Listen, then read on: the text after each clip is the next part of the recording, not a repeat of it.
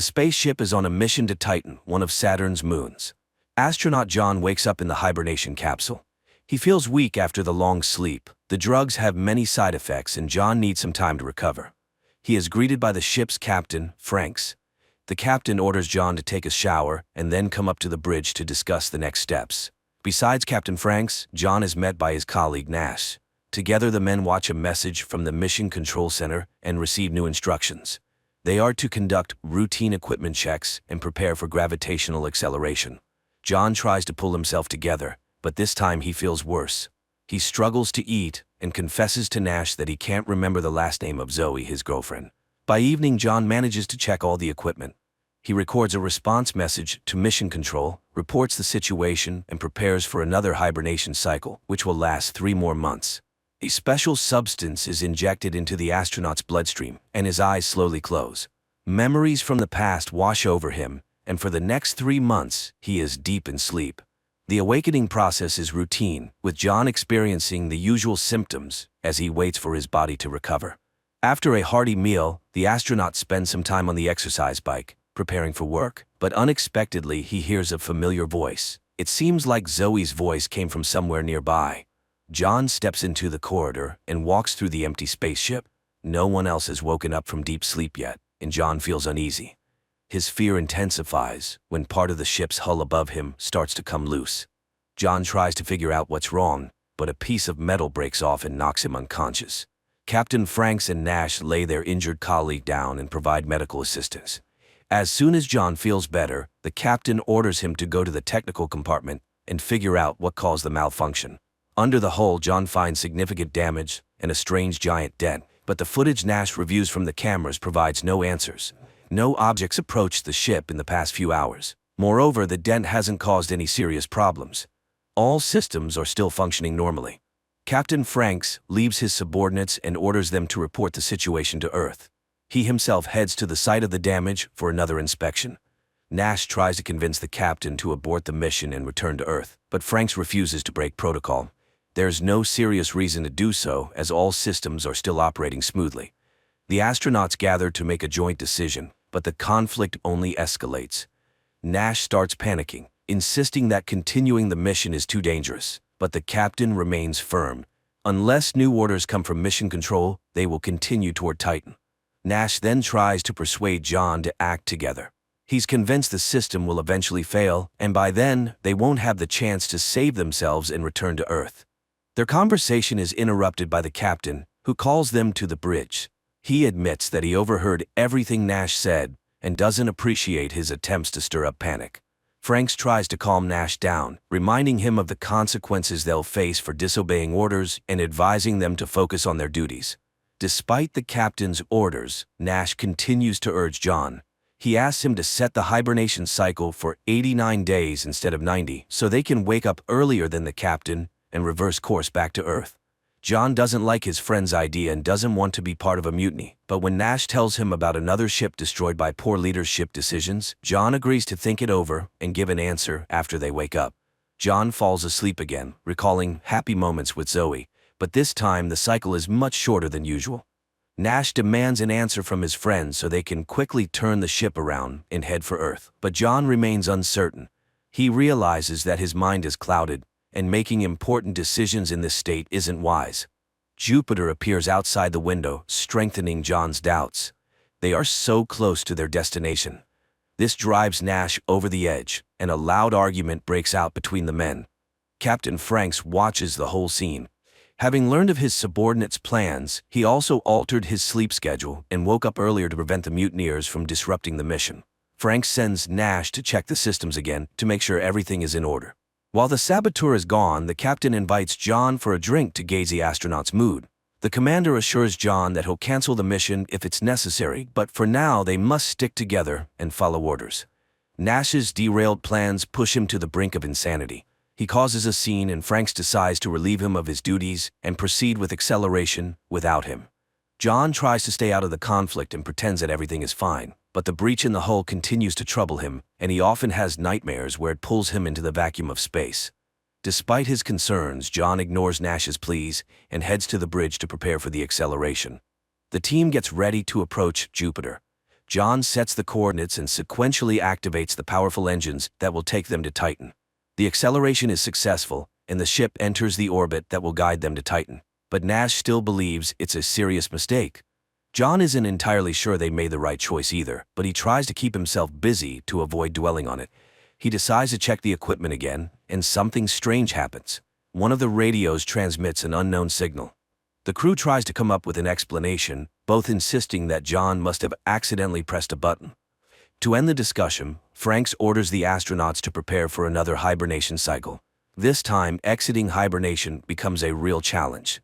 John collapses to the floor, completely drained. He tries to recover, but while his body regains strength, his mind suffers greatly. He keeps seeing visions of Zoe everywhere. Captain Franks notices his subordinate's strange condition. He tells John to get a grip and realize that it's all just his imagination. Zoe is not, and cannot be, on the ship. Nash discovers the first signs of trouble. The reactor's power output begins to rise. He's not sure if it's connected to the hull breach, but if it continues, the ship's engine might fail. Nash again urges his friend to listen to him and turn the ship around. He reminds John of Zoe, saying that if they don't return now, she'll quickly find a new boyfriend.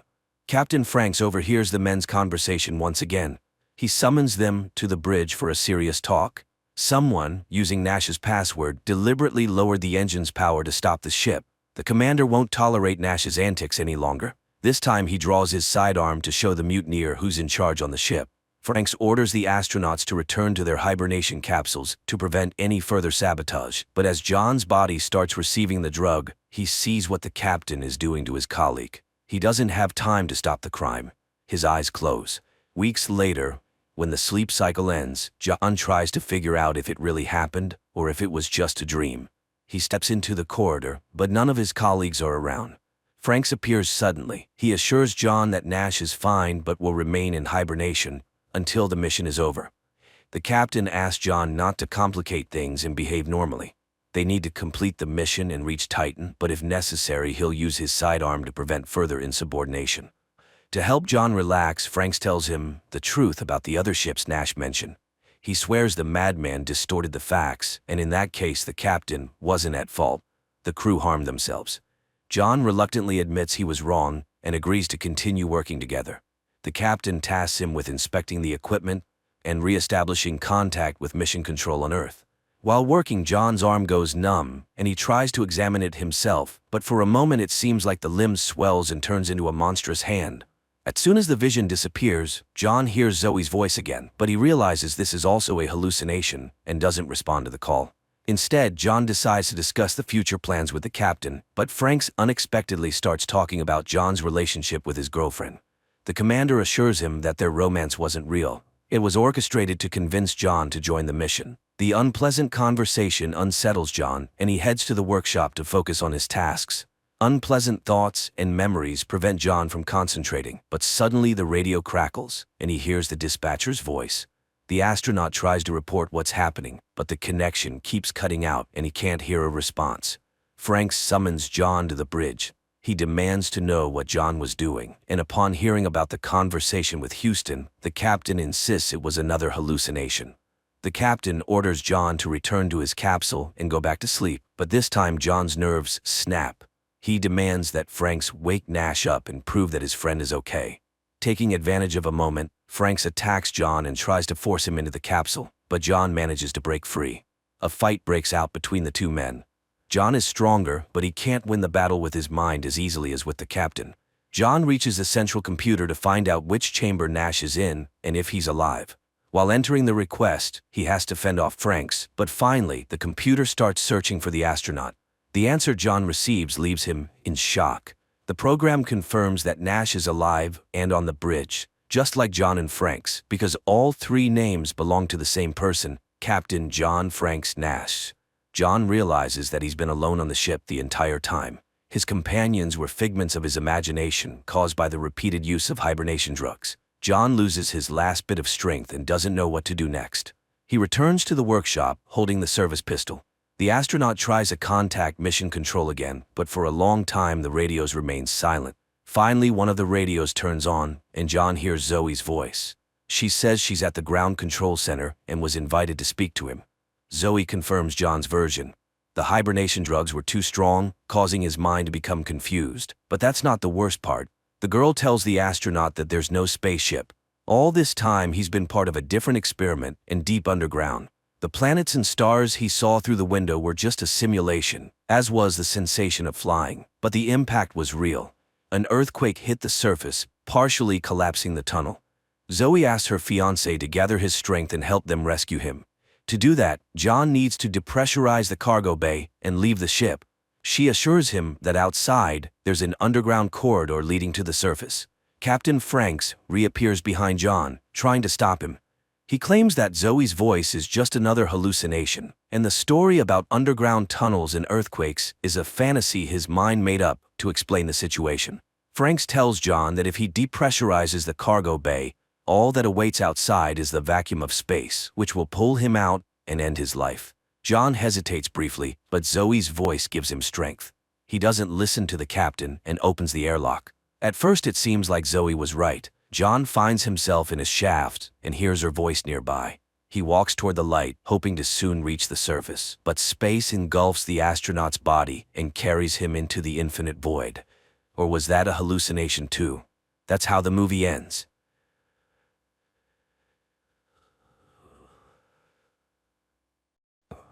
Aliens arriving on Earth first kill an entire small town and then bring half of its population back to life, although it's hard to call it life. We searched for a new home. We found one.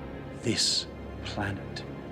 Somewhere in Pennsylvania, in the small town of Berridge, a family sits down for dinner. Suddenly there is a loud bang outside, the lights go out and people briefly come to their senses before dying. Later on, exobiologist Lauren Stone hears news reports on TV about a powerful explosion in Berridge that killed the entire population of the town, 1,300 people. The air in the settlement is poisoned by some toxic substance, and the theory that the explosion occurred at the local chemical plant becomes increasingly popular. Lauren takes a bath and remembers herself, her father, and a field she used to run through. Her memories are interrupted by the arrival of the military, although Lauren does not quite understand how she can help with the investigation. Colonel Emmerich introduces her to astrobiologist Santiago. Geologists confirmed that the accident was the result of a meteorite impact which released a deadly gas. That's why they were invited to the crash site. The military will be grateful for any evidence they find that can shed light on the nature of the incident.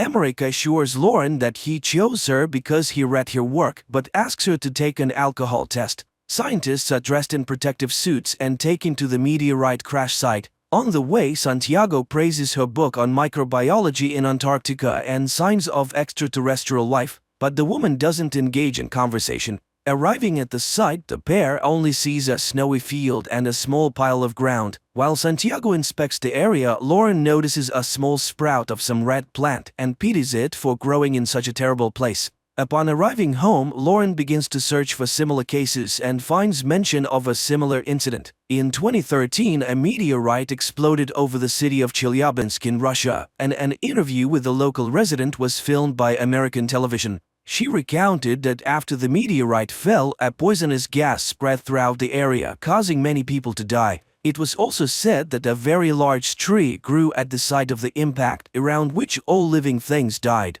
The tree was cut down and information about the incident was kept secret. In the postscript to the interview, journalists reported that the woman was killed almost immediately after it. The next day, doctors begin to perform an autopsy on the man who died in Berridge, and at first everything looks completely normal. But when the doctor makes an incision, a strange blue liquid begins to seep out, which then returns to the body after a short time and the wound heals. But even more surprising is the resurrection of the man who suddenly sits up on the table and silently looks down, not reacting to the voices of those around him. The man has no pulse or blood pressure and his body is cold. In other words, by all indications, the man is dead. Suddenly there are cries behind the door. It turns out that another 40 people suddenly opened their eyes and came back to life. The doctors tried to get some kind of reaction from the resurrected, but to no avail. They are all residents of the town center who not only inhaled the poisonous gas but also ingested some substance that led to DNA transformation. And the only thing the resurrected do is occasionally turn around. Meanwhile, Lauren tells Emmerich about the Chelyabinsk meteorite, But the people in Russia were also victims, which means that this is someone's terrible plan. But the colonel does not believe in conspiracy theories. Later, a government commission discusses the incident and proposes simply destroying the bodies before it's too late. But to get answers, all the data must be carefully studied, otherwise Manhattan could be next. Later, the woman buys alcohol and drinks it while sitting in the car, reminiscing about a trip she took with her father to a secret place. The next day, Lauren goes to a room where the revived people are sitting, and selecting a girl tells her about a book her mother used to read to her when she was a child, who has long since passed away. At that moment, her phone rings and a photo of the red plant from the scene of the incident appears on the screen, and the girl suddenly grabs Lauren's hand. The woman tells her colleagues about this and suggests that the plant is to blame.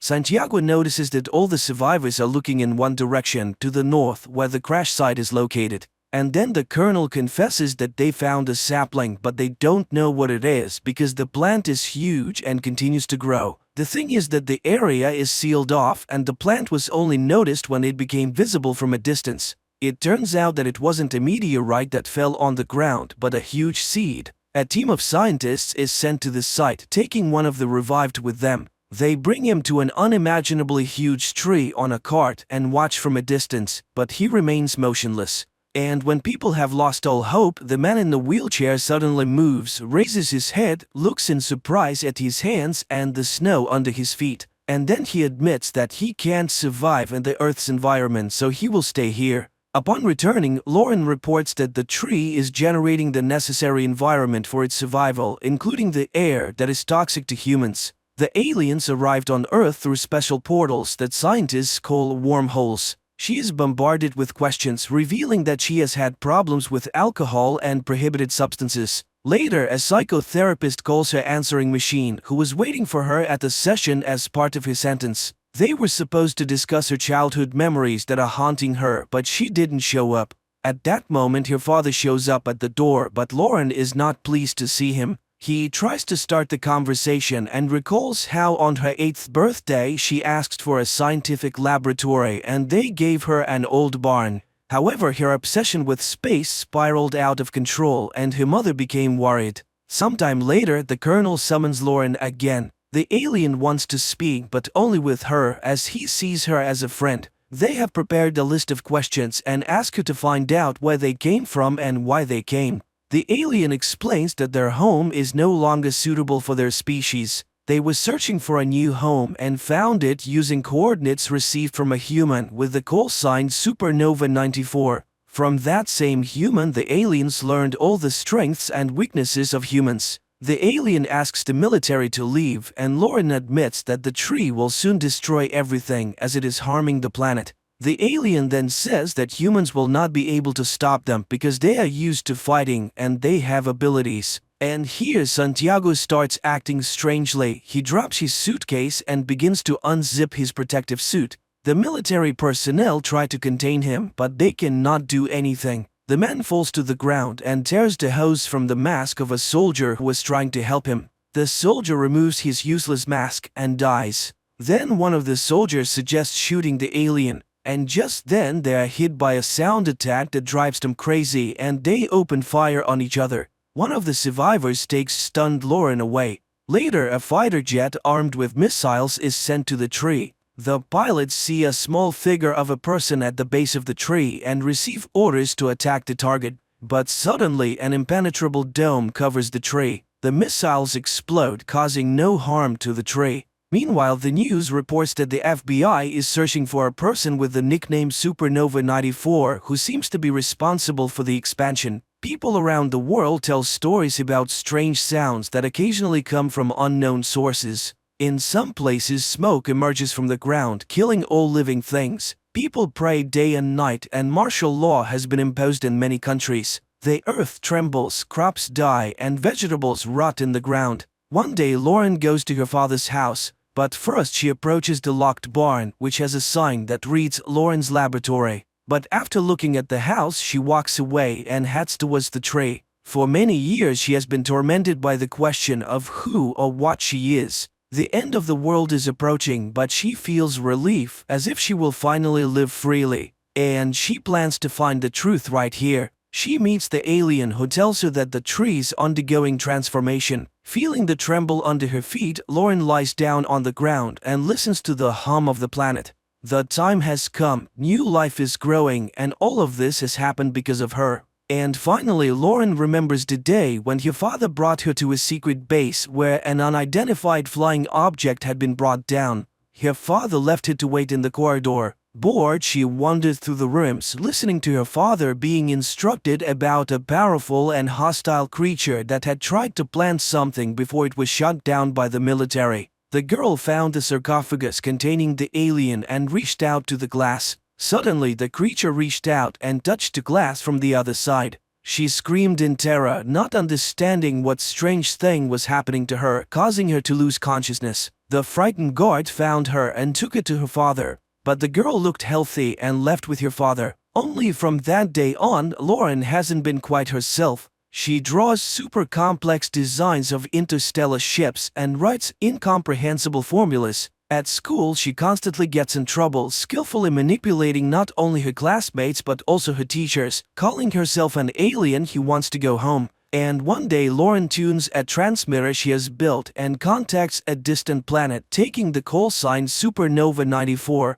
Her parents are horrified and forbid her from entering the laboratory. Lauren smashes toys, draws on walls, and tells her mother the date of her death. It is then that her father learns of her new DNA. The girl seems to be changing, becoming something other than human. Adult Lauren sobs in horror at her discovery, but the alien welcomes her home and she remembers telling the distant planet all about Earth. Meanwhile, mysterious X-shaped objects begin to appear all over the planet. They emerge everywhere, in forests and cities, deserts and mountains. And one day they suddenly explode, spreading black smoke that kills all life around them. And no one can hide or survive as the roots have already penetrated the entire Earth. The planet is no longer suitable for the human race. All earthly species and plants have been extinct. The evolution of a new species has begun, and Lauren's journey has come to an end. She's finally home. And this is where the movie ends.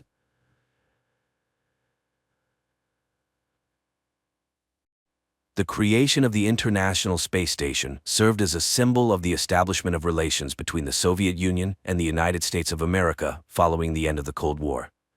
This unique scientific research center, located in Earth's orbit, has become a facility for solving tasks in the most extensive areas, from medicine to the technology of producing new substances and materials.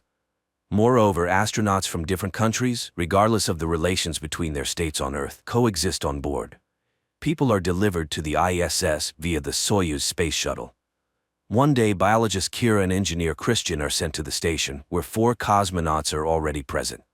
As Soyuz enters orbit, the Flight Control Center congratulates the pair, who are eagerly awaiting docking, joking about the Russian tradition of knocking on the door 3 times before opening it. Finally, the newcomers are greeted by their new teammates, American Gordon and Russian cosmonauts Nika, and brothers Nikolai and Alexei. Kira is amazed by the weightlessness and has to adjust to this new way of existence. Despite the language barrier and cultural differences, Americans and Russians get along well. Nika teaches Kira new Russian words commonly exchanged on the station. Then the woman is settled into her section. Gordon shows ways to get comfortable for the night. Personally, he sleeps in a bag, but some prefer a free flight. The woman immediately gets to work, placing the mice she brought with her into cages. Alexei helps her and explains that they also had many mice, but they cannot live in space as there's nothing for them to hold on to. In the evening, the astronauts have a festive dinner where each shares stories about their place of birth and they sing popular songs together. The only rule on the station is not to talk about politics. The newcomers distribute gifts from loved ones and souvenirs brought from Earth. Then Kira looks at Earth from the space station for the first time, and her colleagues explain the main effect of the view. From here, borders are invisible, and all of humanity is united and indivisible. Later, Nika helps Kira get ready for the night, as the first night is the hardest. But in the morning, the woman wakes up in excellent spirits, which is spoiled when she sees the mice in poor condition.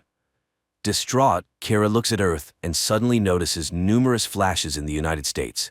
She calls the others, and people realize that a nuclear war has started on the planet. Gordon orders everyone to immediately leave the dome and closes the shutters. Communication on board the station is interrupted, but everything works in normal mode. Then Gordon receives a written message from Houston stating that an act of aggression has occurred between Russia and America, and he must take control of the station by any means necessary. Later, he discusses this message with Kira and Christian, who suspect that the Russians received a similar order from their government. Nevertheless, people decide to wait at least a day before taking any action. But then, Nika reports a problem with the thrust. It turns out that the station is in too low an orbit and could fall to the Earth's surface unless the center makes system adjustments. The first tension among the astronauts begins to arise, as each thinks of their family left below. Nikolai informs the crew that the radio may not work because the antenna outside the station is broken, and it can only be fixed manually. Gordon goes out into space. Nika helps him put on his spacesuit and kisses the man goodbye, making it clear that their relationship is more than just professional. Once in open space, Gordon sees Earth engulfed in flames and asks Kira not to let anyone near the windows. Then he begins his work. To distract her colleague from negative thoughts, Kira asks Gordon about his relationship with Nika. He admits that he met her here, in space, and changes the topic to Kira's personal life. She shares that she spent 7 years studying organ replacement but faced failure, though everything might work out in zero gravity. Meanwhile, Alexei listens to their conversation and then cuts the wire. While Christian tries to find the reason for the loss of communication, the Russian cosmonaut replaces the damaged wire with another piece that looks intact, so the American finds nothing wrong. Gordon, meanwhile, approaches the antenna, for which he has to unhook the overly short safety tether. He realizes that the antenna is fine, then a mechanical arm starts moving, threatening the astronaut's safety. It turns out to be Nikolai's doing, without the knowledge of Alexei and Nika. Gordon tries to call out to Kira, but the mechanical arm knocks him off the station's surface and throws him into open space. Nika and Kira try to see the astronaut through the windows, then put on spacesuits and rush to the airlock, but upon extending the rescue rope, they find no astronaut at its end. Kira wants to go out and look for Gordon, but Christian asks her not to leave him alone with the Russians. They, in turn, confess to Nika that on the day communication was lost, they also received orders to eliminate the Americans by any means necessary. Alexei apologizes, not thinking his brother would do such a thing to Gordon, but the latter reminds him that he has no doubt the Americans would have done the same to them. Nika pleads with Alexei to save Gordon and threatens to tell everything to the Americans. She cries out of powerlessness, while Kira and Christian conclude that the Russians attacked first and Gordon is no more. Furious at her comrade's treachery, Nika goes to Kira and asks for her help. She is willing to give Kira her key in exchange for the key to the American locker. While she distracts her colleagues, Kira must sneak into the laboratory, open Locker 0, take out samples of radiation sickness medicine developed by Alexei in orbit, get into the Soyuz, and return to Earth. Because only by having the medicines can the survivors of the nuclear war be saved. Initially hesitant, Kira is persuaded by the argument that only the state with the medicines can dictate terms to the defeated and agrees, exchanging her key for Nika's. Nika sneaks to the location of the oxygen tubes junction, where she is caught by Nikolai and Alexei. They realize that the woman is ready to blow up the entire station just to avenge her lover's death. Nikolai tries to persuade her to abandon the idea, while Kira rushes to the laboratory. She can't find the zero locker when Christian admits that there isn't one. Kira realizes that Nika deceived them, and they go to confront the Russians about their plans. Meanwhile, Alexei tries to persuade Nika not to blow up the station, but she behaves aggressively. Christian, sneaking up behind her, hits her on the head with a cylinder, but, miscalculating his strength, kills her. As the Russians come to terms with this, Christian and Kira decide to hide, hoping for communication to be restored. The man is devastated, as he only wanted to neutralize Nika, not kill her, and cries from the guilt. The brothers discuss the situation, and Nikolai asks Alexei to help him kill the Americans. He reminds him of their duty to their country and people, but Alexei refuses to participate in murder. He mourns for Nika while Nikolai, taking a screwdriver, goes in search of the pair. Later, Alexei, looking out of the porthole, suddenly sees Gordon, clinging to the side of the ISS. The Russian cosmonaut uses the mechanical arm to help Gordon return to the station, while Nikolai unsuccessfully searches for Kira. He tries to deceive the Americans, saying that Nika is alive. They need to gather together and think about what to do next, but instead of Kira and Christian, Gordon appears, armed with a drill. His friends, shocked by his resurrection, appear. The American demands to know what happened to Nika, and Alexei has to inform him of her death. Enraged, Gordon locks all his colleagues in the compartment and attacks Nikolai with the drill. The men fight until Alexei tries to open the door. Nikolai takes the drill from Gordon and wounds him, while Gordon pulls out Nikolai's screwdriver and in turn strikes his opponent in the neck. The astronauts who open the compartment find only 2 dead bodies, floating in zero gravity, embraced. The survivors arrange the bodies according to protocol and retreat to their sections, trying to make sense of what happened while the station orbits over the burning Earth.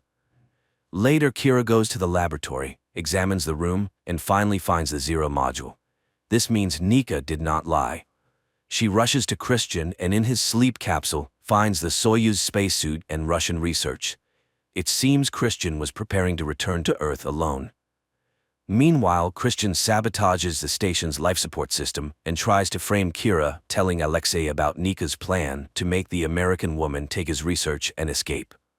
He accuses Kira of selfish motives when Alexei notices malfunctions.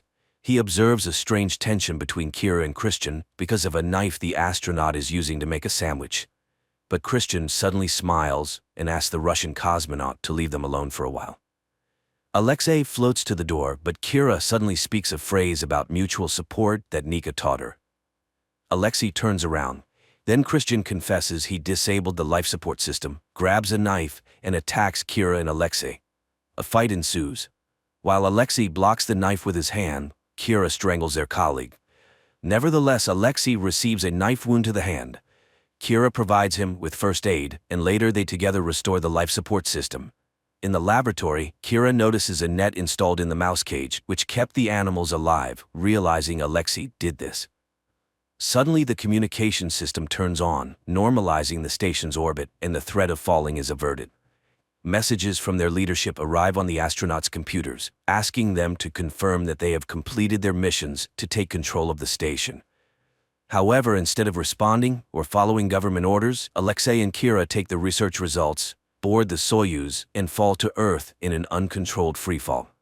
Lastly, Alexei asks where they will fly to which Kira finds no answer. This is where the movie ends.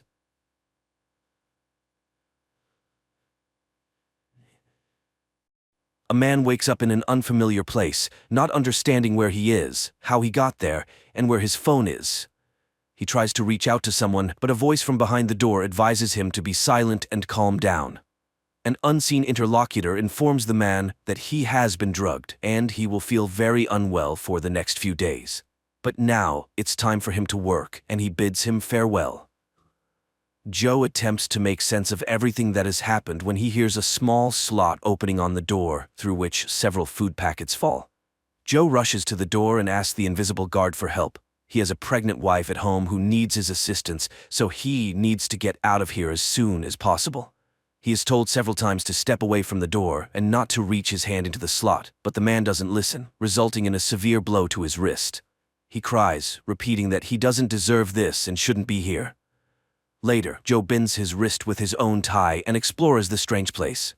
He picks up the food and a small water bottle, but just as he's about to try the dubious meal, a siren starts blaring, followed by the voice of the Malord Corporation's AI welcoming him to a training program where he will become the best version of himself.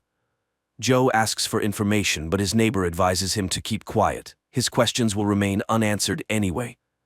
A countdown to midnight begins, so Joe needs to prepare for his last hours of rest. The man doesn't understand what this means and tries to find out his interlocutor's name, but the interlocutor is surprised. Do they even have names here? The next minute, screams from people behind the walls start to reach Joe, telling him to be quiet and let them rest. The unseen interlocutor advises Joe to accept that this place is Malord, and now he should try to get some sleep because tomorrow will be the longest day of his life.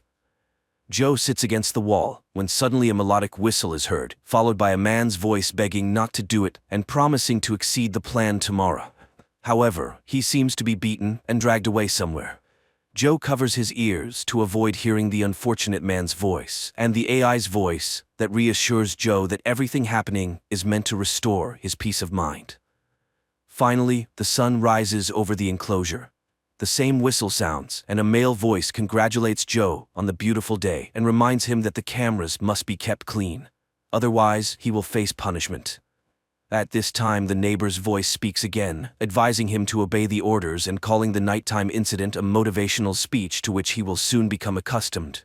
Joe gathers some scarce trash and tosses it into a foul-smelling hole in the floor, covered by a small hatch, and there he notices something strange under his feet and, pulling on a strand, discovers that it's hair, beneath which a human's skull can be discerned. Joe screams in horror, but the neighbor knows that many people have died here, so Joe will have to get used to it. The neighbor reminds him of the contract he signed when he joined the company. Mallard gives this to everyone, but few read the fine print all the way to the end. So everything has its price. The sooner he gets into the rhythm, the easier his days will be. He just needs to do his work. At that moment, the AI voice kicks in. Joe interrupts it, shouting that he worked for the corporation for 10 years and demands to be released immediately, to which Mallard announces that a qualification enhancement seminar begins today. His productivity has declined recently, and now he has the opportunity to rectify it. Joe was once an exemplary employee, but he gradually stopped appreciating Mallard and everything she gave him. So now he has a new job that will last from 6 in the morning until 10 at night. During this time, he must turn the mill. 1 point for a complete rotation. His daily quota is 50 rotations. Do less, and he will be punished. But Mallard's motto is, enough is not good enough. He must strive to keep his position, salary, corporate apartment, and his life. Mallard wishes him success. Joe tries to persuade the AI to release him, but the neighbor advises not to waste his strength. At the moment, he needs to survive, and for that, he must work. And Joe gets to work. At first, it's very difficult for him, but he pushes through, and it starts to move. Mallard congratulates him on his first rotation, suggesting a virtual toast for his first victory. Joe pushes the mill, listening to the corporation's advertisements. Finally, the signal for the end of the work sounds, and Mallard congratulates him on completing his first day of self-improvement work. He exceeded the quota, which is very good. At night, Joe hears women's screams as Mallard announces another dismissal. Later, the neighbor, learning that Joe doubled the quota, advises him not to maintain such a pace. Joe can't understand the point. If he doesn't meet the quota, he's punished, but if he exceeds it and is last among all, it means death. To which the neighbor advises not to tell everyone about his quota. They're not friends, and the neighbor will always try to outdo him. They all have one thing in common. They climbed the corporate ladder, receiving many bonuses from the company, and seemingly reached the top. But, alas. Suddenly, Joe starts talking about his wife and the future son they had long awaited. And now, he's here. To which the neighbor advises him to work as well as he can. It's the only way to survive here. But overdoing it is not an option. A new workday begins. Joe pushes the mill and remembers how he and his wife inspected their new home, and he promised to work even harder to pay for it. The workday ends when there's a knock on Joe's door, and he's ordered to remove all of his clothes. He becomes scared but complies. After undressing, he steps out of the door and finds himself under a stream of water. After quickly washing himself, he returns to his chamber. The next day arrives, and the weather outside is significantly hotter, causing Joe to quickly become exhausted. He asks his neighbor what this mill is and what they are all doing here. The neighbor responds that they produce nothing, so the place is empty of purpose or meaning. Soon, Joe runs out of water and tries to call out to the guard, but the guard advises him to collect his urine and drink it, filtered through his sneakers. Joe is absolutely reluctant to do so, and the invisible interlocutor laughs at him, saying that Mallard knows what he needs. Here, he will be pushed to his limits, and Mallard wants to see how far he can go before breaking.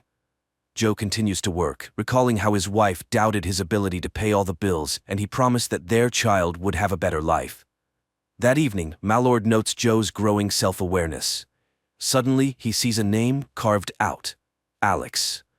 Later, he asks the neighbor who Alex is, and the neighbor calls him a legend who managed to escape from here. The next morning, Mallard thanks him for his diligence and gives him a personalized pen. Then she displays a new daily quota, 370 laps. Joe is horrified and expresses his frustration in the rudest way. The AI explains that people don't always realize their strengths. It's tough, but this is how the world changes. A signal sounds, and Joe starts pushing the mill. Suddenly, he notices that the counter doesn't mark the laps.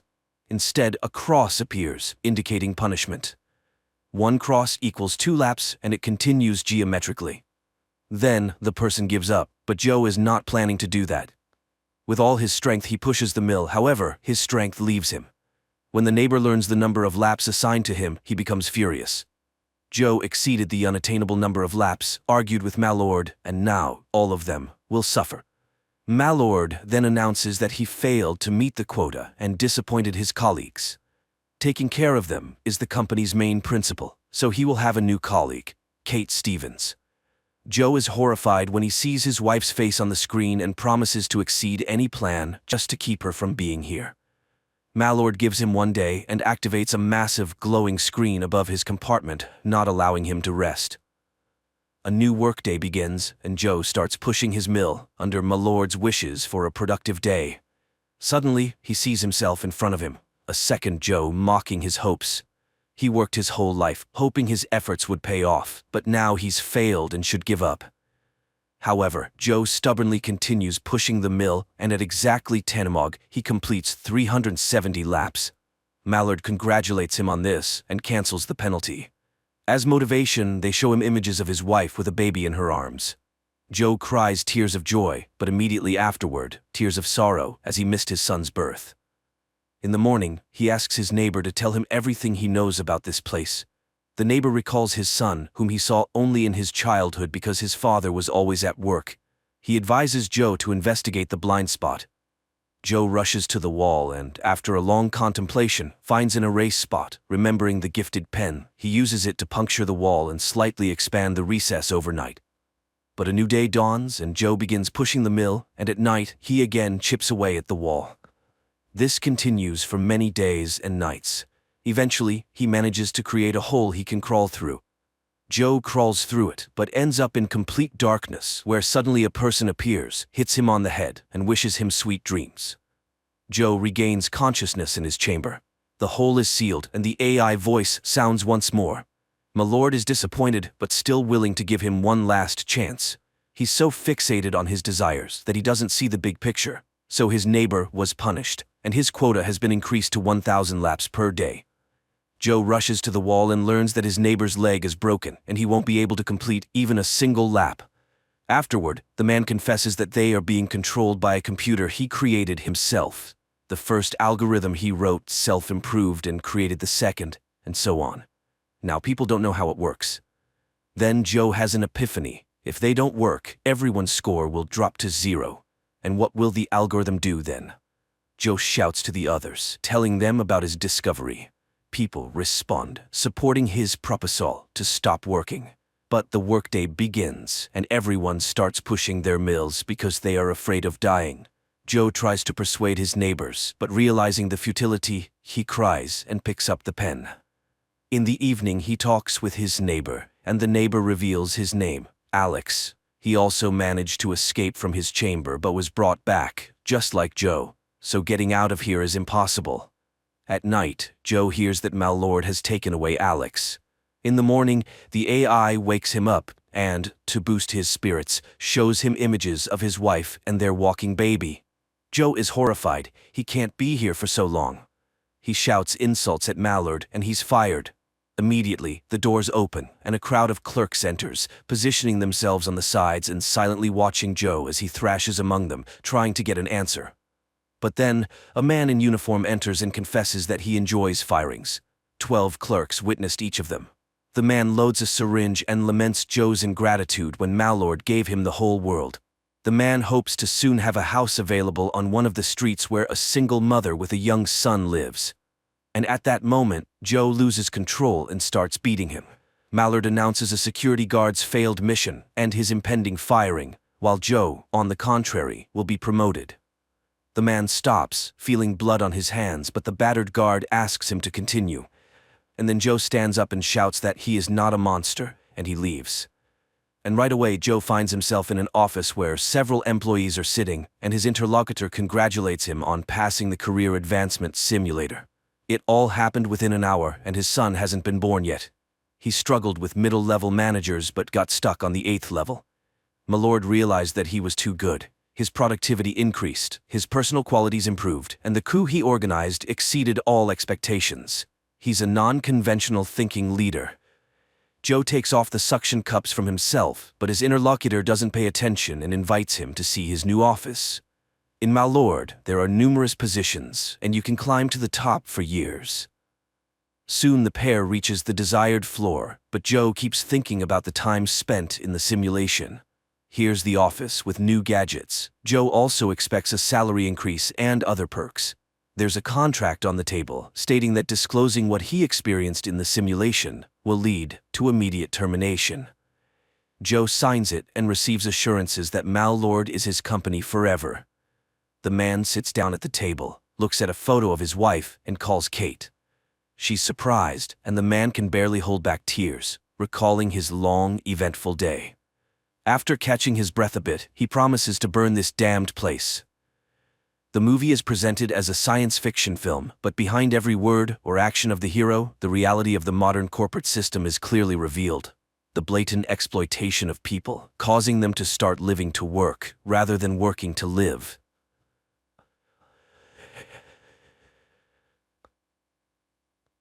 This story is set in a world grappling with a unique and terrifying epidemic. This epidemic, which has baffled scientists and experts for over 8 years, is spread through language and speech, making communication dangerous. The main symptom of the disease begins with a high fever, eventually causing the afflicted to speak incoherently, descending into madness. As a precaution, people have resorted to wearing headsets constantly, as the disease can be transmitted by hearing the speech of the infected. Those affected by the illness, known as jabbers, are swiftly quarantined and forcibly separated from their families, leading to public outrage and distress. The story introduces Murat, a linguist whose life has been profoundly altered by the pandemic. Isolated and lonely, he lives with his mother in an apartment, his life reduced to a series of cautious routines. Each day, Murat meticulously checks his temperature, a ritual that underscores the constant fear of infection. One day, Murat's attention is drawn to Sul, a young woman immersed in a book at a bus stop. Time seems to stand still as Murat is captivated by her presence. However, the moment is broken when she notices his prolonged gaze. Realizing he's been staring, Murat awkwardly shouts that no bus is coming and quickly departs, heading back home. The narrative continues as Murat, despite his reluctance, leaves his home to buy soap for his mother. While at the supermarket, he encounters an old woman who suddenly turns around and speaks incoherently, a clear sign of being a jabber. An alarm is triggered, announcing the presence of a jabber and urging people to evacuate immediately. In the ensuing chaos, everyone flees, except for the old woman and a young boy who is left behind without a headset. Murat witnesses the boy's mother crying outside. Driven by a sense of responsibility, Murat bravely re-enters the supermarket, gives his headset to the boy, and makes a narrow escape. Remarkably, Murat manages to avoid contracting the epidemic. Despite his close encounter with the jabber, he experiences a high fever but eventually recovers and returns home unscathed, soap in hand. Meanwhile, Anton, a high-ranking official at AEI, is desperately seeking a solution to the pandemic. He faces a setback upon learning that even young children are susceptible to the disease. However, his interest is piqued when he hears about Murat's incident at the supermarket. Intrigued by the possibility that Murat might be immune, Anton delves into surveillance footage to learn more. He observes Murat collapsing in the supermarket, but later continuing on as if unharmed, which deepens Anton's confusion and curiosity. In another part of the city, Murat visits the home of his mother's friend, responding to a desperate call for help. The friend's son, Arif's father, is exhibiting symptoms of the disease, speaking disconnectedly. Arif, holding on to hope, pleads with Murat to find a cure, believing in Murat's unique abilities. He even suggests collaborating with Murat's friend Ozgur, but Murat informs him that Ozgur has passed away. Arif, skeptical about Ozgur's death due to the lack of a proper funeral and the absence of his body, plans to meet with Errol, a businessman known for trading in information. Arif hopes Errol can shed light on whether Ozgur is indeed alive and assist in their quest for a cure.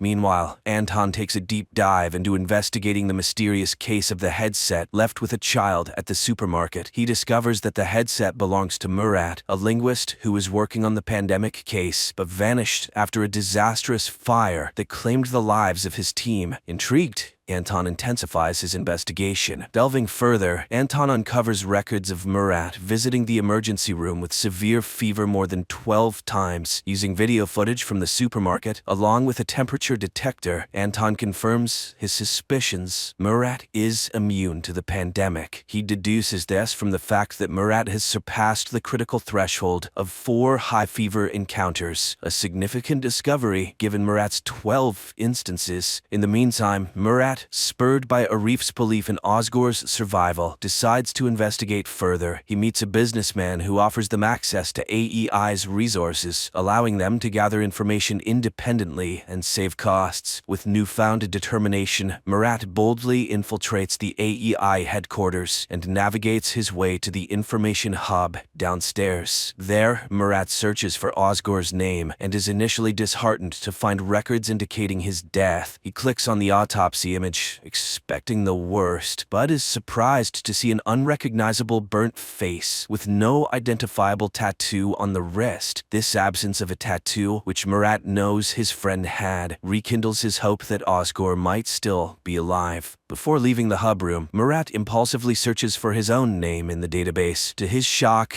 and dismay, he discovers video footage of himself from the supermarket incident. Realizing the potential danger of this discovery, Murat hastily exits the room, unable to delete the record. His escape is filled with anxiety and urgency, knowing that his presence in the AEI database could have unforeseen and dangerous consequences. Soon after, Anton, fueled by his significant discovery regarding Murat's immunity to the pandemic, eagerly approaches his superior to share his findings. However, his excitement quickly turns to frustration when his superior dismisses his claims, cautioning against spreading unverified rumors. Frustrated by this response and determined to pursue the matter further, Anton decides to take matters into his own hands. He acquires the address of Murat and his mother's home, although under a false name, and sets out with his men to capture Murat. Upon arriving at the destination, they find Murat's mother answering the door, mistakenly assuming it might be her son. However, the AEI forces swiftly invade the home, scattering throughout the house and the apartment complex. They strategically position themselves, lying in wait for Murat's return to spring their trap.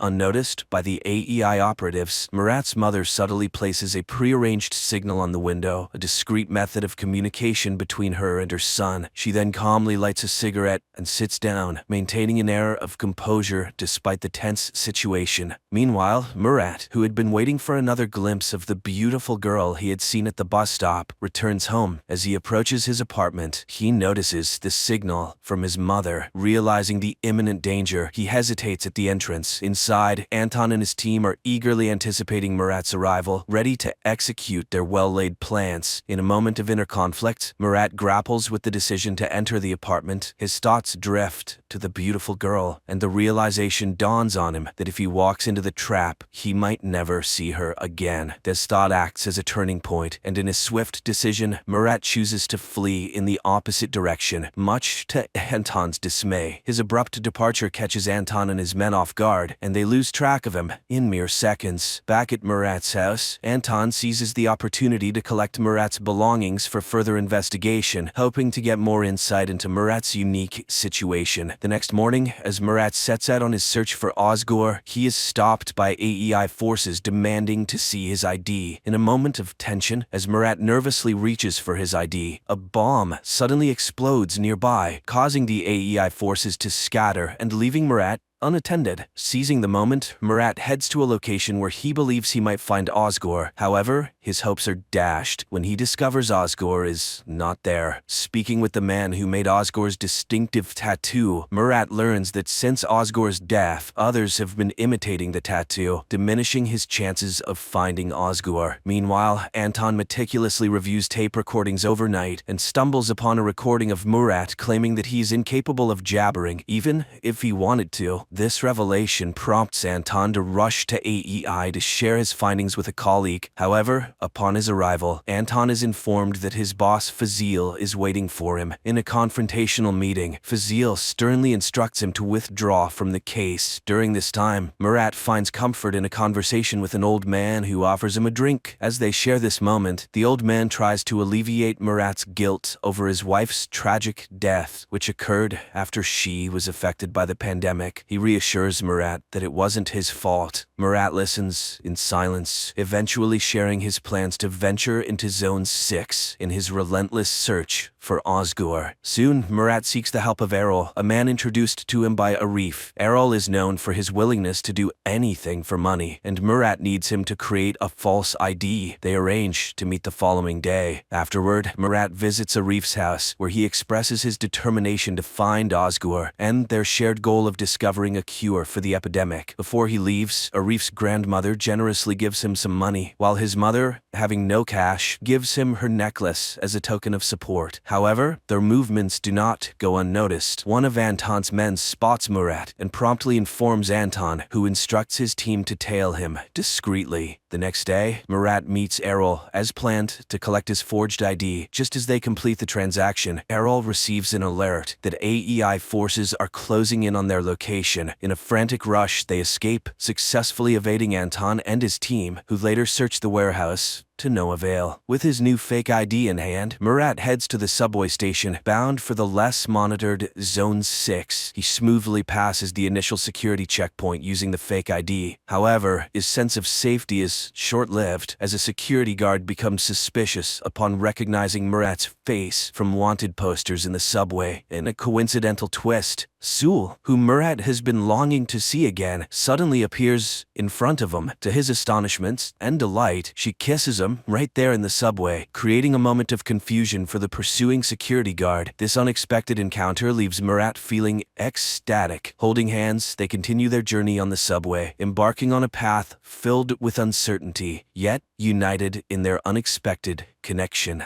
Murat and Sul, having left the bus stop, navigate through menacing people and areas until they find a secluded rooftop where they can talk privately. On the rooftop, Murat, preoccupied with his quest to find Osgur, is about to leave when Sul insists he stay for a meal. During their conversation, he learns her name and he expresses gratitude for her assistance earlier. Sul then reveals her true intentions. She had been following Murat purposefully, hoping to recruit him into her team, P1, which is dedicated to finding a cure for the pandemic. Surprised by this revelation, Murat abruptly leaves, not allowing her to finish explaining. Later, Murat returns to the home he shares with his wife, where he is flooded with memories as he wanders through each room. That night, he dreams of himself torn between his wife and Sul, symbolizing his internal conflict. The next morning, Murat's search for Osgur takes an unexpected turn when he is kidnapped by masked individuals who question his identity and affiliation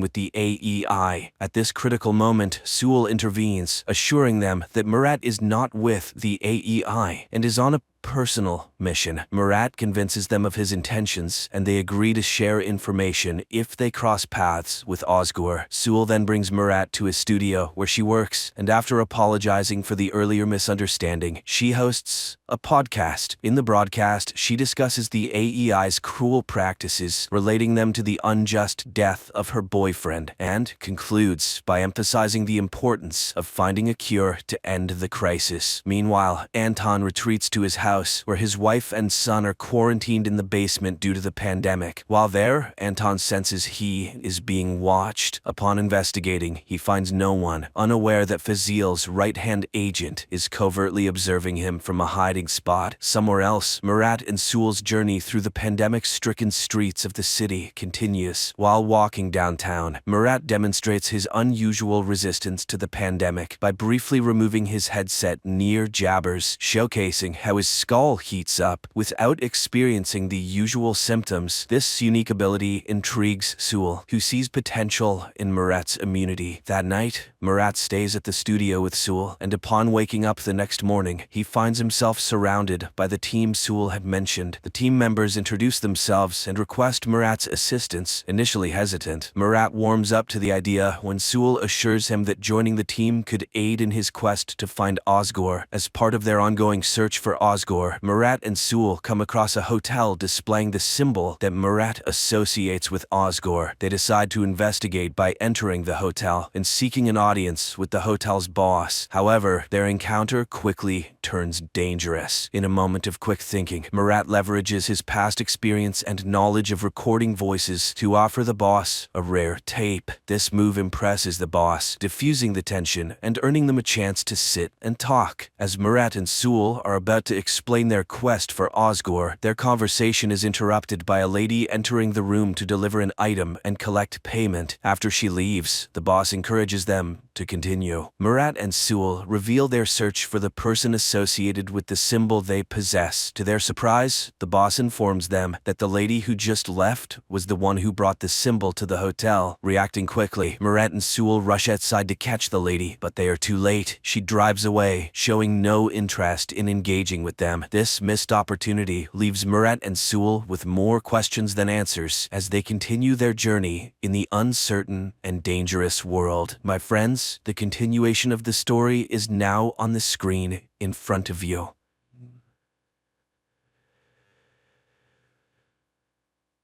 In a small provincial town in Pennsylvania, life flows peacefully and calmly. Milton Robinson, a 79-year-old widower and one of its citizens, leads the life of a simple retiree. He regularly attends town council meetings where he always raises the same issues about changing the town's slogan and installing an additional pedestrian crosswalk near his home. One summer morning after presenting his proposals as usual, Milton heads home. He spends his day with his daily chores, has dinner, and goes to bed. In the morning, he waters his azaleas and feeds the birds. Later, his adult daughter Denise comes to help him with his monthly bills. There's no news from his elder son Tim, as he lives far away and rarely calls.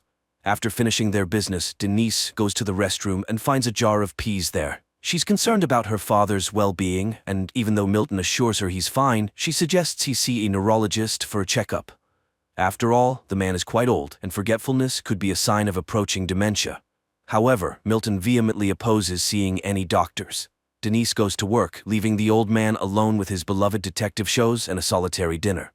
One night he suddenly hears a commotion in his backyard, and going outside, he sees a flying saucer that has landed awkwardly. Milton calls the rescue service, but they remind him that joking with such a serious organization is a matter for the authorities. They no longer answer his calls, so he dials Denise's number, but she is unavailable.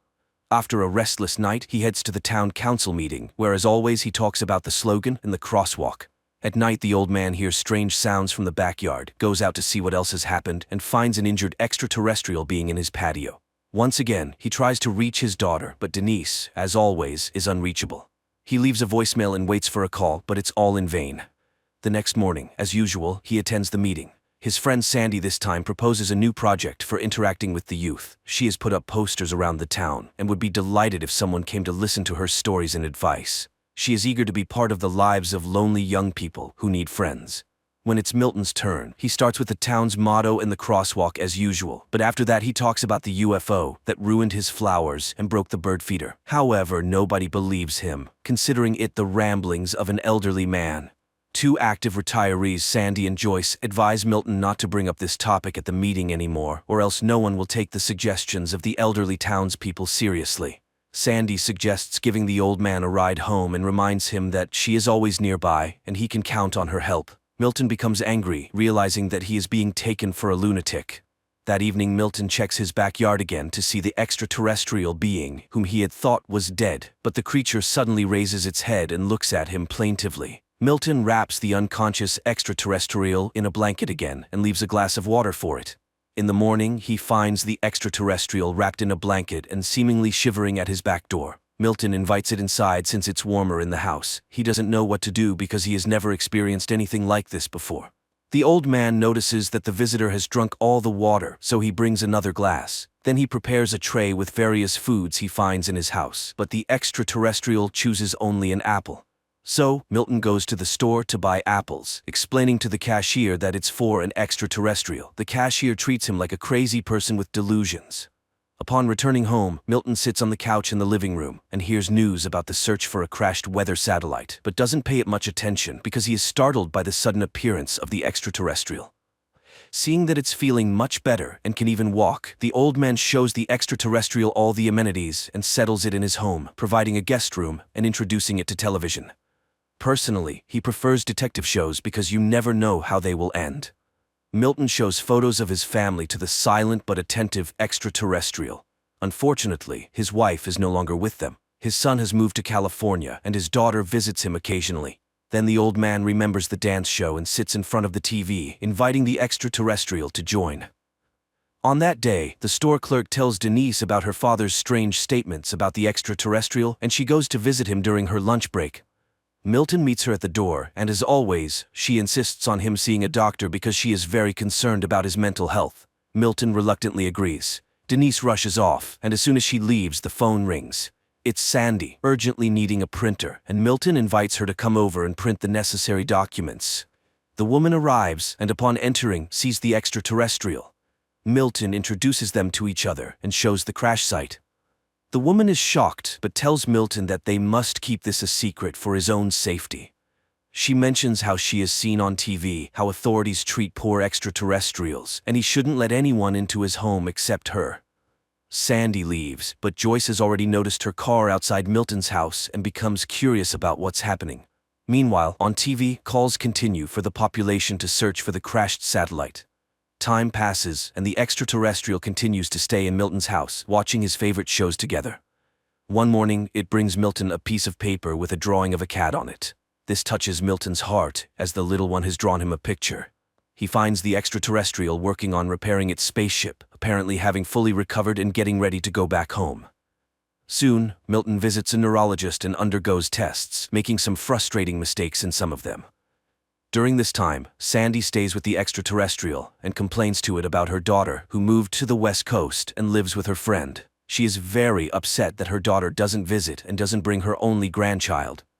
Meanwhile, the doctor, upon learning about Milton's forgetfulness and his stories about extraterrestrials, concludes that his abilities are deteriorating rapidly and suggests considering outside assistance for him. This greatly upsets Milton, and he angrily leaves after shouting at his daughter.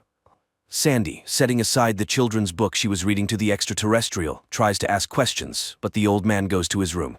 Later, he finds the extraterrestrial by its spaceship and complains about his daughter, who wants to put him in a nursing home.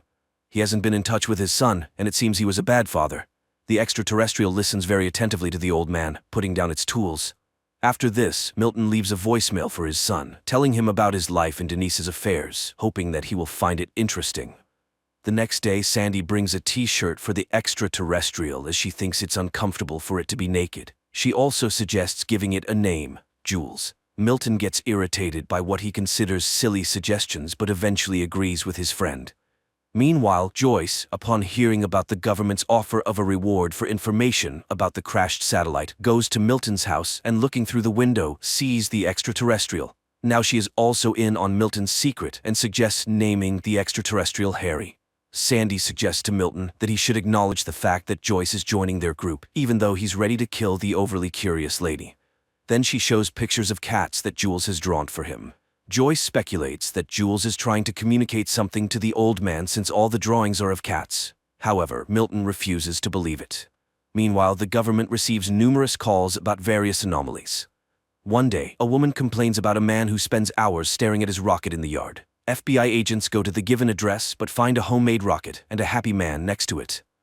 At the same time, Joyce visits Milton to spend time with the extraterrestrial. She also gives it a t-shirt and offers it apples. During this time, Sandy receives a call from a young man who was interested in her posters. He comes to her house and the joyful woman invites him for tea. While Joyce talks to the extraterrestrial about her life in the big city, where she even performed in concerts because she sang well, Sandy engages in conversation with the guest and Joyce suggests singing for the extraterrestrial. While she does that, the young man asks for permission to use Sandy's restroom, but when she follows him upstairs, she sees him stealing her jewelry. After she threatens to call the police, the man attacks her and tries to strangle her. However, the extraterrestrial has a vision of the events and telepathically makes the man's head explode. This raises suspicions at the FBI, who are conducting the search for the crashed spaceship. Responding to police questions, Sandy suddenly realizes who saved her from certain death and rushes to Milton's house. She hugs Jules and tearfully thanks him for saving her life. The retirees discuss the potential danger of the extraterrestrial, but conclude that it's only dangerous to bad people. Meanwhile, the FBI agents can't understand how and from what the head of the criminal could have burst, so they decide to keep an eye on Sandy. On this day, Denise meets the elderly folks at the store and again brings up the topic of the apples Milton bought. However, Milton avoids the conversation. Later, the group has lunch at Milton's house when Sandy notices a strange smell. When they go outside, they discover a dead cat that Jules apparently brought there. Connecting all the facts, the retirees realize that the extraterrestrial needs cats for some reason, and now there are not 7, as in the picture, but 6. Milton calls Denise, hoping to find out where she disposes of the deceased cats in her clinic, which frightens her completely. Not receiving a clear answer, Milton and Sandy decide to drive around the streets of the town, since cats often meet their fate under car wheels. On the road, Milton inquires about Sandy's husband's illness, which eventually led to his passing, and she talks about being left alone. She starts asking questions, reassuring that life must go on. However, at this point, Milton asks her to stop the car, and the FBI agents become witnesses as the elderly couple loads a deceased cat into the trunk. That day, they find 2 more cats, and Joyce promises to find the rest. Meanwhile, FBI agents eavesdrop on the private conversations of Milton's close ones and hear Denise telling her brother about her father's eccentricities. At this moment, Joyce brings 3 more cats she found in different parts of the town. Only one is missing. Just then, agents knock on the door, but the elderly folks hide and don't open it. The men eventually leave, and the people realize they need to act quickly. And then, Milton remembers Joyce's deaf, blind, and non-mobile cat. Offended, she leaves, but Sandy catches up with her and apologizes for Milton's bluntness. Joyce admits that he's right. It's long past time to end the suffering of the cat. She brings the animal, and the extraterrestrial puts it to eternal sleep. Then it covers the remains with some material, and they start to merge into a single object. In the end, a glowing object appears in front of the group, which serves as fuel for Jules's spaceship. The saucer lifts off into the air and moves to the center of the yard, which is instantly detected by the FBI's instruments. The retirees understand that the time for farewell has come. Joyce gives Jules a souvenir globe with a view of the city inside. Sandy gives him a sweater she knitted, and Milton gives him his driver's license with a photo. But the extraterrestrial suddenly makes an inviting gesture, clearly offering them to join, and Milton suddenly decides to accept the invitation. But then the phone rings in the house, and picking up the receiver he hears Denise's voice. She suggests meeting on Saturday. They'll have lunch and then she'll give him a haircut because they've been arguing, and that's not right. At that moment, agents knock on the door, Milton rushes into the yard, and they only manage to see the departing saucer, where 3 Earthlings joined in the last moment. The ship lands not far from the town to safely disembark the elderly and bid them a peaceful farewell. Milton hugs the extraterrestrial and thanks it for the invitation to travel together, but he can't leave his home and loved ones behind. Jules enters the spaceship and flies away while the elderly folks wave goodbye to him. Time passes. Milton continues to live in his home, visited by Sandy and Joyce. The elderly often reminisce about Jules' Harry and hope that he hasn't forgotten them either. And one night, Milton's yard is illuminated by a bright light, and the old man realizes that he has guests. A light, heartwarming, and slightly melancholic film about the fading of human life. It's good that amid the plethora of recently produced nonsense, there are still such heartfelt and warm movies in which an extraterrestrial is not a villain who came to Earth to conquer it, but rather a cute and understanding silent being with expressive eyes.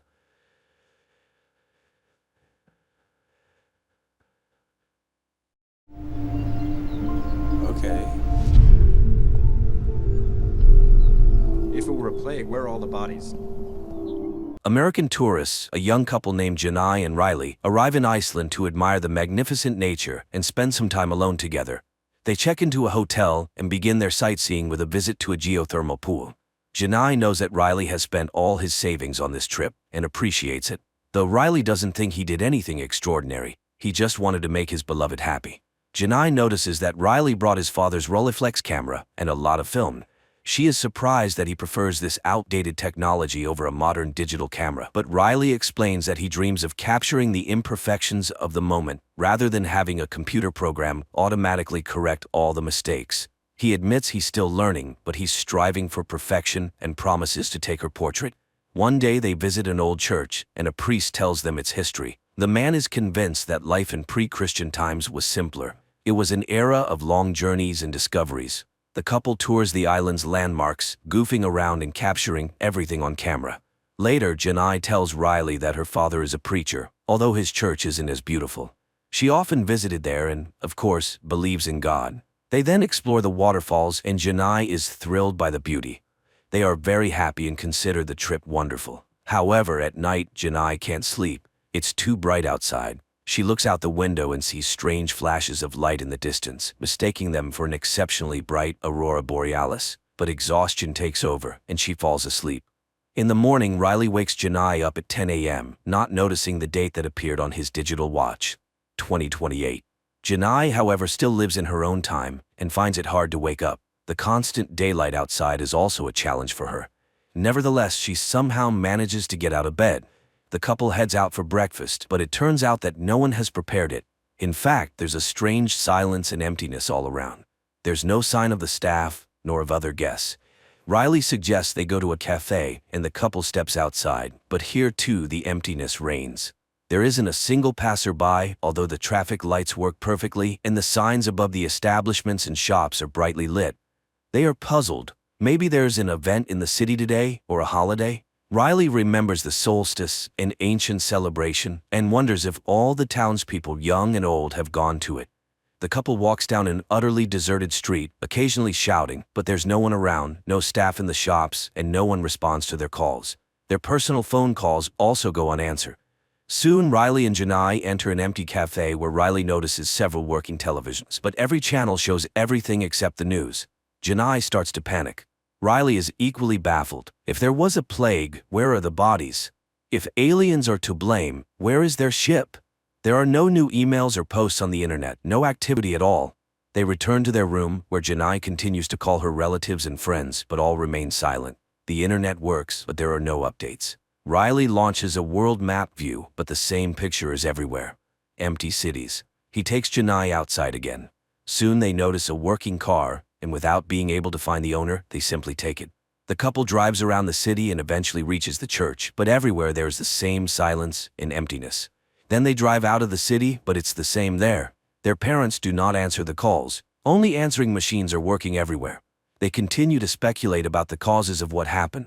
Riley suggests various theories, even the possibility of the second coming, but Janai is tired and wants to sleep, so they return to their room. In the morning, Riley suggests making breakfast, but Janai is completely drained and doesn't want to move. She dreams of leaving the island, but how can they do that? And she is also tormented by thoughts of being chosen.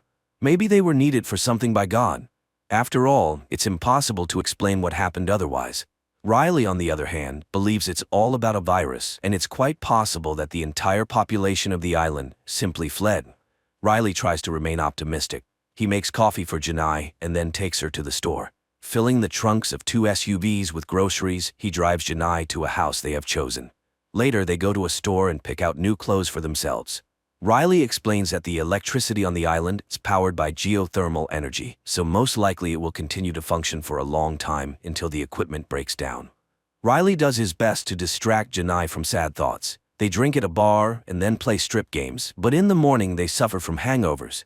Janai again talks about being tested, but faith and religion are not the same, and who knows what God has planned. However, for now, this world belongs only to them. They continue to tour the island, and Riley takes pictures of Janai in all the scenic spots. One day they find a geothermal pool and enjoy a bath there. Then they make love and sleep right on the grass. When she wakes up, Janai admires the beauty of the island's nature, while Riley tirelessly photographs her. One day they go to get groceries, and while Janai punches cereal boxes, Riley, riding a shopping cart, falls and injures his arm. In the evening, he invites Janai to a romantic dinner. The couple dresses up and Janai applies makeup, but once they sit at the table, she immediately starts an unpleasant conversation because she can't stop thinking about what happened during the day and pressures Riley to promise not to put himself at risk again. After all, what would happen to her if something happened to him? They are completely alone here, and no one can help them. Janai sinks deeper into depression despite Riley's promise to take care of himself. She remembers her home and a book that is very dear to her. Her father once gave it to her, and she turned it into a kind of diary, writing down the events of her life on its blank pages. She even confessed her love for the first time there, and now she dreams of just holding it in her hands. Riley reminds her that they have each other, and they will be able to survive. After all of humanity's achievements are at their disposal. However, time passes, and the food in the stores starts to expire. Janai is very annoyed by Riley's habit of eating perishable foods out of order, as he doesn't think about tomorrow at all. Soon the electricity will run out, which means there will be no more meat. To this, Riley suggests they take up farming and hunting, which only makes Janai laugh. Well, he might shoot a cow, but what will he do with it then? Janai increasingly wanders around the area alone, and one day coming to the church, she asks the figures around it questions. Maybe it's only they who have been thrown out of life, while everyone else is now at home? Why did this happen to her? Seeing Janai's bad mood, Riley tries to cheer her up. They continue to explore the island, as he knows its history quite well and believes that the heart of the earth beats here. But unlike Riley, Janai doesn't feel the specialness of this place. One day he shows her the old remains of a plane he found while exploring the area. Riley calls it beautiful, but Janai sees it only as a reminder of the dead world they now inhabit. It's trash, just like them, and no one will come for them. An angry Janai drives away, but later returns for Riley, who is calmly sleeping in the wreckage of the plane. Now Riley spends more and more time on the empty city streets, photographing everything that seems interesting to him. Then he throws away the film because there's nowhere to develop it. He roams the shops and one day remembers that if the electricity runs out, there will be no water in the house. He collects all the necessary items in a hardware store and takes them home. One day, absent-mindedly entering an elevator, he panics when the doors close. After all, no one will be able to find him if the electricity goes out. Meanwhile, Janai goes to the cinema and cries as memories flood over her. In the meantime, Riley sets up a water collection system with a wind-powered motor in the yard, and Janai finds an abandoned farm and rides a horse. Later, she listens to the voicemails from friends and relatives saved on her phone. Then she takes Riley to a place in the countryside she likes. She is surprised that Riley continues to photograph everything, but he promises that he will find a way to develop the film. Janai points out that they are sitting on a glacier, a force of nature that kills all living things. Maybe God has also run out of patience? Later they return to the city, and while Riley is busy with his tasks, Janai finds a photographer's studio. One day they enter a flower shop, and Janai is very upset to find that all the plants have long died. Realizing that Janai is depressed by the decaying city, Riley suggests they go camping. He persuades her that it's time to find a place where they can live in comfort and plenty. Soon Riley notices a house by the lake that seems suitable. The couple goes inside, and even Janai has to admit that the place is very beautiful. However, while exploring the area, they stumble upon an old man named Niels, who is very weak from lack of food. The couple gladly shares their supplies with him. Niels is shocked that there are no other survivors and believes that the end of the world has come. When it all happened, he was also in the city but returned to his home, where he once left his family. Janai, who was very happy to find another survivor, is deeply upset by Niels's defeatist attitude. The old man tells her about his family life. In his youth, he would leave his family for long periods to earn money by fishing. When he returned, he found that they had changed. His son had grown up, and his wife had fallen out of love with him because he was always away. He accepts God's will because it's people who live in the world he created, not the other way round. And he advises Janai not to give up, for she is human and therefore must fight. Although if there is some divine plan, humanity has failed to fulfill it. The next morning, Riley informs Janai that Niels has died. Janai is shocked by this. Riley says he found a cemetery by the lake where he chose a spot next to Niels's family, but Janai isn't sure that these people missed the man during his life and would be glad to see him now. Riley is puzzled by Janai's thoughts, but she suggests they not bury the man at all since no one needs it. Riley tries to remind her of human customs, and Janai suddenly thinks that there might be others who need their help. After returning to the city, Janai becomes obsessed with searching for other survivors. She drives house to house, marking the empty ones with red tape. Riley suggests that she is looking for answers where there are none, and that instead they should try to make the most of their new life. But Janai isn't sure this can be called life. While Janai rushes around the city, Riley finishes building his wind turbine in the yard. Time passes. The couple continues to walk around the island, and Riley continues to photograph Janai. One day he takes her to a waterfall and says that water is always alive. It flows, freezes, melts, and flows again. Life tries. There is no yesterday or tomorrow here. There is only today. They need to try to understand this and survive. But Janai interrupts his musings with a kiss. Later they return to the house, and Janai notices that the water is running out. She washes the dishes in a basin while Riley goes to sleep. Suddenly, she notices an email on the laptop. Janai opens it with trepidation and cries when she realizes it's a photo from Riley. Morning comes. Riley goes to the kitchen where a large envelope addressed to him is lying on the table. He connects his water system and opens the envelope. Inside are printed photos of Janai, but the girl herself is nowhere to be found, and this worries Riley. He rushes out to find her, visiting all the places they liked. Meanwhile, his system starts working, and water flows into the house without the need for electricity. Riley continues to drive around the island and finally finds Janai's body floating in a geothermal pool. Realizing that she did this voluntarily, he at first also wants to end his life and jumps into the water, but soon he resurfaces and climbs out. Riley cries as he sits by her body, then lays her on the grass, not knowing what to do now. Then he simply leaves, abandoning the girl by the pool. Riley gets into the car, drives onto the road, and drives for a long time without holding the wheel, but gradually his hands lower onto the steering wheel, and he firmly grips it as if deciding to keep living. The film is called bokeh, the blurred parts of a photograph that the photographer uses to highlight other parts of the image that they consider more significant. The director similarly highlights the main contrast, the two diametrically opposed positions of the last people on Earth. The man immediately accepts the situation as it is and intends to live on, while the woman falls into depression and begins to search for the meaning of what happened. So what chance does humanity have for rebirth under such circumstances?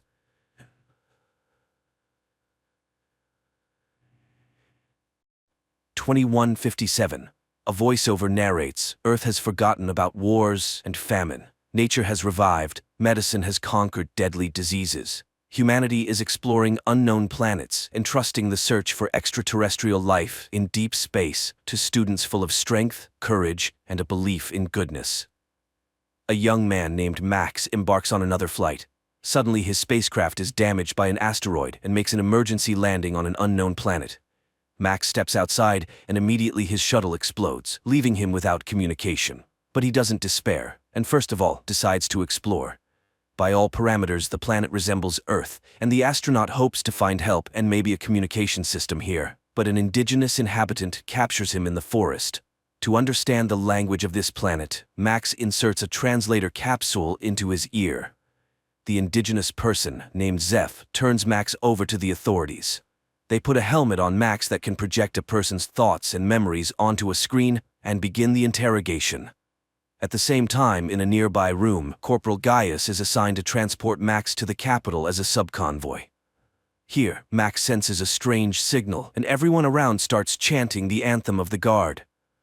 Later, they pass by a strange tower, which, according to Gaius, serves to protect against enemies. Suddenly, its base explodes, and the structure collapses onto the road. Gaius is trapped inside the car, but Max pulls the corporal out. It turns out that this act was carried out by the rebels, the main enemies of the supreme authority of the state. The two men reach the capital on foot. Meanwhile, the head of the Department of Special Research, known as the Wanderer, summons his subordinate named Fank and instructs him to deliver Max to the department. Fank takes Max away, while the Republic's prosecutor reports that the Wanderer has taken in a strange savage and instructs gathering all available information about it. Then it's time to activate the towers, and everyone prepares in their own way. The prosecutor enters the bathroom and clamps a special stick between his teeth. Meanwhile, Fank has a seizure, and while soldiers assist him, Max manages to escape from the vehicle. The shocked young man walks through the city, marveling at the unfamiliar and incomprehensible life. Meanwhile, the unknown fathers gather for a meeting, as they call the rulers of this planet. After a long walk, Max enters a local cafe where he stands up for a waitress who was insulted by one of the patrons. The grateful girl introduces herself as Rada. It turns out that she is the sister of Corporal Gaius. While escorting her home, Max gets into a brawl with a street gang and defeats them. Impressed, Rada takes him to her place. Later, Gaius returns home. Max starts asking questions about the workings of their world and quickly realizes that Rada and Gaius's minds are poisoned by propaganda and false information. Rada is convinced that their planet is hollow and there is no such thing as the sky or space. Meanwhile, Gaius educates his new friend about the political structure of their state, known as Saraksh. The unknown fathers are the saviors of the homeland who have stopped wars with the help of defense towers that protect the country from attacks. Nobody knows the unknown father's true identities because they are not rulers, but public servants. At Max's request, Corporal recommends him for the guard. Max demonstrates a high level of training, which surprises Gaius. The two men often argue about politics, and one day Gaius admits that neighboring states hate Saraksh because they were once a single state united by a common history. Gradually, romantic feelings develop between Max and Radha.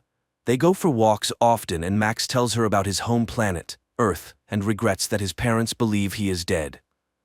Soon, Max is tasked with catching rebels, whom they identify by their regular seizures reminiscent of epileptic fits. One of the rebels attacks the captain, and Max saves his life, after which the captain suddenly regrets catching them, as they are also human beings. Max reveals that he considered them something like savages. Later, Max attends interrogations and sees that the rebels are not terrorists, as the unknown fathers label them, but ordinary people with their ideals and beliefs. Max cannot come to terms with the cruelty of the interrogations and simply cannot believe that someone is paying the rebels to hate the government. Meanwhile, Fank reports to the Wanderer that he has found the savage, while Gaius and Max are summoned to the captain of the guard, who orders Max to execute the arrested rebels. Max leads the condemned to the execution site in the forest, but soon he returns to the commanding officer, drops his gear and weapons, as he has released the arrested rebels, and walks away. Max begins to speak about the real and just order of the world that exists on Earth. In response, the captain shoots Max, and Gaius is ordered to write a report about the transfer. Meanwhile, the unknown fathers are discussing an attack on neighboring states. The prosecutor advocates for starting a war, and the chief father orders them to come up with a pretext, such as an attack on a tower. During this time, Max's body is recovered by the rebels. Among them is a doctor who is astonished because, according to all the rules, Max should have died. He reveals that the unknown fathers are a group of conspirators who have seized power and eliminated dissenters, thus diverting the population's attention from poverty and corruption. The towers are transmitters of special radiation that hypnotizes the impoverished people, although most of them do not notice it. The minority, which includes the rebels, experiences excruciating pain. The transmitters are activated twice a day across the country, causing people to go insane and die. Max is recognized as one of their own and taken for an operation to sabotage the tower, organized by the prosecutor through a traitor. Amid gunfire, Max makes his way to the transmitter and detonates it. However, the rebel squad perishes. Max seeks refuge in Radha's apartment, where he reveals everything he has learned about the towers. Gaius does not believe this and suggests that Max should return to his home and take Radha with him. But at that moment, the guards storm the apartment and arrest the men. Max is incarcerated in a prison, where he is recognized by the indigenous Zeph, who is also a rebel. Max tells Zeph about the tower's destruction and the loss of the rebel squad. Meanwhile, the Wanderer asks the prosecutor to hand over Max to him. The prosecutor, however, requests in return to halt the development of more precise transmitters, as he fears that his secret will be revealed since his reaction to the radiation is similar to that of the rebels, meaning he is also a dissenter.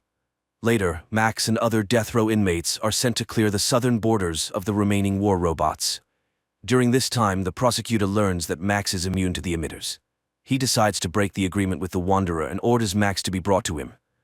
The next day, Max attempts to convey to the rebels the idea that they should not destroy the towers one by one but strike at the center where the signal originates.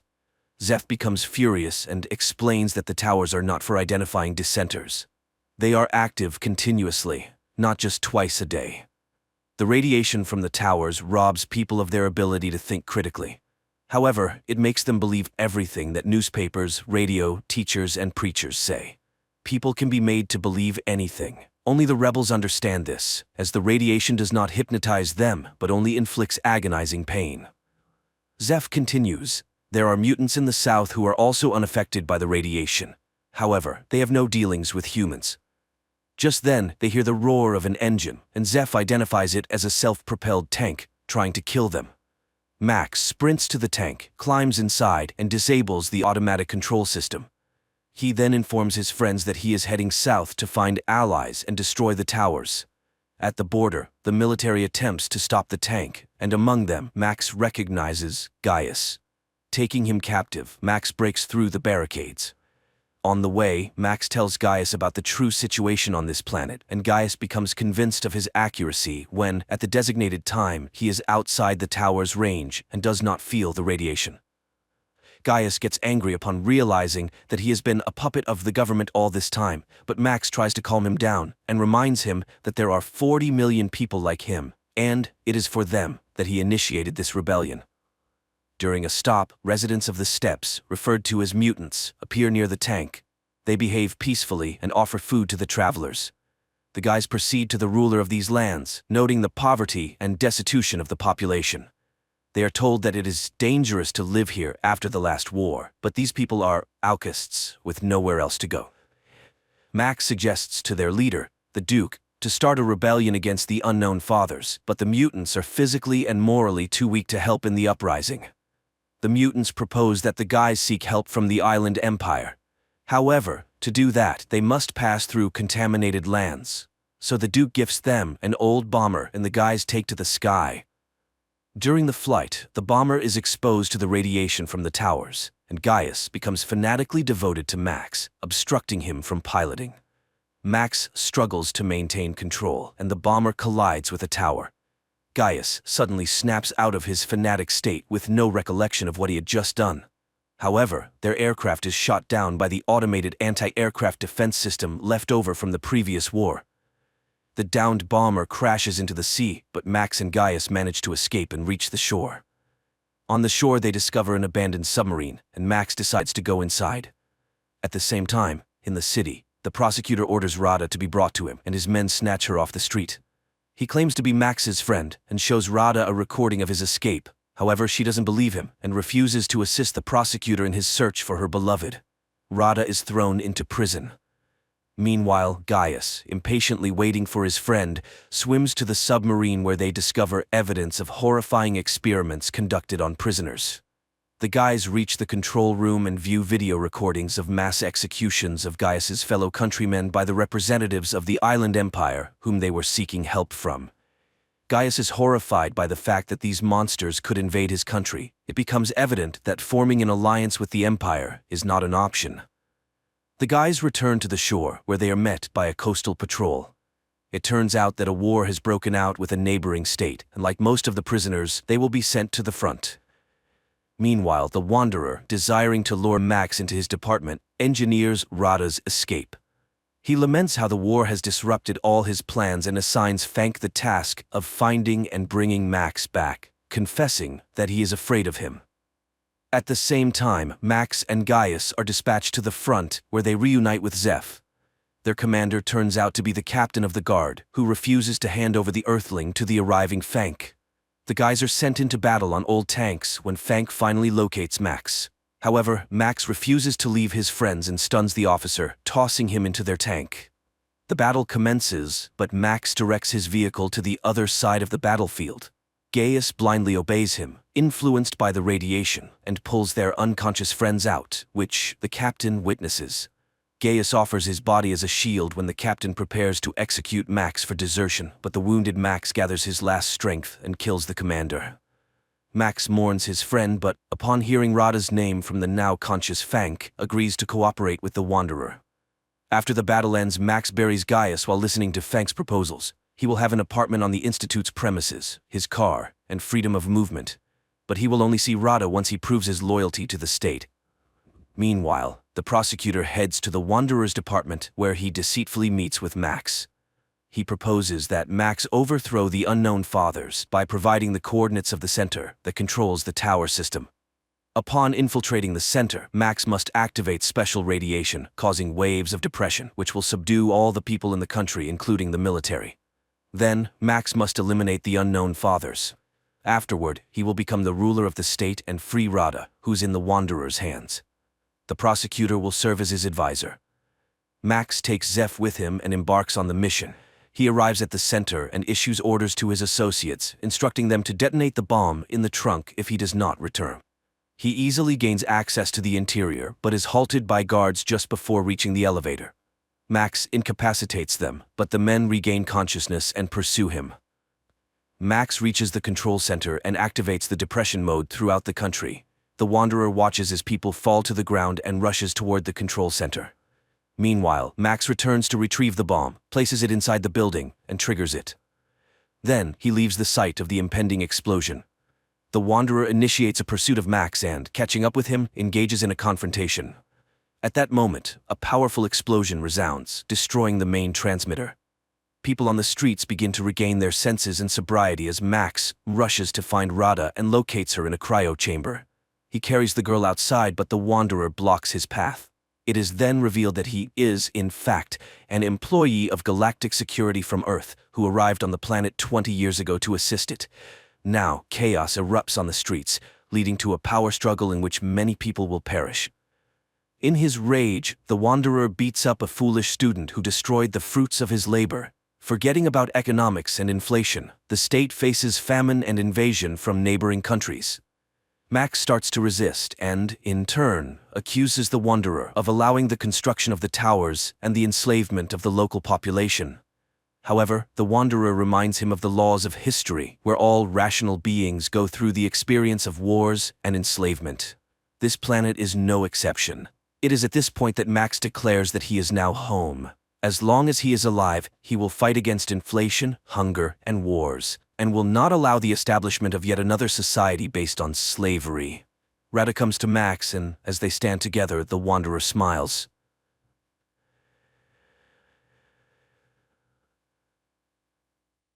A man named Kevin suddenly comes to in some alleyway. His face is battered, he doesn't remember how or when he got here, and how long he's been unconscious. Suddenly, he sees a stranger in front of him who introduces himself as Benefactor. The new acquaintance claims he can help him and offers the man a job.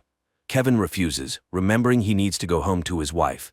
Then Benefactor explains that no accident occurred in this world. Calling the police is futile, and they have met far from the first time, because Kevin has shifted to another reality. Benefactor leads the man to a cafe, where it seems everyone knows him. Waitress Tina escorts them to the chosen table, although she cannot hide her fear.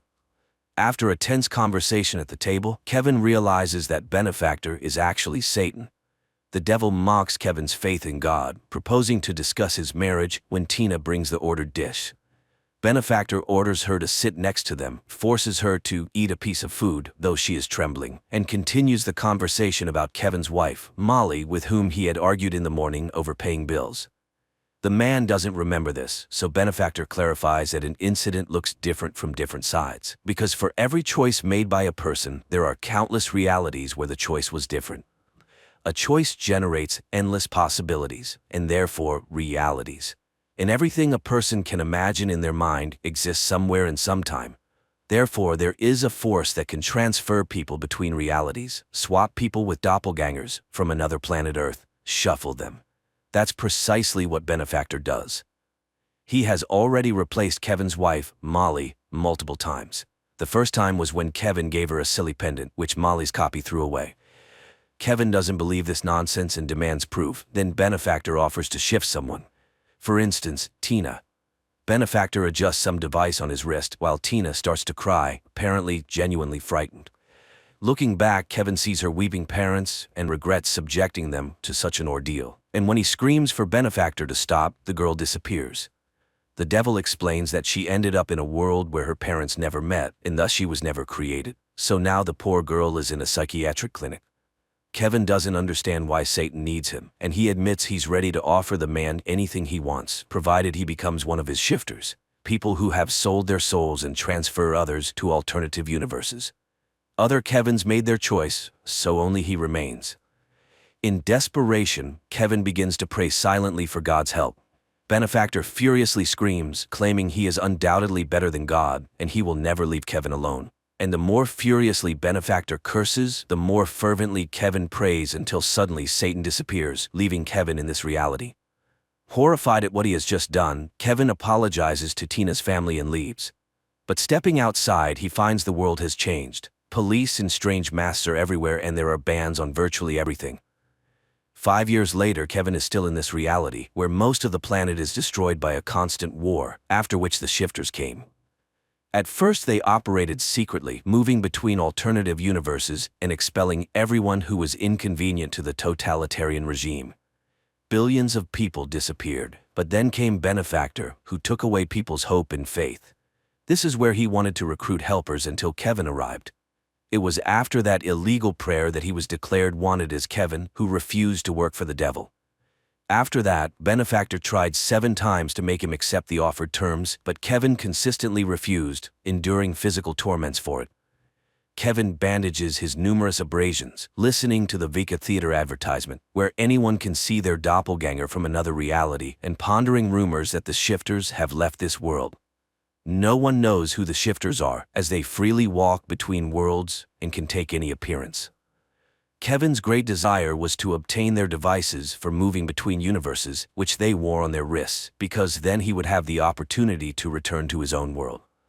Meanwhile, he goes to work, where he has only one friend, Gabriel. After work, the man goes to the city gray slums, where the majority of the population lives. People here have nothing, not even hope. Kevin tries to do what he can and help whomever he can. The Holy Scripture is banned, but Kevin memorizes as much of the Bible as possible and distributes it through his friend Gabriel, and he constantly remembers his wife and the birth of his son. But all happy dreams about them end in a nightmare. One day, Gabriel wonders if it was worth expelling Benefactor like that, if Kevin never received any divine assistance. Maybe there was never a God. Kevin reminds him of the scripture pages, but he doesn't believe in the possibility of a coming. After such a conversation, Kevin goes to the Vika Theater, whose owner he knows. Russo has been unsuccessfully searching for his lost cat for a long time and is not very happy about the man's arrival, but still allows him to participate in the session. People used to simply want to see themselves happy and came here to forget the bad, but now everyone orders a reality for viewing where they are humiliated and beaten even more than in real life on this planet. Russo doesn't control the visions, he just turns on the equipment. This time he hands Kevin the remote, warning him that his visions are limited by the number of his doppelgangers. And the man starts the session, hoping to see his Molly. He sees himself as a gangster, then a lover, a prisoner, an alcoholic, and suddenly Molly appears on the screen. Kevin jumps up and the session immediately ends. Russo doesn't believe he managed to find his wife, but he still sets a new session time. The man leaves and finds himself in a crowd restrained by police. It turns out, after a long absence, Benefactor has arrived in this world, and the police are shooting everyone without trial who causes disturbances. Gabriel pulls his friend from under fire, and the pair hides in an abandoned house. In the evening, Kevin goes to the store and suddenly remembers how their son disappeared when they went shopping and got distracted talking to friends. The child wandered off and vanished without a trace. Their family couldn't withstand this blow. They started to argue, and Molly became addicted to alcohol. That's when he gave her the medallion with the resurrection symbol, but Molly threw it away. The man runs away and meets his neighbor, who invites him over, introducing him to his wife and 2 daughters. But when Kevin is about to leave, the neighbors suddenly detain him because they recognize Kevin, who refused to sell his soul to the devil. And when he denies it, the girls sing a church hymn for him, bringing Kevin to tears. The neighbors want to know anything about God, and the man recounts to them the parable of Job. Suddenly an alarm sounds, and turning on the TV, people learn about Benefactor's arrival for another recruitment of Kevin. Citizens selected for this mission must arrive at a specified place under threat of death. In the morning, Kevin goes to Russo's Vika Theater again. Russo is frightened by Benefactor's return and lets the man in very reluctantly. Russo is upset. His cat has been missing for 4 years, and he thinks she will never return, although hope still flickers. Kevin sits in the chair and summons visions, and suddenly he sees Molly again. But in this world, she lives with her mother and a little daughter, and on her chest hangs a pendant with the resurrection symbol. Kevin realizes that this is his real Molly, but Russo doesn't know how to find her, especially since Kevin doesn't have a device for moving between universes. Then the man goes to Gabriel and acquires illegal firearms from him, intending to force Benefactor to return him to his former life in the old reality. The next day he sees Benefactor recruiting another newbie in a cafe, but the street is cordoned off and it's impossible to get closer. Waiting until the police are distracted by a fight, Kevin runs into the cafe, but upon bursting inside, he finds himself in his room. He doesn't understand what happened and goes outside, but immediately armed police confront him and the guy returns to his room. He tries a few more times to get to the cafe, but they open fire on him. In despair, Kevin throws away the gun and turns to God. But instead, Benefactor and Gabriel, who denies knowing Kevin, appear in the room. Satan mocks the foolish man who entrusts his writings to some coward. Kevin is still waiting for the coming, but he is not needed by God, and he will never come to him. So he can live well only by coming to Benefactor. Satan also refuses to talk about Kevin's missing son and admits that among all the doppelgangers, only he refused to cooperate. Outside, a scream is heard, and dashing out the door, Kevin sees a police officer shooting his neighbor. Then they open fire on his room. Kevin falls, dropping Gabriel, but the friend is already dead. And then Kevin sees on his hand the device for moving between universes and realizes that he has been one of Benefactor's minions all this time. He removes the device and instantly shifts to another reality, but around him is a desert. Kevin activates the device again and falls into a lake, emerging from which he again realizes that this is not his world. And again, he activates the device. In one of the realities, he ends up in a psychiatric clinic where several shifters with Gabriel's face greet him. He tries to run away from them, but they open fire. Kevin hides, and in one of the rooms, he suddenly sees Tina, who recognizes the man and asks to be returned home to her family. He activates the device for moving again and finds himself in the home of his doppelganger, who accepted Benefactor's offer. Recognizing Kevin, who refused to sell his soul, the doppelganger points a gun at him and tries to take the device, but Kevin manages to shift back to his bullet-riddled apartment. Kevin sees his neighbor being taken away by an ambulance as passers-by recognize him. The man has to run to Russo's Vika Theater. He sits in the chair, finds Molly, and enters the coordinates of her reality into his device. And immediately he finds himself in a large store where his wife is walking with friends. He cries from happiness at seeing her, but the woman reminds him that the collapse of their marriage was initiated by him. She has found someone else and is happy. Then he sees his pendant and admits that he believes in the possibility of restoring their past relationship. Suddenly, Benefactor returns Kevin to the totalitarian universe in Russo's Vika Theater, and right there next to him is Tina. Satan shows Kevin Molly crying after their meeting and reminds him that he can still bring her back. But in the corner, a broken Tina is weeping, and only Kevin can decide whom and where to return. Benefactor delivers a speech about God, who always lies, promising but fulfilling nothing and allowing such terrible things to be done to people. And suddenly Russo hears the meowing of his cat. She has indeed returned. Kevin laughs at this and remembers all the good that exists in this world, and he decides to give Tina back her life, foregoing personal happiness. Tina's parents embrace their newly found daughter, and Benefactor grabs a gun and points it at Kevin, but as soon as Kevin forgoes personal temptations, that is, frees himself from the shackles of Satan, who eternally tempts people, he is instantly transferred to a reality where Molly is a nurse and a single mother whom he had seen before. He strikes up a conversation, repeating their first meeting, and they fall in love and marry again. He accepts her daughter as his own and later plays with their newborn son. In the epilogue, Kevin says that although this is not his universe, it is now his home, where he has received twice as much as he lost.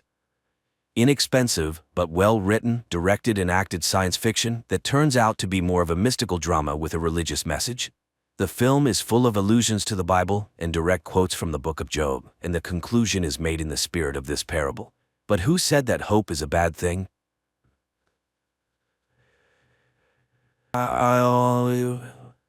The story begins with a gripping and mysterious scenario. Ethan, a Secret Service agent from Seattle, regains consciousness in a forest after a car accident. Sporting a bruised face and feeling disoriented, he manages to make his way through the pine forest and finds himself in the seemingly peaceful town of Wayward Pines, Idaho. His appearance in town draws curious looks from passers-by, and upon entering a restaurant and collapsing from exhaustion, he learns from a waitress where he is. Ethan wakes up in a hospital bed in Wayward Pines, where a nurse named Pam tends to him, explaining he has minor injuries from the car accident. Distressed, Ethan inquires about his partner, Stallings, who was with him during the accident, only to learn of Stallings' tragic death. When he asks for his cell phone and belongings, he's advised they're at the police station, but he's encouraged to rest instead. Despite being the only patient in the hospital and against Pam's advice, Ethan leaves to go go to the police station. There, he finds he can't access his belongings during the day, leading him to a nearby bar. Meanwhile, Ethan's boss Adam informs his wife Teresa that Ethan has been in an accident, but they haven't found his body yet. At the bar, Ethan borrows a phone from a waitress named Beverly to try and contact his family, but fails. Beverly empathizes with his situation, and it gives him her address in case he needs further help. He tells her his identity and that he is looking for two fellow agents, Evans and Kate, who is also Ethan's lover. Later, he notices her note mentioning the absence of crickets in Wayward Pines. On his way to the motel, he hears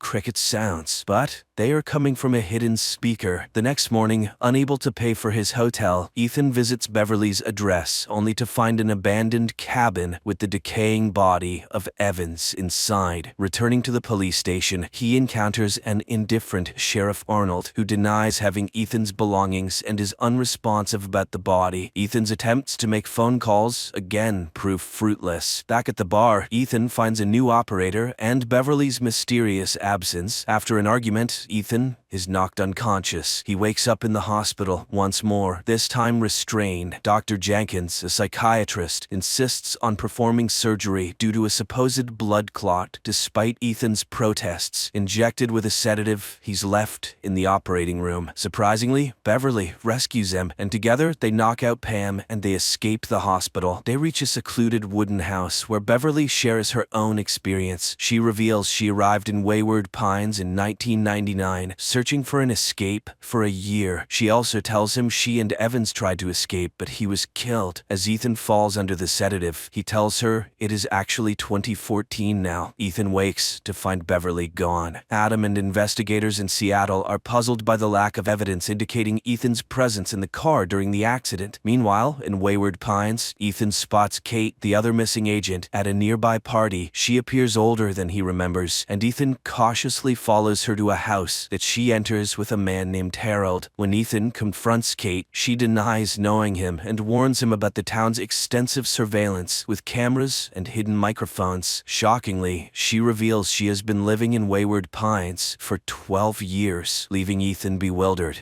and alarmed. Determined to escape, Ethan steals a parked car, but his attempt to leave Wayward Pines is unsuccessful as he finds himself inexplicably back in town. Frustrated, he tries to flee on foot, only to be stopped by a massive electrified wall surrounding the town. Sheriff Arnold confronts him for the car theft and dismisses his claims of being a Secret Service agent. The next day, Ethan returns to the cabin where he found his colleague's body, still undisturbed. He discovers a mysterious notebook in his friend's boot, but is interrupted by Arnold, who arrives with a gun, claiming a forensic team is coming. Ethan is forced to leave and heads back to the hotel. At the bar, he unexpectedly encounters Beverly again. She covertly arranges a secret meeting and gives him money, hinting at a plan involving Evans's notebook. Using the money, Ethan visits a cafe and manages to call the Secret Service, only to realize the operator is an imposter. He becomes suspicious when the cashier hastily takes the banknote from him. Later, Ethan tries to connect with Kate at the toy store where she works. Despite his efforts, Kate remains distant and secretive, adhering to the town's strict rules against discussing the past. Ethan's confusion deepens when he visits Evans's home, where Evans's wife denies knowing him and claims she witnessed her husband's suicide. Seeking answers, Ethan confronts Arnold, who instructs him to stay at the hotel and informs him that Evans's body has been sent to the morgue. At the morgue, Ethan retrieves the notebook from Evans's clothes. In a startling turn, Ethan sees his wife, Teresa, and son, Ben, being brought into the hospital on stretchers, but he can't find them anywhere. Dr. Jenkins warns Ethan that his condition is deteriorating and insists he needs surgery immediately. Back in Seattle, Teresa grows increasingly anxious about Ethan's whereabouts, with their son Ben suspecting Ethan might have run away with Kate. When she contacts Adam for information, he assures her of his efforts, but explains that the details are confidential, deepening the mystery and concern for Ethan's fate. night, the tension escalates as Ethan continues to unravel the mysteries of the town. He meets Beverly at their agreed location in Pine Forest, where she reveals that a tracking device has been implanted in him. Together, they remove the device in a secluded stone house. Beverly also shares the harrowing truth that Sheriff Arnold publicly executed Evans as a warning to the town. Ethan later meets Kate again, and despite his reservations, accepts an invitation to dinner at her house with Beverly. Anticipating surveillance, he cleverly leaves the tracking chip on his hotel bed and sets out to find a package hidden in the pine forest, as indicated by a map inside Evans's belongings. After successfully retrieving the package, Ethan observes Arnold firing a gunshot from a distance at Kate's house. While Beverly nervously remains at the dining table, Ethan searches the bathroom for surveillance devices. Beverly inadvertently mentions her daughter, a violation of the town's strict rules. Realizing her mistake, she excuses herself, leading to a tense situation as all the phones in the town ring simultaneously, signaling their exposure. Ethan and Beverly hastily leave, evading the crowd, now alerted to their actions. In the cemetery, Ethan instructs Beverly to retrieve the agent's package while he draws the crowd away. However, Beverly is captured by the townspeople. Ethan, hiding in a nearby house, witnesses a chilling scene where Beverly is dragged onto a stage before an excited crowd. Arnold incites the crowd to punish Beverly for her attempt to escape, and she is brutally executed in front of the onlookers, including Ethan. Meanwhile, Ethan's wife Teresa and their son Ben travel to Idaho to investigate Ethan's disappearance. They arrive at the Secret Service field headquarters in Boise, Idaho, where Ethan was last reported. While there, Teresa uncovers a lead to Wayward Pines. As Teresa and Ben near the town, they are pulled over by Sheriff Pope, who sabotages their car under the guise of fixing an oil leak. The following morning, Ethan stumbles upon a truck loaded with supplies, indicating a connection to the outside world. He hides in the truck's cargo hold, eventually emerging in a well-lit warehouse filled with workers and abandoned vehicles, including one that belongs to his wife, Teresa. Inside Teresa's car, he discovers personal items belonging to her and Ben, adding to his desperation and confusion about his family's whereabouts and safety. The plot takes a dramatic turn as Ethan's situation grows increasingly mysterious. As Ethan explores the warehouse, Sheriff Arnold suddenly appears, attacking him with a sedative. Ethan loses consciousness and later wakes up in a hospital bed. The nurse there informs him that his wife Teresa and son Ben have been brought to Wayward Pines and are now living in Beverly's former house. Despite his disbelief, Ethan goes to visit his family, feeling a mix of relief and apprehension about their safety in the town. He cautions Teresa against wandering or communicating with anyone, even over the phone. Aware of the town's oppressive surveillance, Ethan then confronts Arnold and Nurse Pam at the police station, demanding to know why his family was brought to Wayward Pines. Arnold insists it's for their happiness, but Ethan, unconvinced and furious, presses for more answers. Their heated exchange is interrupted by a mysterious phone call, hinting that Arnold is merely a pawn in a larger scheme controlled by an unknown mastermind. Outside the police station, Ethan encounters Dr. Jenkins, who advises him to abandon any thoughts of escape. Ethan, however, firmly states he doesn't belong in Wayward Pines. Seeking more insight, Ethan meets with Kate in the pine forest, away from the prying eyes of surveillance cameras. However, Ben follows his father and witnesses the meeting, prompting him to rush home and inform Teresa. Kate explains to Ethan that after spending 12 years in Wayward Pines, she has resigned herself to the town's rules as the only means of survival. Upon returning home, Ethan is shocked to find his family missing, with only Teresa's wedding ring left behind. Frantically searching for them, he discovers them near the isolation wall, where Arnold is threatening them with a gun. In a tense confrontation, Ethan struggles with Arnold, and Ben intervenes by hitting Arnold with a car. As Arnold lays dying, he cryptically warns Ethan that the truth is far worse than he can imagine. Ethan, taking the key to the isolation wall, opens the gate, only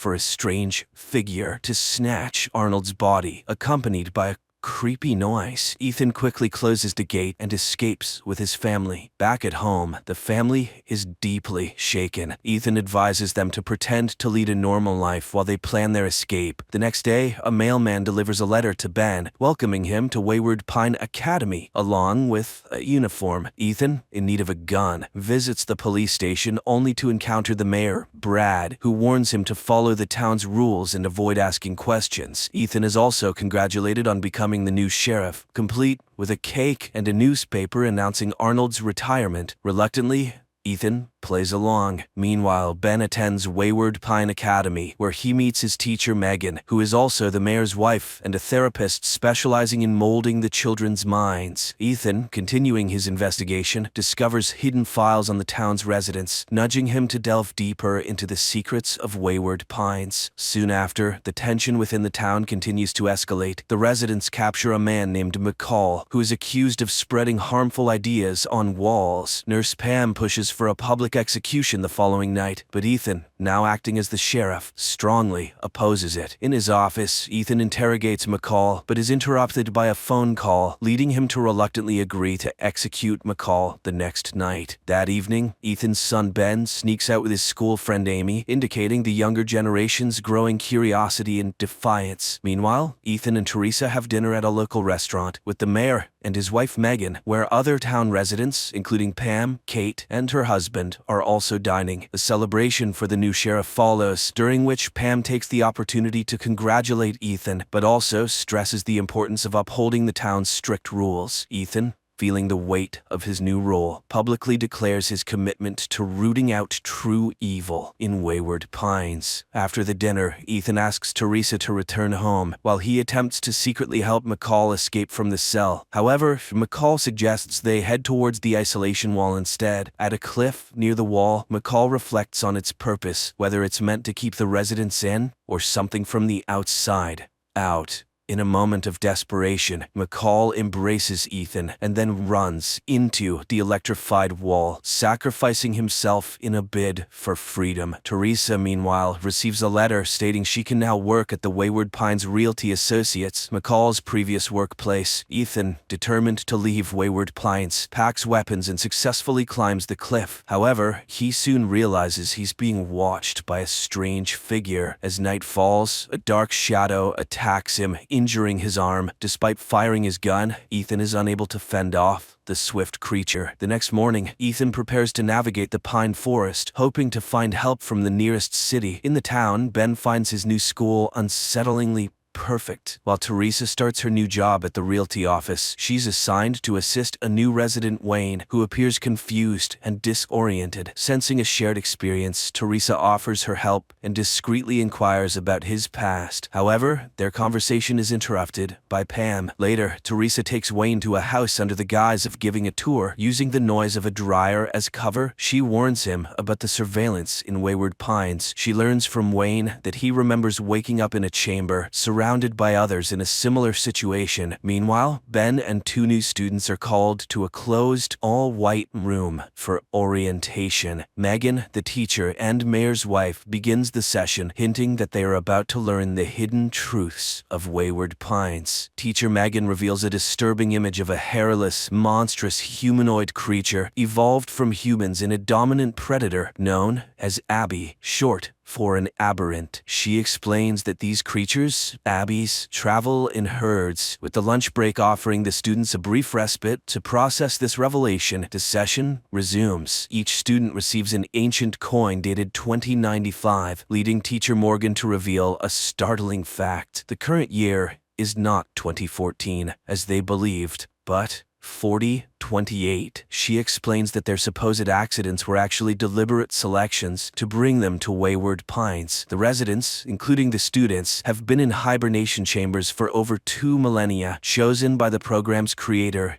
David, who Megan says is always watching over them, though they will never meet him. Ethan, feeling a constant sense of surveillance, ventures into the woods. He cleverly uses an animal carcass to mask his scent and observes the Abbeys. His journey through the pine forest leads him to the ruins of human civilization, confirming teacher Megan's revelations. Unexpectedly, he encounters a helicopter and meets Dr. Jenkins, who reveals himself as David, the architect of Wayward Pines.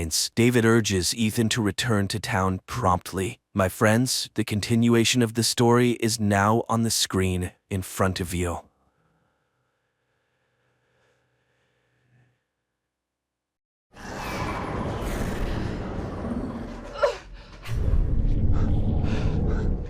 In February 1959, a group of 9 Soviet tourists went missing in the mountains of the northern Urals.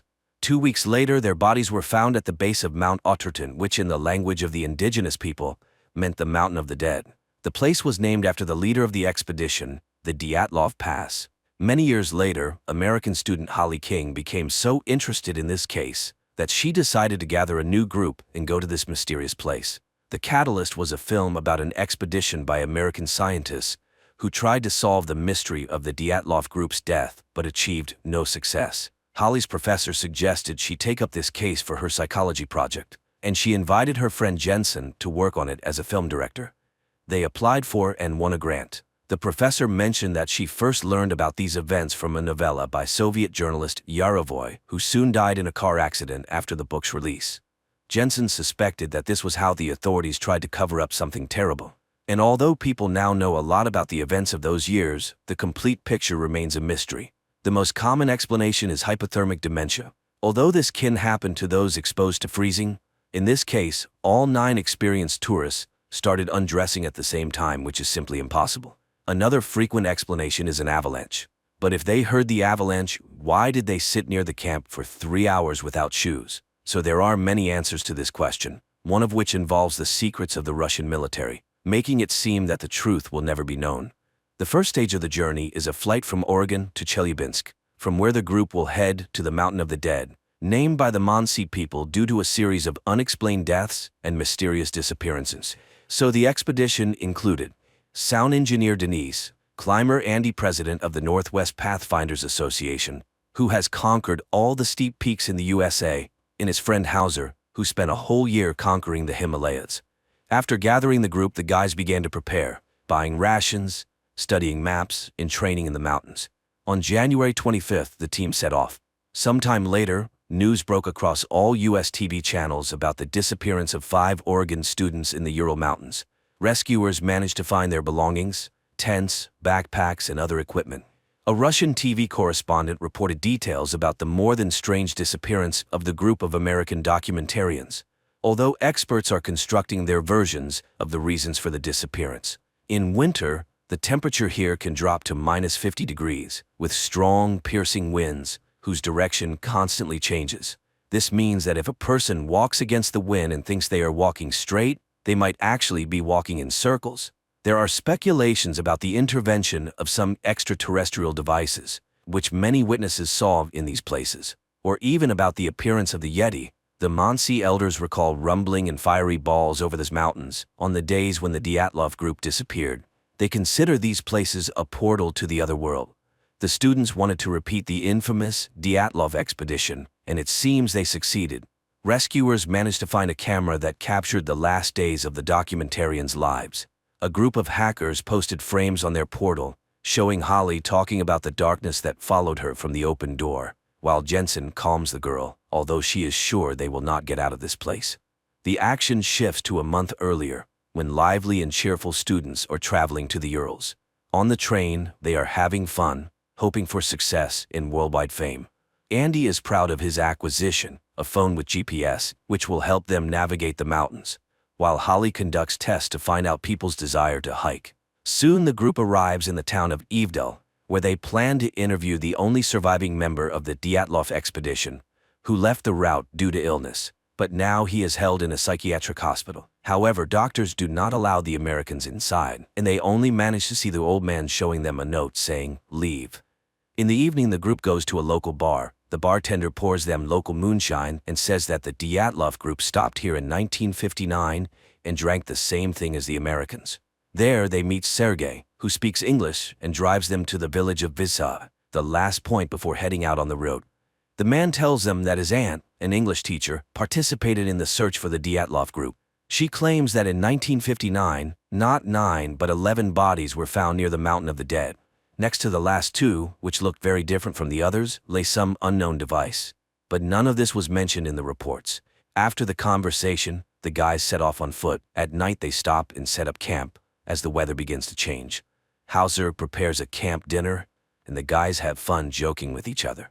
At night people see strange lights in the sky and recall reports of orange flashes over the Dyatlov camp, but they decide they still won't be able to solve this mystery and go to sleep. However, in the morning, they notice numerous barefoot tracks of unusual sizes around the tents, resembling human ones. The main thing is that the tracks have no beginning or end, as if some creatures did not come to the camp but flew in. Nevertheless, they set off to explore the area. Soon the students find an abandoned meteorological station, around which the same tracks are found. And in the station's booth lies a torn-out human tongue. Denise panics and asks Holly to leave. But Jensen tells her about a pass in China where animals and birds crash into cliffs and people go insane and die. It is said to happen because of the sound of the wind. Holly admits that she had a similar dream. Mountains, snow, and some door with darkness behind it. And then she heard about the Dyatlov Pass and realized that she would find out everything here. During their conversation, the camera captures two human figures running far in the background. Later they go further and unexpectedly come to the Dyatlov Pass. Once, 9 people set up camp in this very place, had dinner, and went to sleep. But somewhere between 9 and 11 at night, something that the authorities called an unknown irresistible force forced them to leave the tent in such horror that they cut it from the inside and ran into the night, where it was minus 28 degrees. Holly marks the places where their bodies were found. The first deceased, Rustem Slobodin, Igor Dyatlov, the group's leader and the most experienced tourist. It was probably his idea to leave the tent. Zinaida Kolmogorova was closest to the camp, the only victim who resisted, as her tongue and most of her oral cavity were torn out. Lyudmila Dubinina, Nikolai Thibault-Brignol, Alexander Zolotaryov, Alexander Kolevatov. The cause of death for all was called hypothermia, but Rustem and Nikolai had serious skull injuries, and Lyudmila and Alexander had broken ribs, which was not observed in others. There were no signs of an attack on any of the bodies, no external injuries. Something broke the skulls of 2 men and the ribs of 2 people without leaving even bruises. Moreover, Alexander's body had a high level of radiation. But from where, and why only on him? Georgy Krivonashenko and Yuri Doroshenko, when others ran away, sat by the extinguished fire and froze to death. While Holly is conducting research, Andy is surprised that their group somehow covered 22 kilometers in one day. Everyone's watches, GPS, and even the compass stopped working. Some guys suggest leaving the mountains before it's too late, but Holly persuades them to stay and finish the film. At night, Holly notices that the Geiger counter starts signaling, and together with Jensen, they go up the slope, where they find a high but not deadly level of radiation. Unexpectedly, the students discover the entrance to a bunker, closed with an iron door. Holly wants to open it, although Jensen is categorically against it, as Russian authorities did not build it here for nothing, closing something dangerous in the mountain. However, it turns out that the door is open and just a bit frozen. Holly asks Jensen not to tell the others about the discovery to avoid causing panic among the already scared team. They return to the camp and settle for the night. Around 6 a.m., a huge avalanche roars down the mountains, killing Denise, injuring Andy, and sweeping away the tents and almost all supplies. At first everyone quarrels, trying to find the culprit of the tragedy, but gradually they realize it was an attempt on their expedition. They help Andy and try to contact the outside world somehow. Holly tells them about the bunker, which enrages Hauser since they are freezing here in the snow, while it might be warm there. The students launch a signal flare and wait for help. After some time, 2 people arrive, claiming they saw the flare, but Andy does not believe them, since they have no backpacks and could not have reached here so quickly. He stays to hold them back while the others are ordered to run. The strangers shoot Andy and wound Hauser. Holly, Jensen, and the wounded Hauser barely manage to get into the bunker. The strangers pursue them, but the students close the door. The Americans turn on the lighting, although it is dim and flickering. Running through the tunnels, they find a laboratory full of various devices and documents, among which are old journals with the names of people who died in the line of duty. There are also details about the famous American experiment with the teleportation of the USS Eldridge. Hauser feels unwell and stays put, as Holly promises to find an exit in return for him.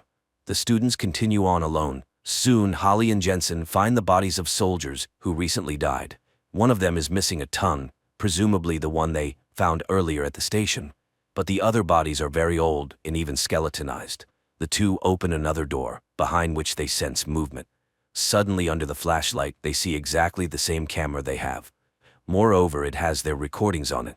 Jensen recalls the teleportation of the Eldridge, which likely happened to them too. At that time, many soldiers mutated, turning into something incomprehensible. At that moment, they hear Hauser's screams and rush to him, finding their friend being torn apart by two humanoid mutants. Noticing the newcomers, the mutants attack them. Resembling skeletons covered in skin, the mutants seem to possess the ability to teleport as they appear out of nowhere in any place. Jensen and Holly leave their friend's body, run out of the bunker, and close the door. To their surprise, the mutants do not chase after them. The survivors turn around, and instead of a snowy field, they see a fossil forming a huge round tunnel. The students realize that this is the path for the mutants' teleportation. Holly throws debris inside and sees that the passage is activated. Looking around, the couple finds drawings on the walls made by the local inhabitants and understands that they discovered this place, built by an ancient civilization once living under these mountains. Such portals can be anything, even weapons scattered around the world, which explains many great mysteries. They do not know where it might take them, to which space or time, but Jensen suggests they need to mentally focus on the place they intend to go. And it will work. The only place that they both clearly imagine is the surroundings of their camp near the bunker entrance. They have no choice but to head into the tunnel. The plot shifts back to 1959, when a Soviet girl from the search team finds their bodies and is very surprised because the rescuers have already found all 9 participants of the expedition. Approaching Soviet soldiers take the bodies to the bunker, while one major picks up the Americans' camera, not understanding what it is. The soldier wants to place the Americans with the other bodies, but the major orders them to be placed in a separate room for examination by a doctor. Undressing the deceased, the soldiers are astonished by the unusual clothing for the 1950s. The naked bodies of Holly and Jensen, now looking like mutant bodies, are hung on hooks in a separate cell. The sergeant places the camera under a light. When everyone leaves, the creatures begin to revive. The man lifts his head and looks at the woman. She directs her gaze at the camera, and an angel wing tattoo is visible on the right side of her neck, the same one Holly had.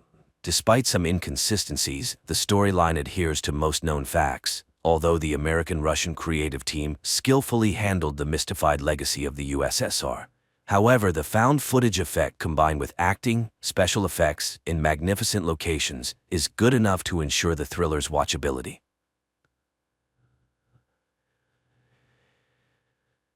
The story is set in a world grappling with a unique and terrifying epidemic. This epidemic, which has baffled scientists and experts for over 8 years, is spread through language and speech, making communication dangerous. The main symptom of the disease begins with a high fever, eventually causing the afflicted to speak incoherently, descending into madness. As a precaution, people have resorted to wearing headsets constantly, as the disease can be transmitted by hearing the speech of the infected. Those affected by the illness, known as jabbers, are swiftly quarantined and forcibly separated from their families, leading to public outrage and distress. The story introduces Murat, a linguist whose life has been profoundly altered by the pandemic. Isolated and lonely, he lives with his mother in an apartment, his life reduced to a series of cautious routines. Each day, Murat meticulously checks his temperature, a ritual that underscores the constant fear of infection. One day, Murat's attention is drawn to Sul, a young woman immersed in a book. At a bus stop, time seems to stand still as Murat is captivated by her presence. However, the moment is broken when she notices his prolonged gaze. Realizing he's been staring, Murat awkwardly shouts that no bus is coming and quickly departs, heading back home. The narrative continues as Murat, despite his reluctance, leaves his home to buy soap for his mother. While at the supermarket, he encounters an old woman who suddenly turns around and speaks incoherently, a clear sign of being a jabber. jabber. An alarm is triggered, announcing the presence of a jabber and urging people to evacuate immediately. In the ensuing chaos, everyone flees, except for the old woman and a young boy who is left behind without a headset. Murat witnesses the boy's mother crying outside. Driven by a sense of responsibility, Murat bravely re-enters the supermarket, gives his headset to the boy, and makes a narrow escape. Remarkably, Murat manages to avoid contracting the epidemic. Despite his close encounter with the jabber, he experiences a high fever but eventually recovers and returns home unscathed, soap in hand. Meanwhile, Anton, a high-ranking official at AEI, is desperately seeking a solution to the pandemic. He faces a setback upon learning that even young children are susceptible to the disease. However, his interest is piqued when he hears about Murat's incident at the supermarket. Intrigued by the possibility that Murat might be immune, Anton delves into surveillance footage to learn more. He observes Murat collapsing in the supermarket, but later continuing on as if unharmed, which deepens Anton's confusion and curiosity. In another part of the city, Murat visits the home of his mother's friend, responding to a desperate call for help. The friend's son, Arif's father, is exhibiting symptoms of the disease, speaking disconnectedly. Arif, holding on to hope, pleads with Murat to find a cure, believing in Murat's unique abilities. He even suggests collaborating with Murat's friend Ozgur, but Murat informs him that Ozgur has passed away. Arif, skeptical about Ozgur's death due to the lack of a proper funeral and the absence of his body, plans to meet with Errol, a businessman known for trading in information. Arif hopes Errol can shed light on whether Ozgur is indeed alive and assist in their quest for a cure. Meanwhile, Anton takes a deep dive into investigating the mysterious case of the headset left with a child at the supermarket. He discovers that the headset belongs to Murat, a linguist who was working on the pandemic case but vanished after a disastrous fire that claimed the lives of his team. Intrigued, Anton intensifies his investigation. Delving further, Anton uncovers records of Murat visiting the emergency room with severe fever more than 12 times. Using video footage from the supermarket, along with a temperature detector, Anton confirms his suspicions. Murat is immune to the pandemic. He deduces this from the fact that Murat has surpassed the critical threshold of 4 high fever encounters, a significant discovery given Murat's 12 instances. In the meantime, Murat, spurred by Arif's belief in Ozgur's survival, decides to investigate further. He meets a businessman who offers them access to AEI's resources, allowing them to gather information independently and save costs. With newfound determination, Murat boldly infiltrates the AEI headquarters and navigates his way to the information hub downstairs. There, Murat searches for Ozgur's name and is initially disheartened to find records indicating his death. He clicks on the autopsy image, expecting the worst, but is surprised to see an unrecognizable burnt face with no identifiable tattoo on the wrist. This absence of a tattoo, which Murat knows his friend had, rekindles his hope that Ozgur might still be alive. Before leaving the hub room, Murat impulsively searches for his own name in the database. To his shock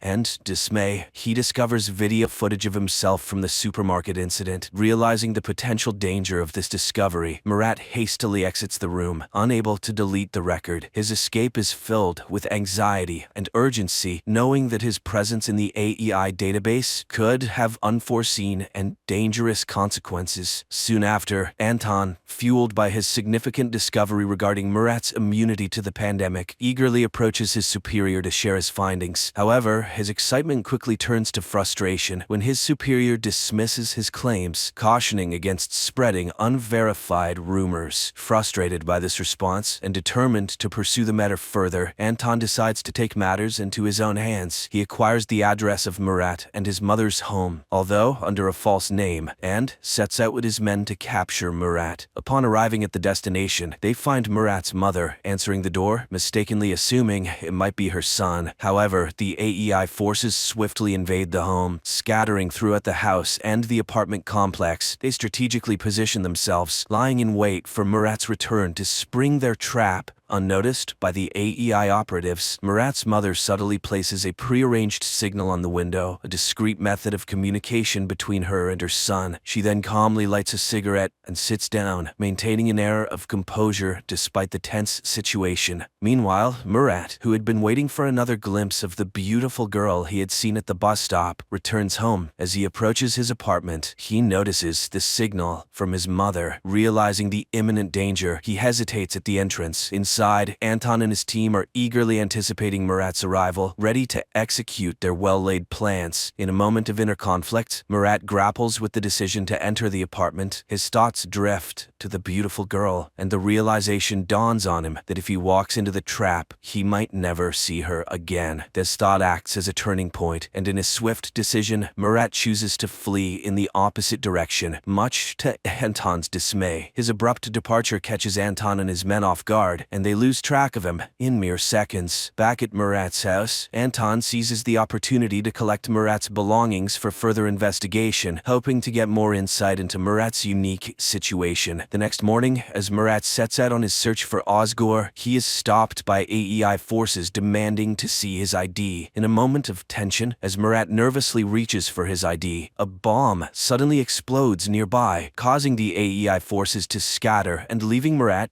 unattended. Seizing the moment, Murat heads to a location where he believes he might find Osgur. However, his hopes are dashed when he discovers Osgur is not there. Speaking with the man who made Osgur's distinctive tattoo, Murat learns that since Osgur's death, others have been imitating the tattoo, diminishing his chances of finding Osgur. Meanwhile, Anton meticulously reviews tape recordings overnight and stumbles upon a recording of Murat claiming that he is incapable of jabbering, even if he wanted to. This revelation prompts Anton to rush to AEI to share his findings with a colleague. However, upon his arrival, Anton is informed that his boss Fazil is waiting for him. In a confrontational meeting, Fazil sternly instructs him to withdraw from the case. During this time, Murat finds comfort in a conversation with an old man who offers him a drink. As they share this moment, the old man tries to alleviate Murat's guilt over his wife's tragic death, which occurred after she was affected by the pandemic. He reassures Murat that it wasn't his fault. Murat listens in silence, eventually sharing his plans to venture into Zone 6 in his relentless search for Osgur. Soon, Murat seeks the help of Errol, a man introduced to him by Arif. Errol is known for his willingness to do anything for money, and Murat needs him to create a false ID. They arrange to meet the following day. Afterward, Murat visits Arif's house, where he expresses his determination to find Osgur and their shared goal of discovering a cure for the epidemic. Before he leaves, Arif's grandmother generously gives him some money, while his mother, having no cash, gives him her necklace as a token of support. However, their movements do not go unnoticed. One of Anton's men spots Murat and promptly informs Anton, who instructs his team to tail him discreetly. The next day, Murat meets Errol, as planned, to collect his forged ID. Just as they complete the transaction, Errol receives an alert that AEI forces are closing in on their location. In a frantic rush, they escape, successfully evading Anton and his team, who later search the warehouse to no avail. With his new fake ID in hand, Murat heads to the subway station, bound for the less monitored Zone 6. He smoothly passes the initial security checkpoint using the fake ID. However, his sense of safety is short-lived, as a security guard becomes suspicious upon recognizing Murat's face from wanted posters in the subway. In a coincidental twist, Sul, who Murat has been longing to see again, suddenly appears in front of him. To his astonishment and delight, she kisses him right there in the subway, creating a moment of confusion for the pursuing security guard. This unexpected encounter leaves Murat feeling ecstatic. Holding hands, they continue their journey on the subway, embarking on a path filled with uncertainty, yet united in their unexpected connection. Murat and Sul, having left the bus stop, navigate through menacing people and areas until they find a secluded rooftop where they can talk privately. On the rooftop, Murat, preoccupied with his quest to find Osgur, is about to leave when Sul insists he stay for a meal. During their conversation, he learns her name and he expresses gratitude for her assistance earlier. Sul then reveals her true intentions. She had been following Murat purposefully, hoping to recruit him into her team, P1, which which is dedicated to finding a cure for the pandemic. Surprised by this revelation, Murat abruptly leaves, not allowing her to finish explaining. Later, Murat returns to the home he shares with his wife, where he is flooded with memories as he wanders through each room. That night, he dreams of himself torn between his wife and Sewell, symbolizing his internal conflict. The next morning, Murat's search for Osgore takes an unexpected turn when he is kidnapped by masked individuals who question his identity and affiliation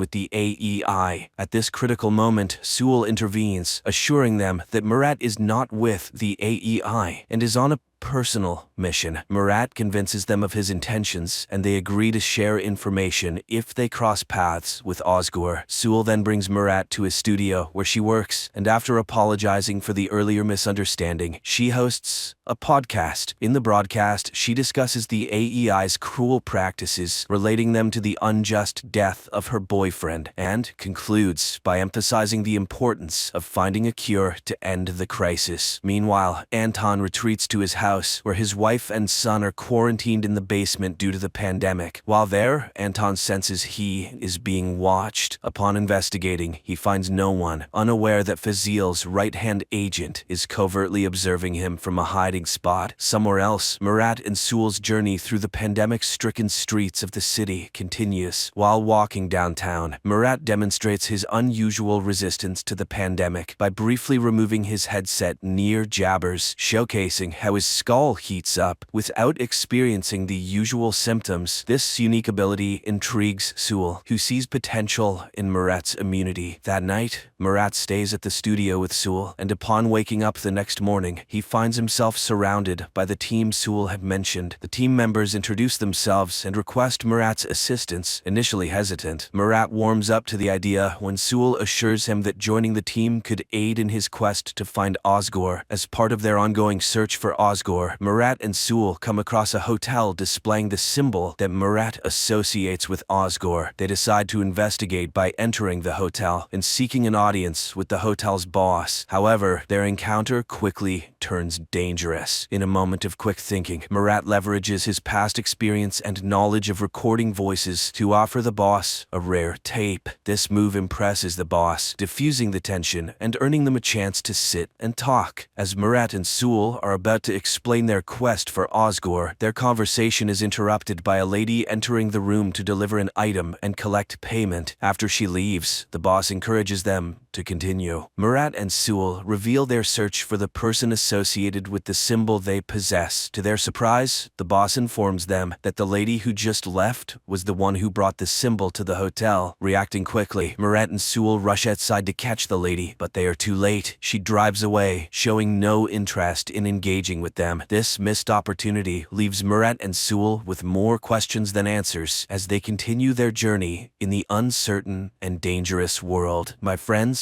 the continuation of the story is now on the screen in front of you.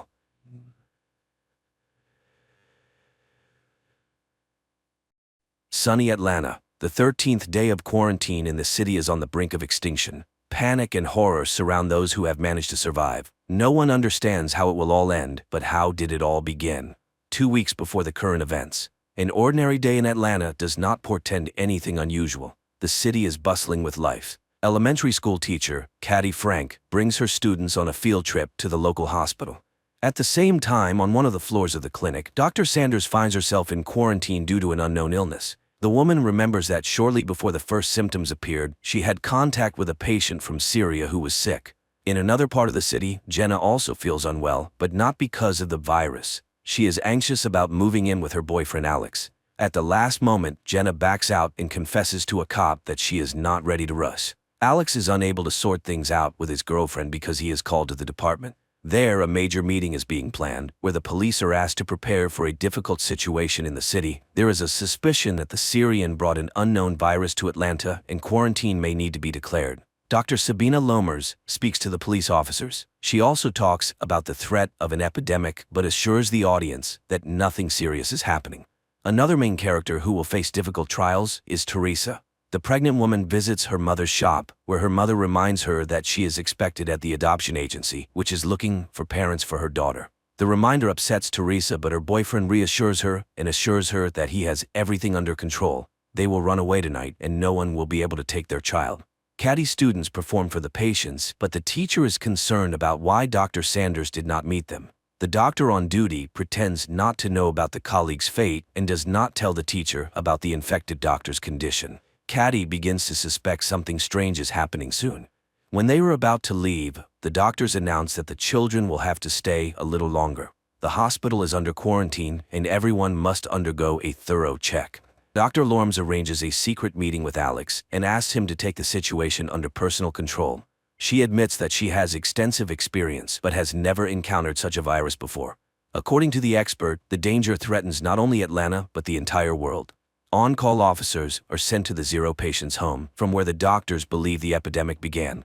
Cops protect themselves as much as possible with shields and gloves and convince the patient's relatives that they should also take safety measures. The boy is in serious condition and is taken to the hospital despite his attempt to escape. Caddy realizes that her son and his friend Thomas have run away. The teacher goes in search of the boys just as the Zero patient is being brought in.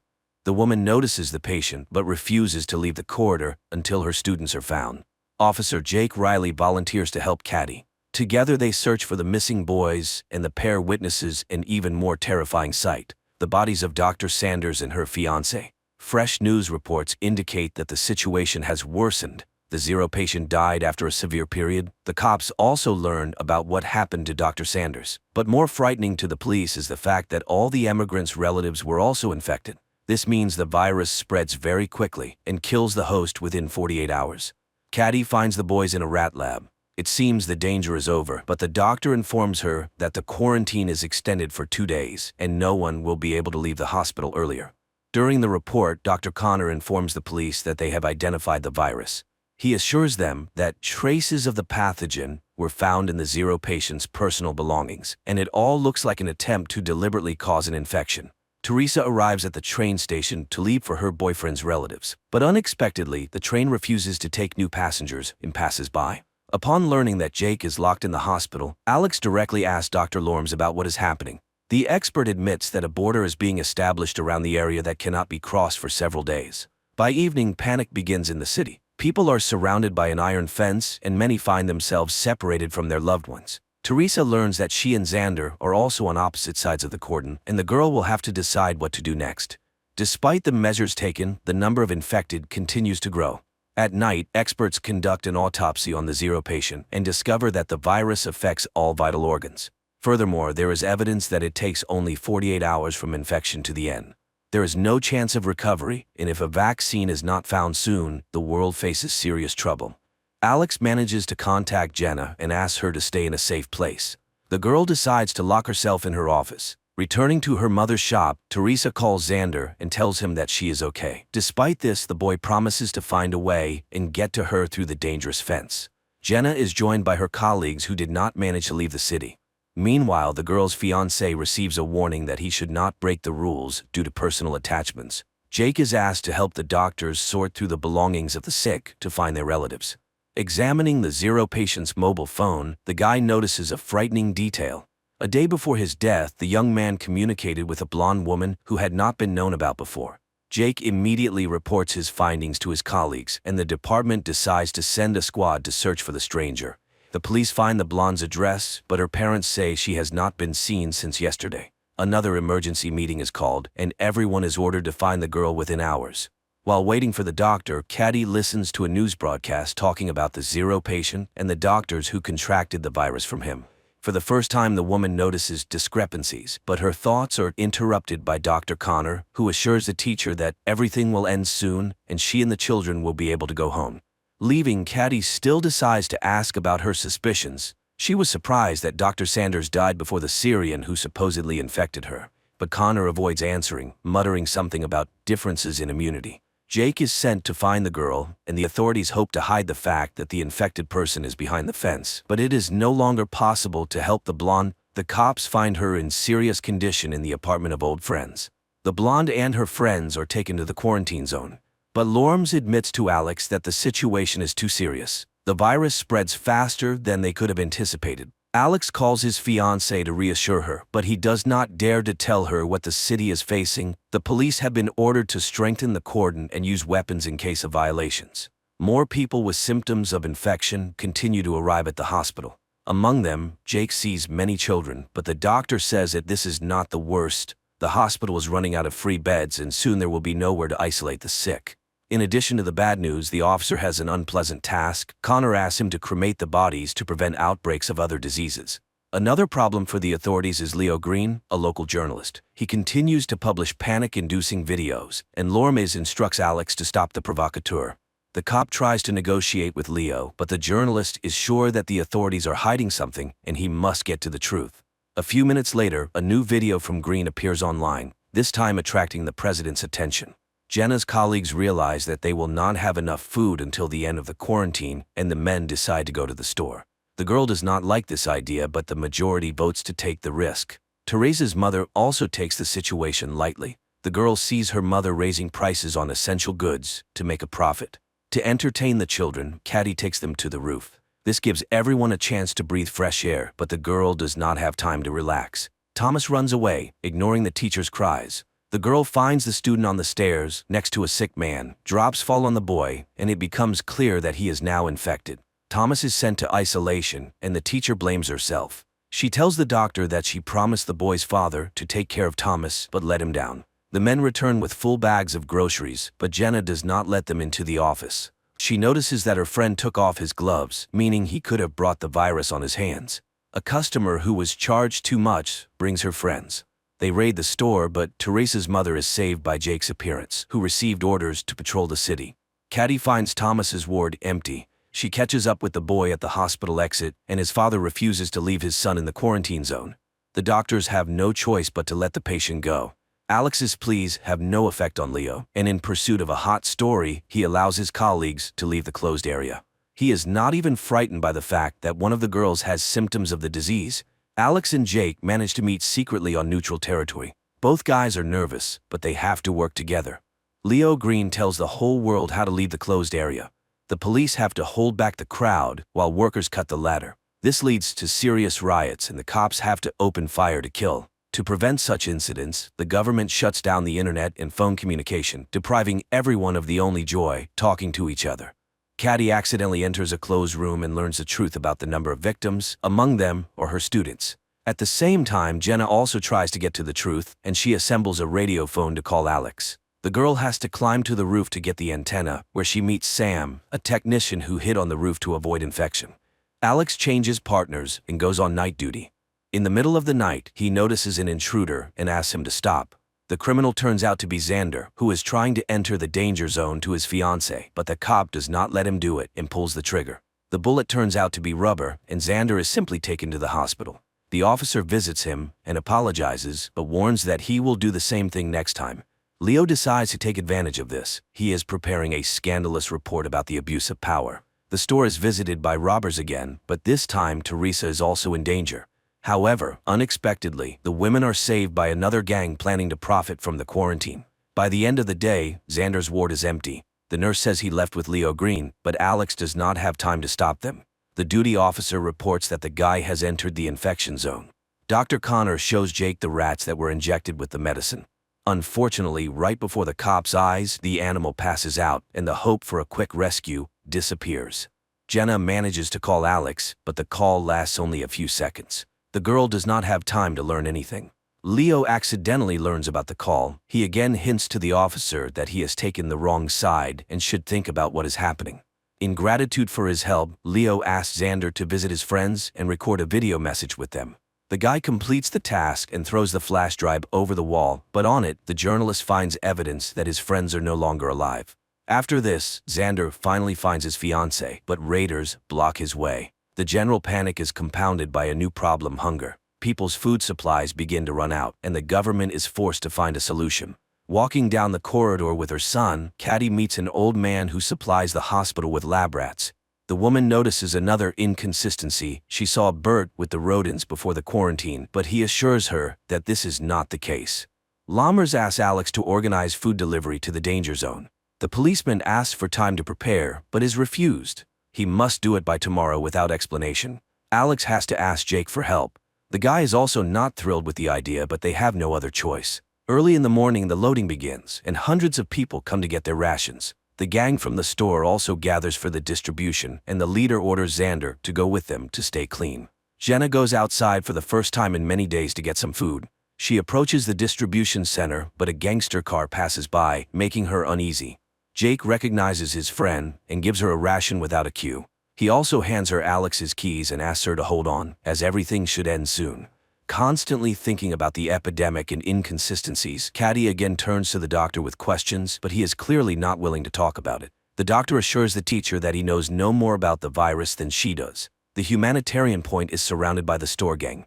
There are many more bandits, and they take the food boxes to sell them to hungry people later.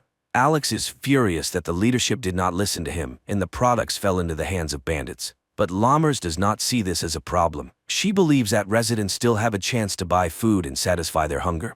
Jake's partner turns out to be infected, and the officer offers him help, but the officer refuses to go to the hospital. He knows that no one can help him, and decides to solve the problem on his own. Returning to the shelter, Jenna falls into the hands of other bandits who also try to take the box. The woman is saved by Sam, whom she recently refused to let into the office, but the friends remember Jenna's recent act and, despite everything, do not let her or Sam into the clean zone. Alex and Jake meet again, and the senior partner admits that he no longer trusts the leadership. He tells his friend that, due to the robbery, he had to leave his subordinate in the danger zone. At this moment, this very subordinate calls Chief Besser and reports that their plan worked. Jake tells Caddy that she was right, something is being hidden from them. Dr. Sanders and her boyfriend had no personal belongings, but the conversation has to be postponed. Thomas's sister is admitted to the hospital, asking the teacher to find the boy. Their father died, and Thomas is left alone. Alex also begins to doubt the leadership's honesty, and he goes to Leo's house to hear his version. He finds the journalist drunk, but the guy comes to his senses and promises to help in the search for answers. Despite Jacob's persuasion, Caddy goes in search of Thomas. The gang is joined by the very cops sent by the police chief. He promises the bandits a radio phone in exchange for being accepted into the group. Thomas is not at home, but Caddy discovers her son, who secretly followed her. Quentin tells his mother that he knows where to look for his friend, and the company heads to the baseball field. The search for the truth has to be postponed. Alex is tasked with removing a man from an empty house who is preventing it from being demolished. The cop has to spend a lot of time talking about the happy past the city has lost. Teresa's mother helps the lovers escape. She gives the couple a bag of baby things and tells them to wait for her in a safe place. The company finds Thomas's things, but they are surrounded by a crowd of crazy racers. Jake has to open fire, and only then do the young people continue to search for the boy. Caddy finds her son and his friend, but they are near an infected man. The teacher is frightened, but Thomas assures her that he cannot get infected. Xander and Teresa come to Jenna's office and ask for shelter. One of the girl's friends is against the couple entering, but Jenna lets the guests in without his approval. Thomas is placed in isolation, but Caddy has hope that the boy indeed has immunity and can save everyone. During the meeting, Alex hands Jake a flash drive with a damaged file. If it can be restored, they will learn the truth, but only Jenna can do it. In return, the officer also receives a memory card with a message for the old man from the empty house. When he delivers the message, the stubborn man cannot hold back his tears. Teresa sorts through the baby things and finds the radio phone her mother stole. At that moment, the phone's owners appear at the door, holding a gun to the girl's mother's head. The company has to open the door, but the bandit refuses to take the phone and leave. He demands that Teresa and her boyfriend go with him. Unexpectedly, Jake comes to the rescue. He convinces the gangster to leave and leave the office alone. Alex sees hundreds of people moving in an unknown direction, but no one can say where they will be placed. Jenna tries to open the file, but it is severely damaged. The girl does not have time to do anything with it. New guests appear in the office, a gang wanting access to prohibited drugs. The company begins to strengthen their shelter, but the intruders find weak spots through which they manage to penetrate inside. Tony decides to take a risk. He goes down to negotiate with the criminals, but the negotiations fail. The elevator returns Tony with an axe in his back. In addition to the deceased guy, one of the attackers enters the office, but he does not have time to harm anyone. The guy is infected and collapses at the entrance to the room. Jenna finally manages to restore the file, but the girl does not have time to watch it. The power goes out in the office, and all the doors are locked. To restore power, Jenna has to leave the shelter and go downstairs. Meanwhile, the bandits almost manage to open the elevator doors, but the girl raises the switch in time. On the way back, Jenna takes the radio phone and calls Alex. Talking to his fiancée, the officer hears her being attacked. The girl manages to break free and return to the office, but the intruders do not retreat and try to cut through the door. The company has no choice but to come up with the craziest plan. Alex tries to penetrate the closed zone to help his fiancée, but he is caught by the National Guard soldiers. Jenna orders everyone to take cover, and when the psychos burst into the office, Jake activates an explosive device. A fire starts, but all the attackers are unconscious. Unexpectedly, one of them jumps up and attacks Teresa's mother. The men manage to neutralize him, but the woman is infected. Alex is arrested, but unaware of this, Jenna asks Jake to call her fiancé and calm him down. She also mentions that the phone the bandits had has a government military number and they need to figure out how it ended up in the infection zone. Teresa's mother leaves. As a farewell, she asks her daughter for forgiveness for not wanting to accept her child. More than 48 hours have passed since Thomas's contact with the infected, and the boy continues to look healthy. His DNA is implanted in rats to try to create a vaccine. Connor reports his observations to the leadership, but the boss tells the guy that they don't have time for experiments. Caddy and Jake review footage from surveillance cameras and find out that the zero patient was not the immigrant boy, but a certain Henry Burns. He came every morning to secretly meet with Dr. Sanders, and judging by the man's behavior, he knew about his illness. Dr. Connor allows Thomas to leave and informs everyone that the boy does not just have immunity, his body defeated the virus. This means that based on his DNA, they will be able to make a cure for the unknown virus. Jenna leads her friends to a church under which there are ancient tunnels. The girl plans to lead the group out of the cordon through them to safety. Alex tells Leo everything he learned from Jake, but the journalist cannot find any trace of Henry Burns. The men get the impression that the zero patient was deliberately sent to the hospital. Lammers returns Alex's badge and authority, but in return she demands that the cop take Thomas out of the infected zone and hand him over for experiments in her unit. Dr. Connor disagrees with Lammers' decision, but she rejects all objections and insists that only her laboratory can find the cure. Everyone has hope for a quick return to peace and normal life. It seems not everyone will live to see this happy moment, but some decide not to waste time and enjoy the moment, using all possible safety measures. Leo finds out that 2 days before the epidemic started, Burns received a package with the virus. Now he wants to know who the sender was, but Alex asks him to postpone the investigation so he can carry out the order. All night the company breaks through the exit to the tunnel, and in the morning, they finally go underground. At the same time, Caddy and Jake go to the meeting place to hand Thomas over to Alex. Dr. Connor realizes he was wrong. The patient bitten by a rat injected with Thomas's DNA is infected. During the seizure, he infects several more people, and the doctor understands that the boy is an asymptomatic carrier. If he leaves the cordon, the virus will take over the entire city. The company has to return due to gas that has accumulated underground. They remain in the infection zone. Meanwhile, Thomas ends up in the hold-the zone between districts. He is met by Alex and Dr. Lammers, but at the last moment, the transfer is cancelled and the boy is sent back. While Alex tries to figure out what to do next, he receives a voice message from Leo. The journalist claims that the virus was created by Connor. Alex and Lammers remain in quarantine in the container between the zones. Thomas is returned to the clinic and quarantined to figure out what to do next. Jenna's company returns. The group could not go underground due to accumulated gas, but the office is empty. Teresa and Xander left to find a cleaner place. On the main street, the guy begins to suspect he was wrong. Hundreds of protesters are holding a rally demanding to be released from the infected zone. Xander tries to protect the girl from the crowd, but Teresa sees her mother in the crowd and tries to break through to her. Not wanting to risk his pregnant girlfriend, the guy decides to check who she saw in the crowd. Jake arranges a date for Caddy, and the couple has a great time until a frightened Quentin runs into the room. The boy says that old man Ray took the other children and led them out of the hospital to break through with the others. Leo meets with an ex-girlfriend and asks her to get Connor's call details. He has no doubt that the doctor's to blame, but to prove it, he needs facts. Xander realizes that Teresa was mistaken, but as a result, he encounters an infected person. The boy manages to escape. Unlike Bert, the old man has his box of medicine taken from him and falls to the ground. The street riots intensify, and a squad is sent to the danger zone. Lammers tries to stop the captain, but he does not listen to the doctor's orders, and several vehicles head through the cordon. Jake finds Ray, but the girl he took with him is not there. The old man abandoned her because of virus symptoms. Caddy spots Mary before Jake can tell her about the infection, and the woman takes the child into her arms despite the blood. The crazed crowd pushes Teresa to the ground. Xander runs to her but is afraid to touch his girlfriend for fear of infecting her. When Jake finds his friend, it becomes clear that she is now also sick. Caddy realizes this from her boyfriend's look and upon returning to the hospital, tries to wash off all traces of the infection. Leo gets the information he needs, but it does not match his assumptions. Moreover, his friend tells the journalist that Burns called someone on an encrypted phone that only high-ranking officials can have that day. Susie, Jenna's friend, confesses that she is expecting a baby. Going for a test to check this, Jenna meets Xander and Teresa, who stayed on the street after the riot.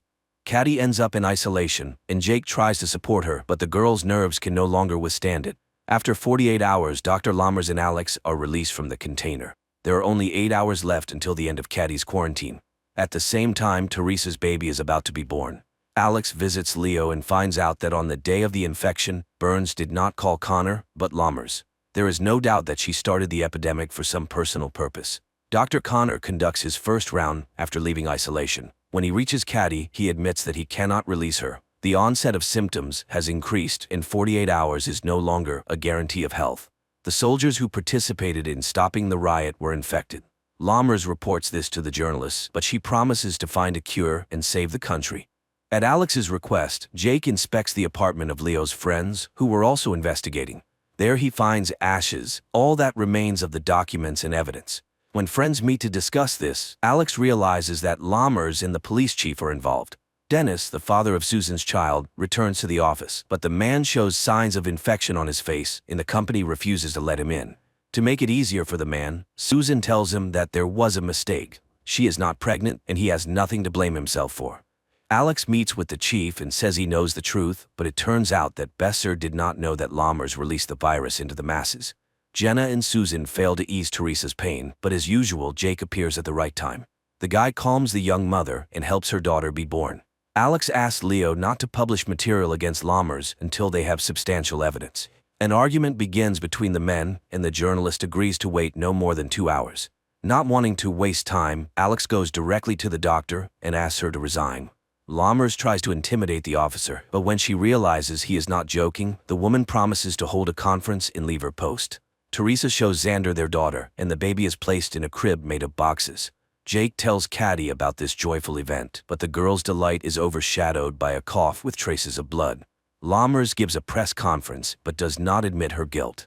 She claims that Dr. Connor accidentally released the virus. Still unaware of this, Connor conducts experiments and tries to find a cure. Jake asks him to try to save Caddy, and the doctor agrees to give her a trial dose of serum from Thomas's blood.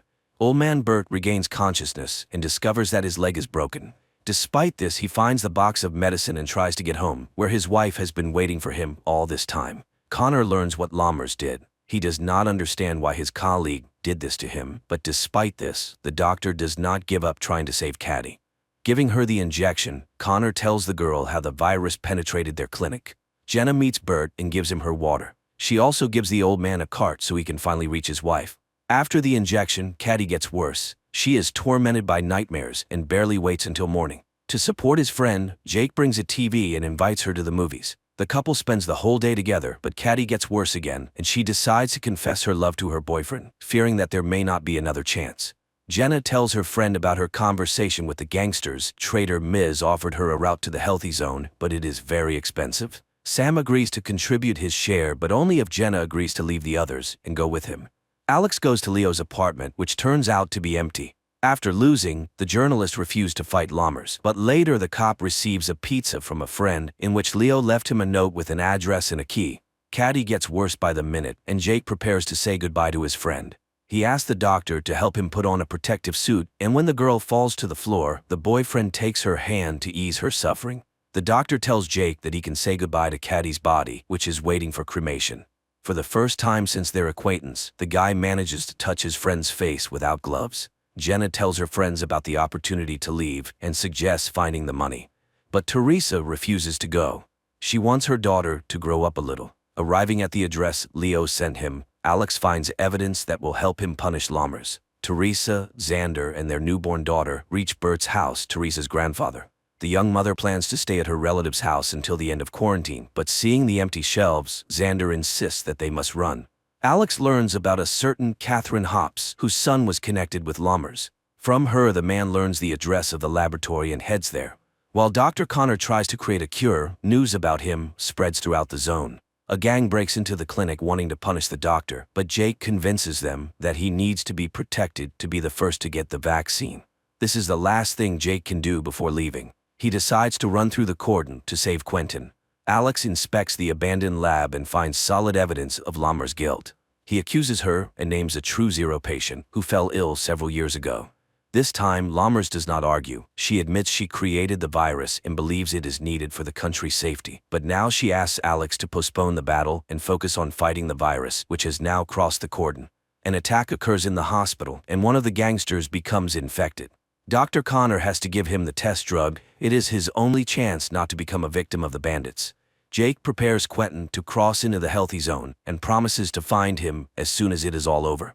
Jenna's company also prepares to go underground to cross the cordon. At the same time, the body of the boy who tried to take the risk is examined, and an army is assembled so that no one else can cross the border. To prevent illegal crossings, the tunnels are mined and blown up. Alex tries to stop it, understanding that there may be people there, but the captain refuses to make concessions.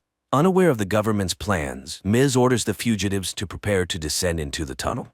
Meanwhile, at the hospital, Dr. Connor transfuses Thomas's blood to the infected gangster, hoping this will cure him. Despite all attempts, the gangster cannot be saved. Because of this, Jake has to save the doctor. The gang leader cannot forgive him for the loss of his brother. The explosions catch the group deep in the tunnel. The ceiling begins to collapse, and the company is divided. Teresa, Xander, and their baby are left alone. Connor finds a way to make the medicine, but for this he needs people with the same blood as Thomas. Jake tries to find volunteers, but no one wants to participate in the dangerous experiment. Then the guy prepares a speech in which he names all the dead.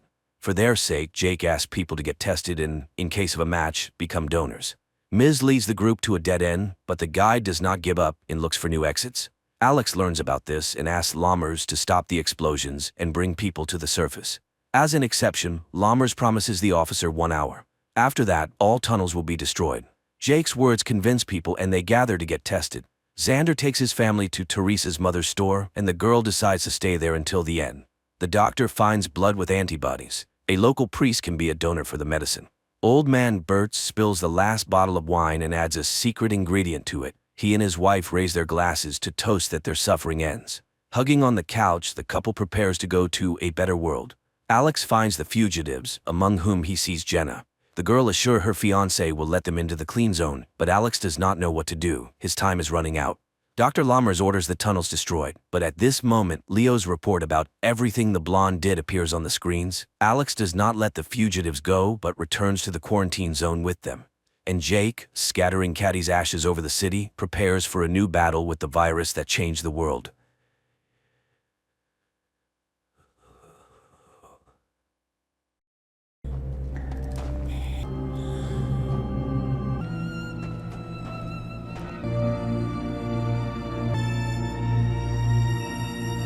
The episode opens with a flashback, capturing the moment Franklin first encounters Irene in a bar. Their meeting is sparked by a serendipitous pool shot that Franklin uses as an opening to engage Irene in conversation. This marks the beginning of their relationship. Leaping ahead about half a century, the narrative catches up with Franklin and Irene, now an elderly couple, deeply in love. Although Irene is confined to a wheelchair, their affection remains strong. Franklin assists her outside, aiming to share a view of the night sky together. They venture to a shed, where a hidden underground tunnel leads them to an unusual door. Upon entering, they find themselves mysteriously elevated to an interstellar viewing platform, as if transported among the stars. Franklin has observed Irene's growing desire to gaze at the stars more frequently over the last year. They visited their special spot a total of 865 times, with visits increasing since Irene's fall the previous year. Attempting to understand her insistence, Franklin finally confesses that he's grown weary of their regular excursions to the stars. He's ready to hand over their secret responsibility to someone else. However, Irene firmly believes that this mystery is theirs alone to decipher. Meanwhile, their neighbor Byron is suspicious that Franklin and Irene are concealing something in their shed, and he's determined to uncover it. The next morning, as they were driving away, Byron hurried to their car, but Franklin, who views him as an irritating busybody, didn't appreciate the intrusion. Later, while attempting to mow his lawn, Franklin brushes him off completely. Back at his house, Byron shares his suspicions with his wife Janine, who advises him to stay out of their neighbors' affairs, insisting it's none of their business. In the car, Irene suggests that Franklin could be friendlier to Byron, but Franklin dismisses the idea. Irene persists, encouraging him to cultivate friendships rather than focusing solely on her. Later, Franklin and Irene visit the hospital. Irene sees her doctor, who plans to run some tests as her symptoms appear to be worsening, although her exact condition remains unspecified. While Irene was with the doctor, Franklin went to run some errands. He then got a call from his granddaughter Denise and ended up going for lunch with her. She's worried about them, having heard from a neighbor that they're roaming around in the middle of the night going for strolls. Franklin passes it off as simply watching the stars, but Denise is not so sure. She's worried and broaches the idea of them leaving the house. Franklin vehemently declines. While Franklin is away, Irene seizes the opportunity to visit an old friend named Sadie at a care home. During her visit, she is disheartened to see Sadie's deteriorating mental state. Feeling the need to confide in someone, Irene shares her secret with Sadie, explaining that she's been on special journeys but is also grappling with a serious illness. When Franklin returns to pick her up, they both look visibly exhausted, the relentless march of time eroding their mental faculties. This is particularly evident with Franklin, who is showing signs of senility, forgetting essential tasks such as refueling the car and picking up Irene from the doctor's office. At their home, Byron is proudly showing Janine his new campaign sign, excited about his run for councilman. Janine suggests he could delay his campaign until next year, but Byron is eager to start immediately. After their conversation, Byron sneaks over to Irene and Franklin's house to snoop around. While investigating, he receives a text from Janine prompting him to leave abruptly. Back at home, the conversation turns to the inevitability of death.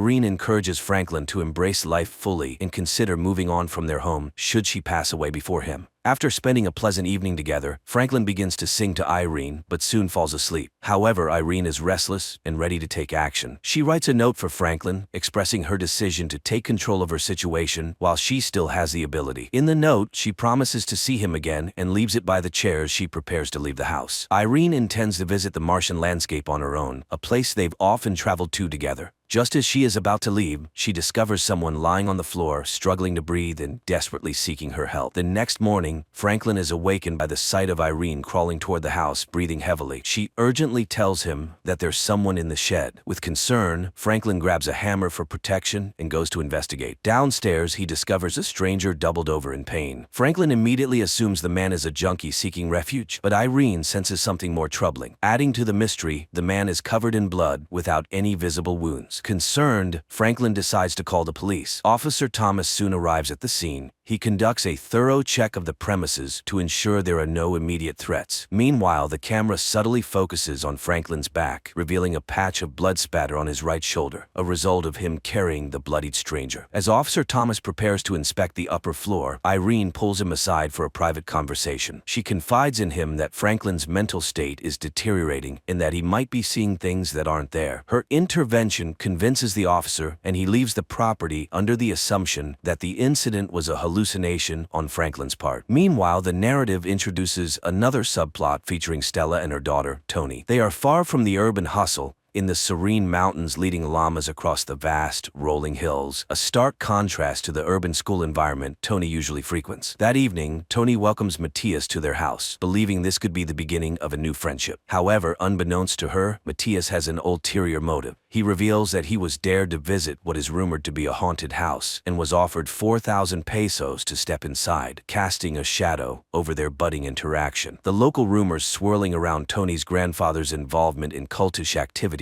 have piqued the curiosity of the local kids, including Matthias. This revelation devastates Tony, who had mistakenly believed that Matthias's visit was the beginning of a romantic interest. When Stella arrives and finds Tony with Matthias, she quickly intervenes and shoos him away. After dealing with the situation, Stella takes a secretive path to the back of an old church nearby. There, hidden from plain view, is a door that strikingly resembles the one found in Franklin and Irene's shed, suggesting a deeper, mysterious connection between the two locations. Back to Franklin and Irene. As the situation at their home becomes more dire, the stranger on their floor suddenly passes out and starts convulsively shaking. Irene, recognizing the symptoms from a past experience, suspects it could be related to a virus she once battled. She quickly sends Franklin out to get a refill of Tamiflu, hoping it might help. While Franklin is away, Irene takes the opportunity to sift through the stranger's belongings. She finds numerous gold coins and a photograph labeled Gabriel, suggesting a possible identity or connection. With the man coughing uncontrollably and in obvious distress, Irene decides to take matters into her own hands. She prepares a homemade remedy she hopes will alleviate his symptoms and begins to read aloud from a book she found among his possessions, trying to soothe him with her voice. Byron, eager to gather support for his councilman campaign, is out trying to collect signatures from the locals, but he's finding it difficult to get any cooperation. Spotting Franklin entering the pharmacy, Byron seizes the opportunity and approaches him for his signature. However, Franklin declines and hurries inside the pharmacy. Inside, Franklin encounters a new pharmacist who isn't familiar with him or his prescription history. To ensure everything is in order, the pharmacist decides to call the doctor for verification before dispensing any medication. The doctor, wanting to discuss the situation directly, asks to speak with Franklin. This unexpected complication adds another layer to Franklin's already stressful day. Stella, unable to find Tony inside their house, grows anxious and decides to search for her by car. She eventually locates Tony and decides to take her to a restaurant to talk and give her advice over a meal. Tony expresses her feelings of isolation and the mockery she faces from peers because of the mysterious reputation of their house. Stella responds by hinting at a deeper family secret, explaining that every family member is a guardian of something significant, and assures Tony that she will understand her role when the time is right. Their conversation is abruptly interrupted when Stella receives a notification that the alarm at their house has been triggered. Alarmed, they rush back home to check on the situation. Meanwhile, back at Franklin and Irene's place, the stranger regains consciousness and introduces himself as Jude. He's uncertain of his origins, but believes he might be from the mountains. Jude also recalls being carried, which Irene and Franklin assume must have been Franklin's doing, though Franklin has no memory of it. Upon returning with the Tamiflu, Franklin displays a cautious demeanor toward Jude. Unlike Irene, who shows concern and willingness to help, Franklin is reticent and distant, focusing more on Irene as she starts to feel woozy and faint, indicating his primary concern remains her well-being. Denise, who is struggling to stay alert during her lecture, is fortunately assisted by a fellow student named Cliff, who offers her a cup of coffee. This small gesture leads to a connection between the two. They went out for a drink, and she told him about her family, but that was not entirely the truth. She told him she has taken on the significant responsibility of looking after Franklin and Irene. He asked why her father couldn't do it, but she brushed it off, saying he is busy. Meanwhile, a tense conversation unfolds between Franklin and Irene. Franklin confronts Irene about a secret she's been keeping concerning Dr. Maurice's advice. Irene agrees to follow the doctor's instructions, but in return she asks for Franklin's support as she continues to investigate the mysterious doorway and its significance. Although hesitant, Franklin begrudgingly agrees to support her quest. After receiving the notification of the alarm, Stella returns home with a gun, only to discover that an old friend has broken into her house. The intruder questions whether Stella is training Tony, hinting at a connection to the same mysterious elements tied to the doorway. That night, after Franklin has warned Jude not to harm Irene, Jude finds himself unable to sleep. As Denise and Cliff are about to depart, she tells him that she had lied in their conversation earlier, and she told him about her personal challenges, including the emotional weight of her father's voluntary death when she was just 5 years old. Jude quietly takes Irene's letter and stealthily moves through the house. Jude's actions take a startling turn when he retreats to the bathroom with a knife. There, he carefully cuts into his leg, revealing a strange cylindrical object embedded beneath his skin. It appears to be some kind of tracking device. Understanding the implications of being tracked, Jude decisively crushes the device, ensuring it can no longer function. After dealing with the device, he slips out into the night. Franklin delves into the mystery of the gold coins he found among the stranger's belongings. He takes them to a local trader who identifies them as Spanish doubloons, but the exact origin of their minting remains uncertain. Simultaneously, Stella confronts the intruder she found in her home. She sends Tony out and questions him about his presence. He responds by handing her a paper, describing it as a special assignment, and insists that she involve Tony. Meanwhile, Franklin, showing a gesture of care, returns home with a bag of clothes for Jude, the stranger who recently revealed his name. However, he specifically avoids giving Jude any of Michael's belongings, as the memories associated with them are still painfully fresh. Responding to Jude's simple request for food, they all head to a diner. The outing takes an uncomfortable turn when Jude becomes ill and vomits during the ride home. Denise is presented with a significant opportunity by her superior Mark. She's been invited to join a newly forming research group which promises a substantial salary increase but also requires a hefty time commitment. This new role would not only be a step up in her career but would also demand she manage it alongside her ongoing internship, essentially doubling her workload. Faced with the potential benefits and the daunting prospect of increased stress, Denise feels torn and unsure about whether to accept the offer. Throughout these events, fragments of Jude's past begin to surface in his mind. He recalls snippets of his life before arriving at the Yorks, including a conflict with another individual. Byron comes under fire for forging signatures on his campaign. He received a call, and he was told to put his campaign in suspension to not face legal matters. Franklin, acting on Irene's suggestion, takes Jude out for some male bonding in an attempt to better understand the mysterious guest. They spend the day playing chess, a setting that gives Franklin ample time to evaluate Jude's character and intentions. Despite the shared activity, Franklin's suspicions grow, and he concludes that Jude might be a con artist. Convinced that it's best for Jude to leave, Franklin decides to give him $5,000 to help him on his way and drives him to the bus station. However, as Jude prepares to board the bus, Franklin begins to have second thoughts about his decision. The complexity of the situation and perhaps a sense of unresolved doubt lead Franklin to reluctantly invite Jude back, allowing him another chance to prove his intentions and possibly clarify his mysterious connection to their family. At home, Irene makes a startling discovery among Jude's possessions, a mysterious orb that seems to have the ability to disintegrate matter. When she places it on the coffee table, the table vanishes without a trace, leaving her both amazed and alarmed. Meanwhile, Denise decides to visit her grandparents and encounters Jude, who they introduce as their new caretaker. Denise is skeptical of Jude, especially given the peculiar circumstances of his arrival and the strange incidents surrounding him. Although Irene suggests that Denise should head home rather than stay the night, Denise leaves, but not without instructing Jude on her grandparents' needs and expectations. She opts to stay with a friend, driven by a resolve to uncover Jude's true identity. Later that night, Jude has a private conversation with Irene. He confides that he believes his presence at their home is no coincidence. Jude reveals that he is searching for his father, named Gabriel, the same name on the Polaroid found earlier, and he seeks Irene's assistance in this personal quest. In another part of the house, Franklin discovers a bloodied knife in the bathroom. While cleaning up, he notices fragments of the mysterious orb that Irene had found, now broken and swirling up through the sink. Unfortunately, the water quickly washes them away before Franklin can examine them further, deepening the mystery of the strange object and its capabilities. Byron, undeterred by previous accusations of meddling, finds himself unable to resist the lure of the mysterious activities at the Yorks' residence. Driven by curiosity, he sneaks into their property and makes his way to the shed. Inside, he navigates through the clutter until he confronts the secret door, the very threshold that seems to be the heart of the enigmas surrounding Franklin and Irene. Meanwhile, the narrative shifts back to Stella and Tony. In a parallel scene reminiscent of earlier discoveries, Stella takes Tony to a secretive doorway located behind the chapel, a portal similar to the one in the York's shed, but with a distinct feature. This doorway is equipped with a strange control panel that Stella manipulates to set their destination. After entering a sequence of commands, Stella and Tony step through the doorway and find themselves instantly transported to New York City.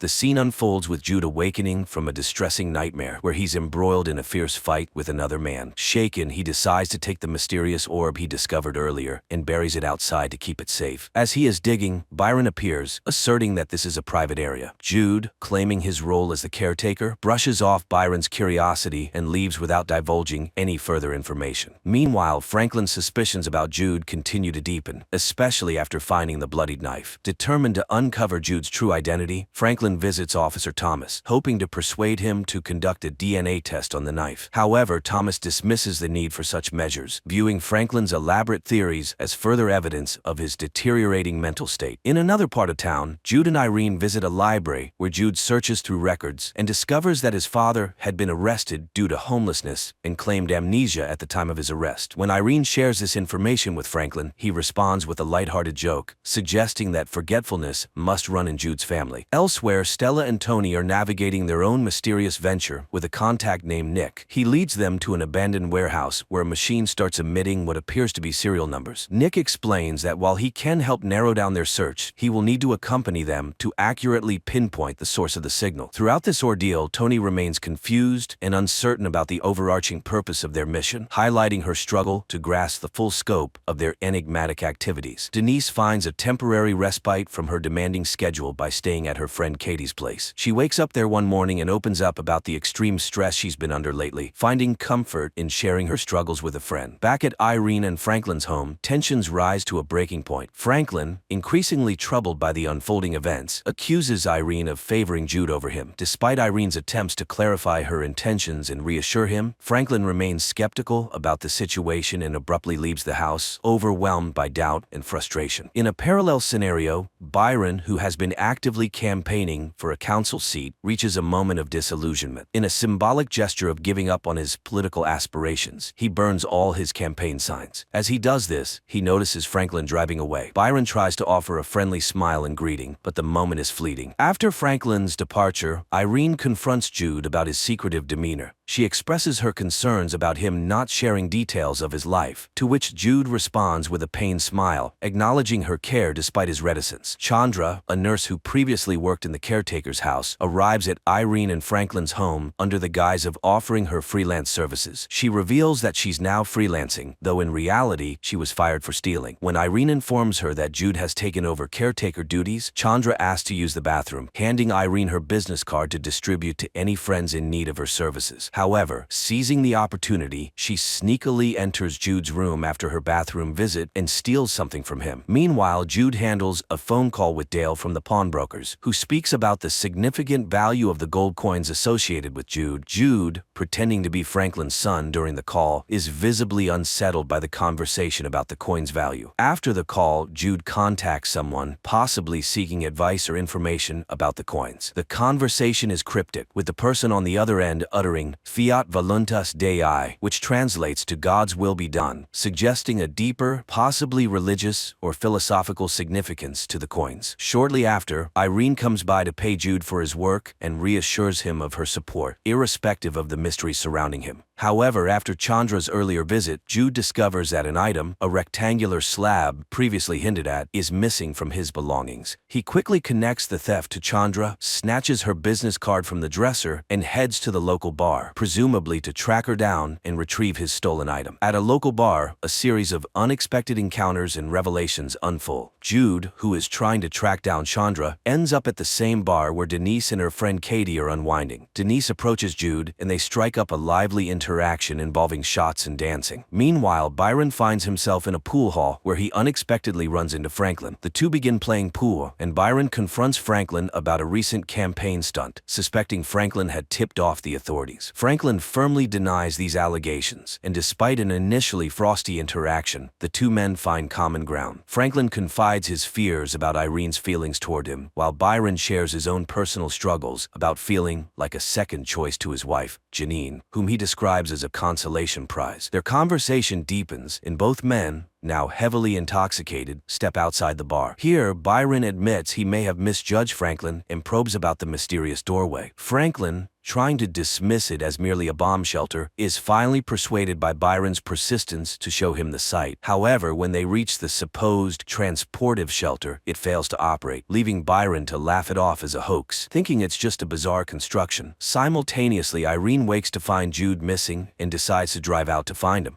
As she searches, Jude, leaving the bar, is stopped by the police. The confrontation triggers traumatic memories of a past altercation where he had to defend himself, explaining the previously noted blood. As Irene drives past, she sees Jude face down on the hood of a police car, being detained, a sight that shocks and worries her about his fate.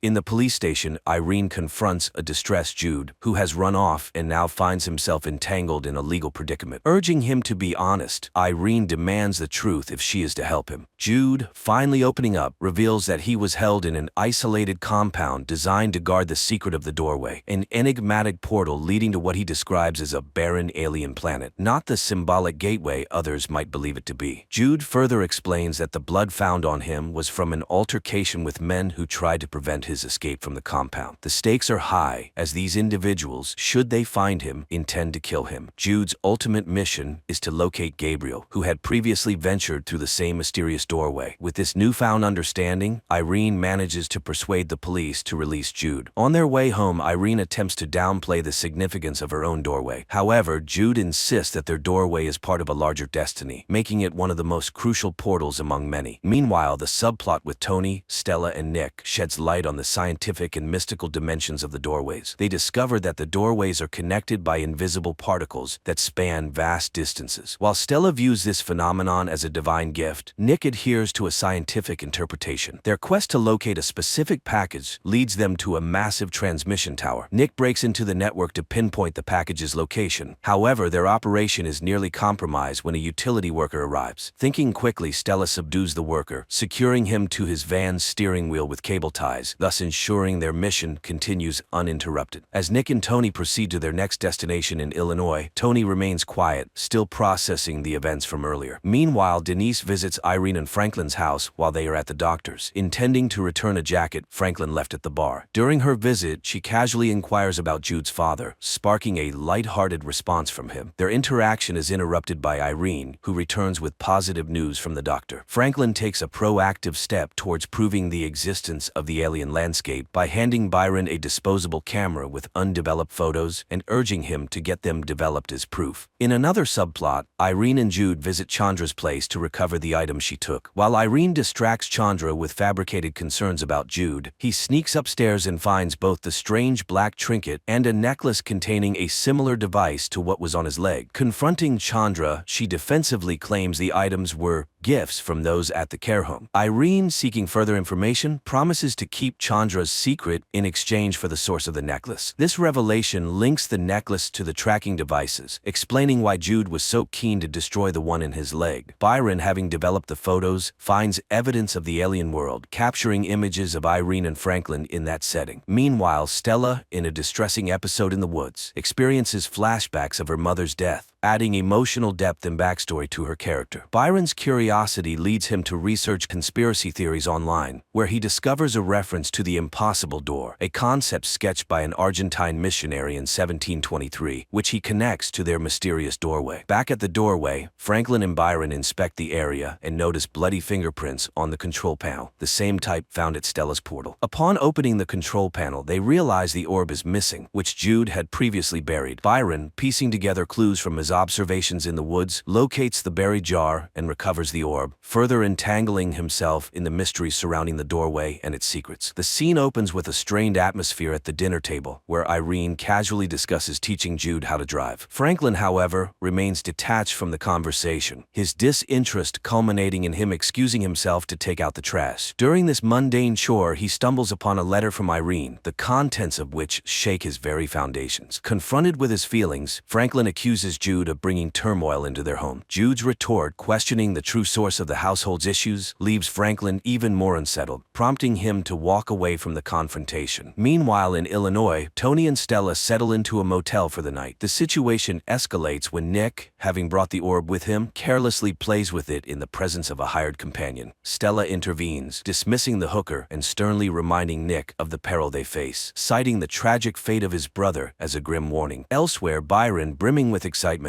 catches up with Franklin to discuss his discovery of the orb. However, Franklin, overwhelmed by personal troubles, dismissively informs Byron that he's preoccupied with other matters. In a significant turn of events, Denise decides to quit school, a decision that has been looming for several chapters. Her friend reacts negatively, driving Denise to leave and join Jude on his quest. Jude shares new details about his father, Gabriel, who similarly had to cut a tracker out of his leg after escaping shadowy pursuers. Returning to the domestic front, Franklin, after spending a night at Byron's, confronts Irene about the discovered letter and her perceived broken promises. The confrontation underscores the deep fractures in their marriage, revealing a relationship in crisis. Concurrently, Byron attempts to operationalize the orb by placing it in the control panel in the basement shed. Despite his efforts, the mechanism fails to activate due to insufficient power. Tensions between Nick and Stella continue to simmer, with Nick provocatively mentioning Stella's late brother, Caleb. Stella reacts violently, punching Nick and leaving him with a bloody nose as she takes off with the van, stranding him at the motel. Jude, driven by the quest to trace his father's footsteps, decides to embark on a road trip to a remote area in Michigan. Denise, eager for the journey and the stories it may uncover, joins him. Irene, seeking a sense of adventure and perhaps a new purpose beyond her routine life, decides to accompany them, despite Franklin's decision to stay behind. For Franklin, their marriage and the life they built together have always been sufficient, but Irene yearns for more, highlighting a growing divide between their desires and aspirations. Back at home, Franklin handles unexpected business regarding the Spanish doubloons. He receives a call from Dale, the pawnbroker, who is eager to learn more about the origin of these rare coins. Franklin is bewildered, especially since it was Jude who initially dealt with Dale about the coins. Unable to provide answers and feeling confused, Franklin hangs up. This interruption is timely, as Byron urgently summons him to show him something new. Byron leads Franklin to the basement of the shed, where he has set up a large generator. His plan is to charge the circuitry connected to the doorway, hoping to provide enough power to activate it. They proceed with the setup, and the activation causes a massive surge of energy. The blast sends shock waves through the neighborhood, disrupting electrical systems and affecting the natural environment,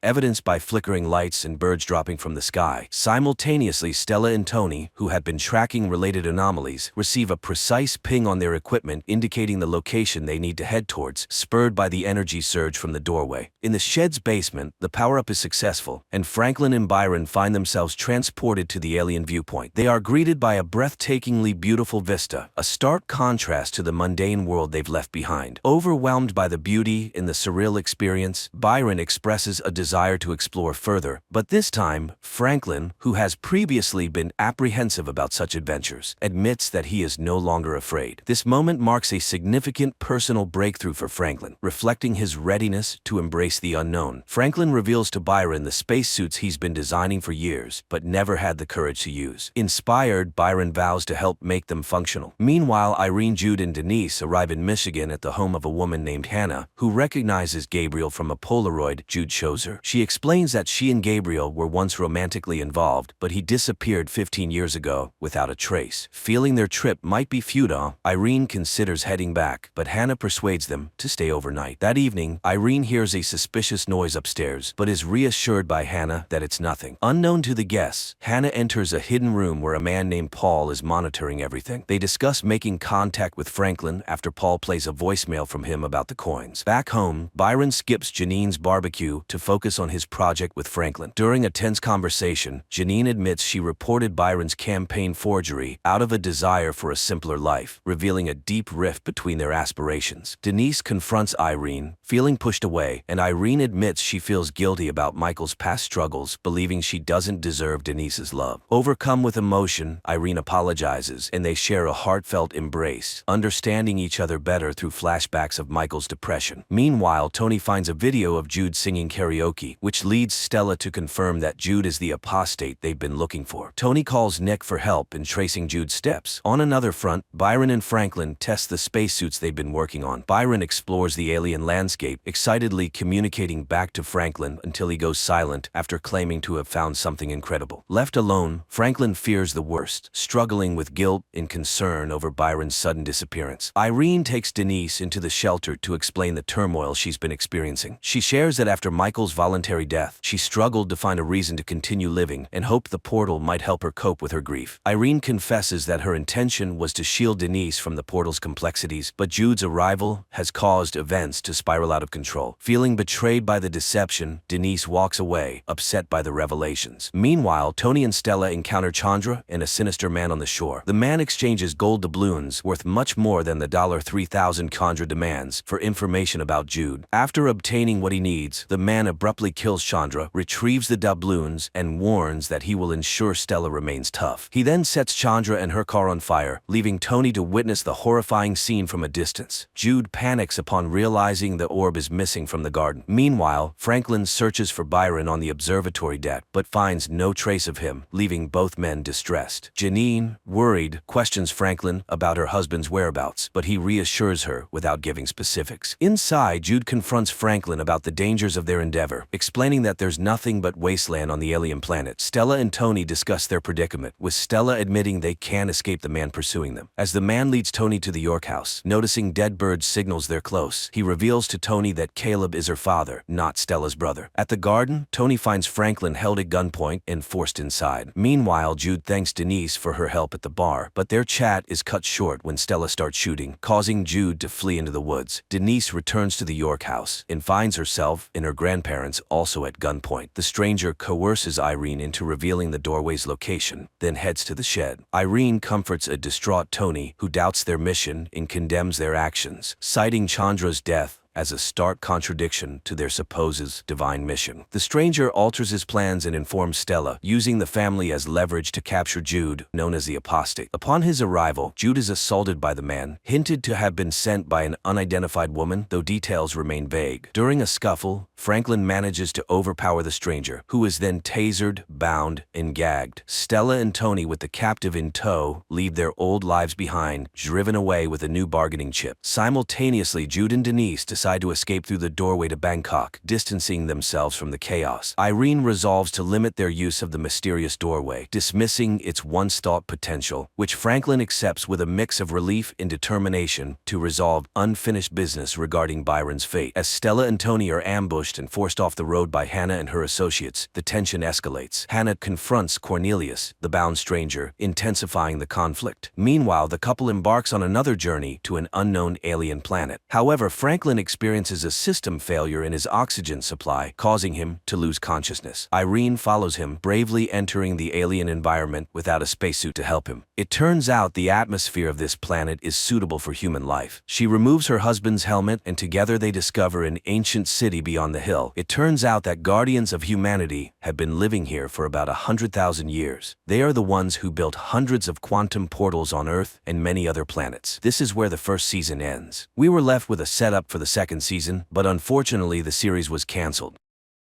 Helly wakes up lying on a table in front of a speaker, from which an unknown voice persistently asks her name. The girl tries to come to her senses and understand what's happening, but the voice doesn't answer her questions, repeating the same thing and insisting that Helly must undergo a short survey. Realizing she can't leave the room, she agrees to the testing, but immediately realizes she knows none of the answers. She can't remember her own name, the state she was born in, or even what her mother looks like. Confused, Helly sits down on the floor, and at that moment, the door to the room opens. In the doorway, she sees the silhouette of a man. Shortly before this, sitting in his car, Mark Scout is having a breakdown, unable to stop crying. Finally, he composes himself, wipes his face and steps outside, then heads to work at the large Lumon Company building as if nothing happened. In the locker room, Scout changes his shoes, watch, and pass, swapping his name tag for a blue square with the company's logo. At the entrance, a guard searches him with a device resembling a metal detector, after which the clerk enters an elevator where he experiences slight dizziness that completely alters his state of mind. Easily navigating the maze of long, pristine corridors, Mark reaches his office designed for 4 clerks, labeled as the Macro Data Refinement Department. Each employee, sitting at their personal computer, selects random numbers from a multitude displayed on the screen. After a few minutes of work, Scout realizes that only 2 of his colleagues are present today. Pity, his partner and best friend, unexpectedly didn't come to work without notifying anyone. Milchick, the deputy director with a smile, enters the office and invites Mark to come with him. The men arrive at the office of Harmony Coble, the department head, who talks to the employee as if all her words are memorized in advance. She places a speaker in front of her, through which the board of directors participates in the meeting, but Mark hears nothing but strange hissing. Coble informs the clerk that Pity no longer works at the company, which greatly surprises and upsets Mark.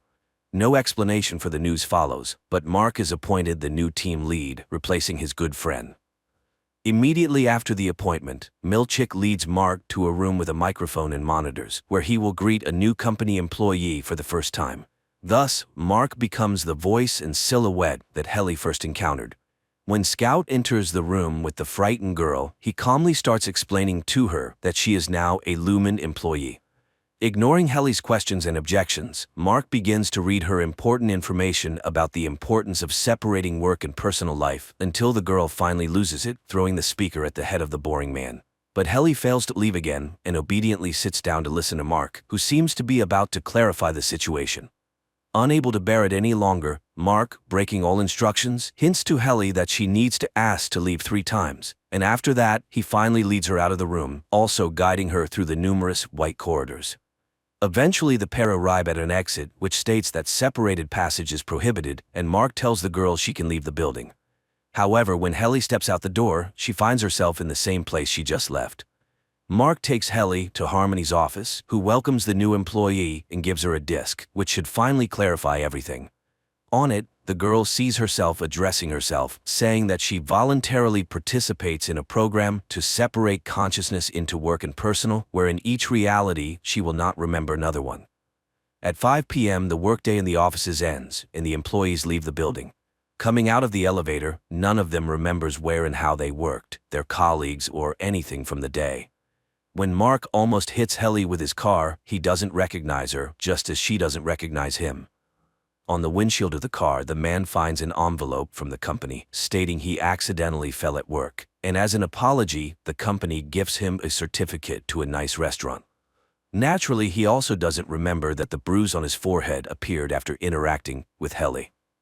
Returning home, Mark confronts his strange neighbor, Mrs. Selvig, after which he plans to spend the evening as usual in front of the TV. But his pregnant sister Devon arrives and drags him to a dinner party with friends to shake up her relative who, in this reality, cannot get over his wife's death, which led him to agree to the severance procedure to sometimes forget his pain. The company gathers at the table of the strange hosts, who announce a dinner without food, serving only a glass of water. Reckon, Devon's husband, raises the topic of Mark being separated, which causes debates at the table. Devon convinces her brother to stay overnight, and the young people talk late into the night, reminiscing about their childhood in parents. Waking up at night to drink water, Mark Scout sees a strange man in the yard, hiding behind a tree and watching him. The next day, Mark decides to use his certificate and goes to the restaurant, where this same man joins him at the table and demands he hang up the phone during a conversation with his neighbor. The man turns out to be Mark's best friend, his partner Pitty, whom he doesn't remember in this reality. He hands his colleague an envelope with an address where he can be found and short explanations that he managed to remember everything despite the severance operation. Mrs. Selvig waits for her neighbor and apologizes to him for the constant conflicts over the trash bins. The woman caringly asks the man to sleep more and take care of himself. Looking at her, Mark doesn't recognize his boss Harmony Coble, and it's hard to tell if the boss knows they are also neighbors or if she also lives in two personalities. Helly continues her training at Lumen, but the girl still can't grasp what happened, despite Milchick explaining the severance operation to her in detail several times. A new workday begins. Mark tidies up the office, drinks coffee, and while wiping his desk, he focuses on a group photo featuring himself and his colleagues, including Pitty. He gathers identical pictures from all 4 desks and hides them in a closet to avoid being upset over his missing friend. When all the employees gather in the office, Mark explains to Helly what their job entails. She doesn't quite understand the purpose of searching for numbers, but she sits down and stares at the monitor along with the others. During the workday, the girl learns that her other version, the one living outside Lumen, is called an extra, but there's no way to communicate with her as the guard at the entrance checks for any text codes. Milchick gathers the team for a regular game where each participant talks about everything they remember and know, as well as their feelings and emotions. At the meeting, Mark shares his concerns about Pitty, saying he doesn't know if his friend is even alive. Milchick abruptly stops such conversations, reminding everyone that there are no deceased at Lumen as the company takes care of its employees. The team's fun ends with a new group photo, but Helly suddenly announces that she doesn't want to work there and plans to leave. Eventually, the girl realizes that this version of her can't leave the Lumen building at all. Moreover, the rebel ends up in the hands of Mr. Reiner, the head of security, but Mark manages to save his friend, preventing the boss from taking her to the break room. Returning home, Mark plans to read the postcard left by Pitty, but a knock at the door distracts him. Mrs. Selvig decides to visit her neighbor and offer him homemade cookies as an apology. After seeing off the guest, the man falls asleep and only remembers the letter the next morning. Calling in sick to work, he decides to skip a day and drives to the address mentioned in the postcard, finding an abandoned area of the city where he discovers his Fremen in an old greenhouse. One of Mark's colleagues, elderly Irving, falls asleep at his desk and gets a reprimand from the management before being sent to the staff psychologist. There, while waiting for his appointment, he meets Bert, a similarly aged employee from another department. Meeting Pitty, Mark learns about the restroom where employees monotonously apologize for their work misdemeanors. Pitty, who managed to cancel the severance, reveals that something terrible is happening at the company, which is why he is now being hunted. Mark takes his friend home and houses him in his basement. Pitty constantly suffers from headaches and hallucinations, often feeling like he's back at work. When he recovers, he tells Mark that there is no double life, and while they sit there, their other selves continue working in the office. Despite all the details, Mark repeats that he doesn't want to cancel the severance to avoid remembering his deceased wife. But Pity tells his colleague that he has seen him with red eyes at work because even there he feels his pain, just not remembering what caused it. Reading the news in the morning, Mark announces that Helly's extra refused her resignation from Lumen. Pity remains in the house alone and hears the door open upstairs. Watching from hiding, he recognizes his former boss in the uninvited guest. Helly constantly tries to pass a note to her extra, but Mark carefully watches the girl, and even when she decides to swallow a pen cap with the message inside, he informs her that the detector will show that too, leading to an unpleasant procedure to extract it. In the corridor, the office employees meet their colleagues, among whom is Bert, Irving's friend. The men exchange a few standard phrases and wink at each other. The entire company goes to the Personality Center to learn more about the creators and managers of Lumen, and Helly again uses the situation to try to escape.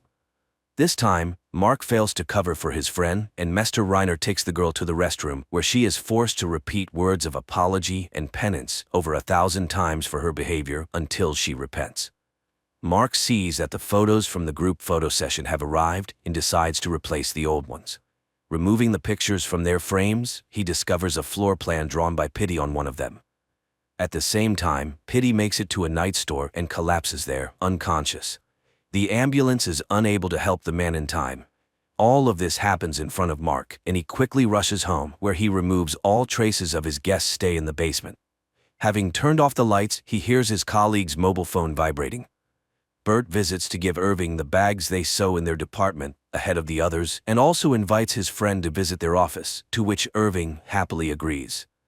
Helly returns to the office completely depressed after spending a whole day in the test. Mark tries to reason with his friend and make sure she doesn't provoke conflicts anymore, but finding the photo with the floor plan drawn by Pity in Mark's desk, Helly accuses her colleague of hypocrisy as he convinces her to accept their situation, yet keep such things himself. Bert shows Irving paintings in his department and at one point touches his friend's hand, after which Irving embarrassedly runs back to his workstation. Devon's husband leaves a gift on Mark's doorstep, his own book about the meaning of life without severance. However, when Harmony broke into her neighbor's house, she took the book and brought it to work. Returning to the office, Irving noticed the bright cover, but besides the book itself, he was surprised by something else. The first page had a dedication stating the book was intended for Mark Scout. Irving brought his colleague to explain what this all meant, but naturally Mark could not remember his relative or anything from his external life. Not wanting to give up, Helly found a paper cutter in the office and, threatening to harm herself, demanded permission to record a message for her extra. Receiving a response, she realized that it was not so much about the company as about herself. The response from Helly in the outside world was such that she should obediently continue her work at Lumen. Pity's hidden phone in the basement keeps vibrating, but seeing an unknown number on the screen, Mark hesitates to answer the call. Mark goes to the funeral home to say goodbye to his friend and is surprised to see his neighbor Mrs. Selvig there, who also did not expect to meet him. Both lie to each other about the reason for their visit, but the woman keeps an eye on her neighbor. At the ceremony, Mark meets the deceased friend's ex-wife and daughter, and they immediately guess where the man knew their family head from. Waiting for everyone to be occupied with saying goodbye, Harmony sneaks up to the body and extracts the severance chip from his head. Arriving home, Mark changes his mind about going in and drives to the place where his wife once died. Harmony brings the chip to work and entrusts Milchick to check it in the laboratory to find out how the man managed to cancel the severance. Also, the woman calls Casey, asking the staff psychologist to conduct a session with Mark, as she fears he will also be tempted to cancel the severance. Locked in the bathroom, Mark reads the stolen book about the meaning of life. When it's time for the session, the man obediently comes at the appointed time. The psychologist lights a candle that Harmony stole from a box with personal belongings of Mark's deceased wife. The boss herself watches the conversation through a monitor. Helly, after saying goodbye to her colleagues, goes home. In the elevator, the girl brings a trash bin and a rope, as she can no longer endure the monotonous days without the possibility of liberation. Tying the rope to the elevator ceiling, the girl knocks the trash bin from under her feet. Mark calls the elevator at the end of the workday, and when the doors open, he sees lifeless Helly. Trying to save his colleague, he calls for help, and Mr. Reiner appears immediately, ordering Mark to quickly get into the elevator to avoid additional witnesses. Coming to work the next day, the first thing Mark remembers is the incident with Helly. Stepping onto the floor, he is immediately taken in by Harmony and Milchik, who reprimand the department head for not keeping an eye on his employee. Harmony gives Pity's chip to Reiner and instructs him to find out who and how managed to hack it and restore the consciousness of the separated. The man asks if the head informed the board of directors about what happened to Helly, but Harmony avoids answering. Locked in the bathroom, Mark continues reading the stolen book, which increasingly inspires him. After work, the guy takes his things from the locker and sees many voice messages from Rickon, informing that Devon will soon give birth and everyone expects the brother to be with her. Mark heads straight to the maternity cottage settlement to support his relative. In a conversation with Rickon, he learns about the book he left on his porch as a surprise, but it never reached its owner. Devon steps out of the cottage to find coffee and meets another pregnant woman.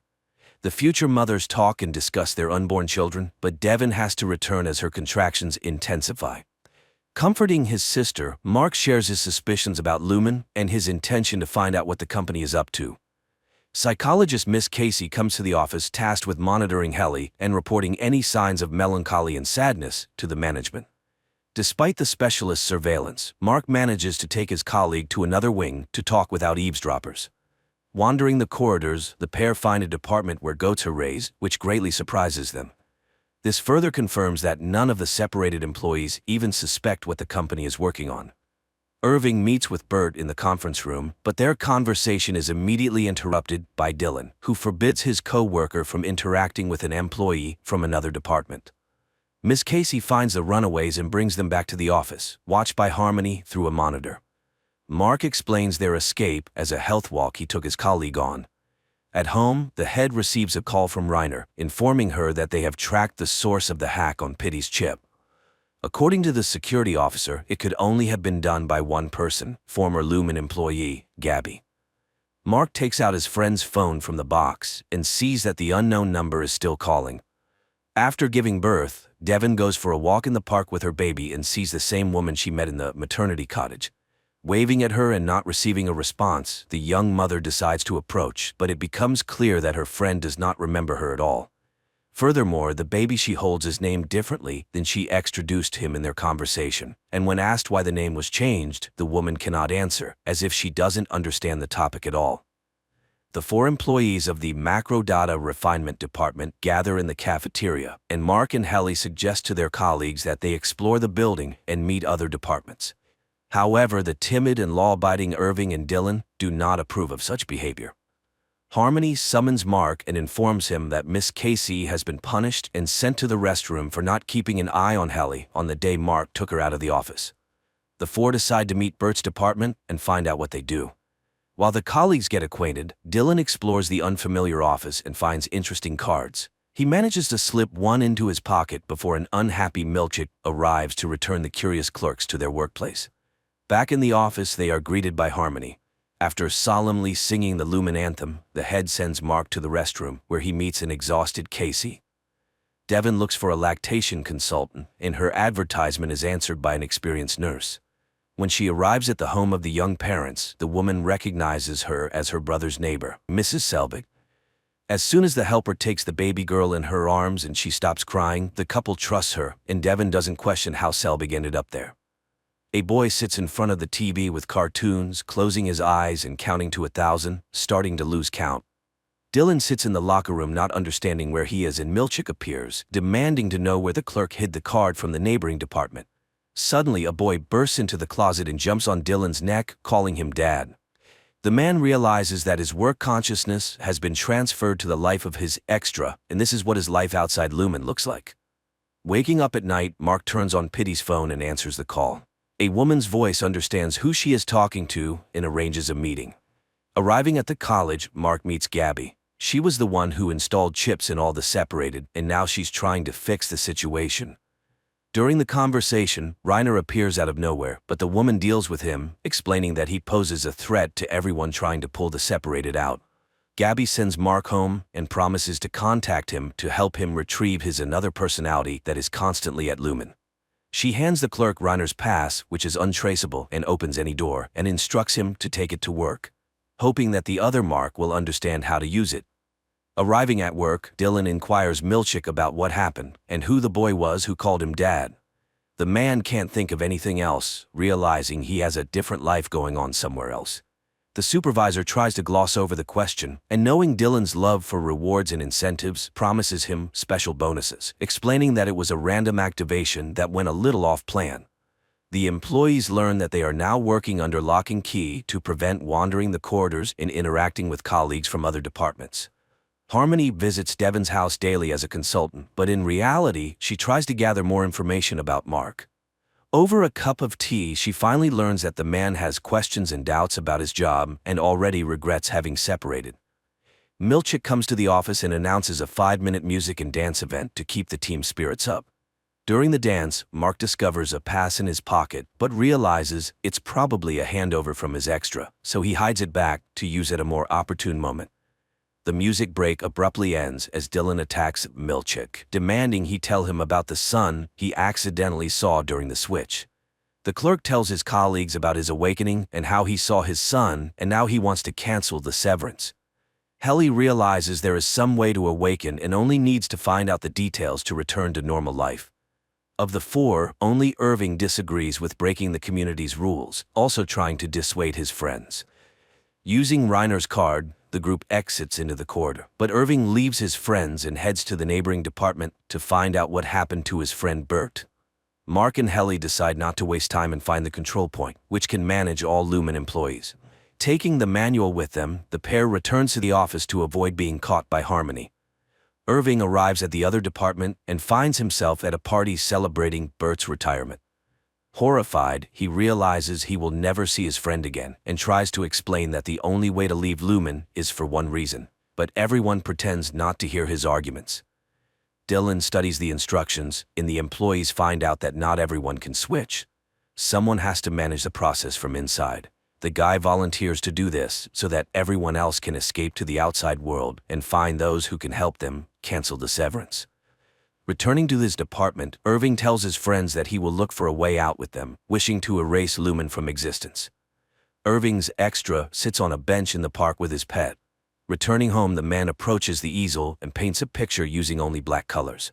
Dozens of absolutely identical black paintings already stand against the walls. Harmony calls Mark and schedules his last session with Mrs. Casey, supposedly to close the quarter. In the office, the man learns that the psychologist is working her last day and is being replaced by another specialist. The employees await Dylan's waffle party, planning to use this time for the switch. Trying to act as calm as possible, they rehearse their escape plan. The board of directors learns about the incident with Helly in the elevator and suspends Harmony from managing the company. Using the stolen pass, Mark sends his friends outside one by one, leaving himself for last. Dylan heads to the waffle party, then sneaks away to the control center to start the operation. Each employee, once in the outside world, must carefully study their extra's life and figure out who in their circle they can ask for help. Harmony, devastated by her dismissal after so many years of loyal service, is at home when the doorbell rings. Resuming her disguise as Mrs. Selvig, she opens the door to find Mark, who inquires if she'll attend the event Devon and Rickon are organizing for their book release. Initially citing poor health, Mrs. Selvig eventually agrees to attend, saying she'll arrive a bit later. When she arrives at the party, she tries to stick close to Mark to learn why he wants to leave Lumen. Dylan breaks into the control room and locks himself in, preparing to launch his friends. Reaching the controls, he pulls the levers and the process begins. Finding himself in Devon's house, Mark's extra doesn't recognize anyone. The same happens with Irving and Helly. Irving finds himself at an easel with a black canvas, while Helly is at a reception among influential people. After learning from the guest that Devon is his sister, Mark tries to speak with her alone for help, but he can't manage it due to the crowd and commotion in the house. Exploring his apartment, Irving realizes he's alone except for his dog. He finds military awards and a locked chest containing items and photos of his son who died in the war. Helly's situation is the most complex. While examining the hall, she realizes she's not just a participant in the severance program, but a direct descendant of Lumon's founders, the daughter of the current company owner. Her extra is supposed to give a speech today about the benefits of having two entities and not wasting personal life on work. At the bottom of the chest, Irving finds strange records and a map with many marks. It becomes clear his extra has long been trying to unravel Lumen's mystery. Gathering everything, he finds car keys and plans to drive to Bert, whose name he found marked on the map. Guests at Devon's house attentively listen to Rickon, but Mark is preoccupied with finding help. Noticing his boss, he doesn't immediately realize she shouldn't be there. Addressing Harmony by her last name, he inadvertently reveals himself and his plan. In a hurry, he runs to his sister, leaving Harmony in confusion. Devon hands the baby over to the feeding assistant and finally makes time for her brother, who tells her that it's actually his another person, and he urgently needs help to get out of the trap. The woman doesn't fully understand what's happening, but she tells Mark that her brother decided to have surgery, unable to cope with the pain of his wife Gemma's death. Helly, watching her own interview on huge screens advocating the benefits of severance, feels dizzy and hides in the restroom, where her father finds her and expects a vibrant and emotional performance. Mark asks his sister about his boss from Lumen being at her party, and based on Devon's description, realizes she has entrusted her child to a terrifying woman. Rushing out of the room, Devon begins searching for her daughter but finds neither the nanny, her car, nor the girl. Eventually, a guest finds the baby carrier in an empty room. Meanwhile, Harmony races to Lumen, simultaneously calling Milchick to inform him of the emergency. The three employees have escaped to the outside world. Milchick rushes to the control room, trying to negotiate with Dylan to open the door. Realizing that bonuses and incentives won't work in this situation, the supervisor promises to tell him not only about the boy from the closet, but also about his two children. Dylan remains steadfast, but Milchick understands he needs to enter the room, so he cuts the belt Dylan used to lock himself in. Arriving at the specified address, Irving sees his friend from the neighboring department relaxing with a companion in his own home. Helly prepares to go on stage, intending to tell everyone the truth. Mark, left alone in the room, decides to look at family photos, and on one of them, he sees himself with his deceased wife. To his horror, it turns out to be Mrs. Casey. Harmony manages to arrive at the gala event and tells Helly she knows everything. Unfazed, Helly whispers her plans to her boss and takes the stage, despite threats that she will make her friends suffer. Irving decides to step out of the car and knocks on Bert's door to tell him the truth about working at Lumen. Mark tells his sister that his wife is alive and he knows where to find her, while Helly starts speaking from the stage, revealing that all the sweet stories about severance are pure lies and that extras suffer, trapped. At that moment, Milchick cuts the belt, bursts into the control room, and pushes Dylan away from the levers. All the escapees return their extras' consciousness of personal life. This concludes the first season. Clearly, many questions remain unanswered. Most importantly, what exactly do the employees at Lumen Company do? Hopefully, we will get the answers in the second season, set to release in 2024.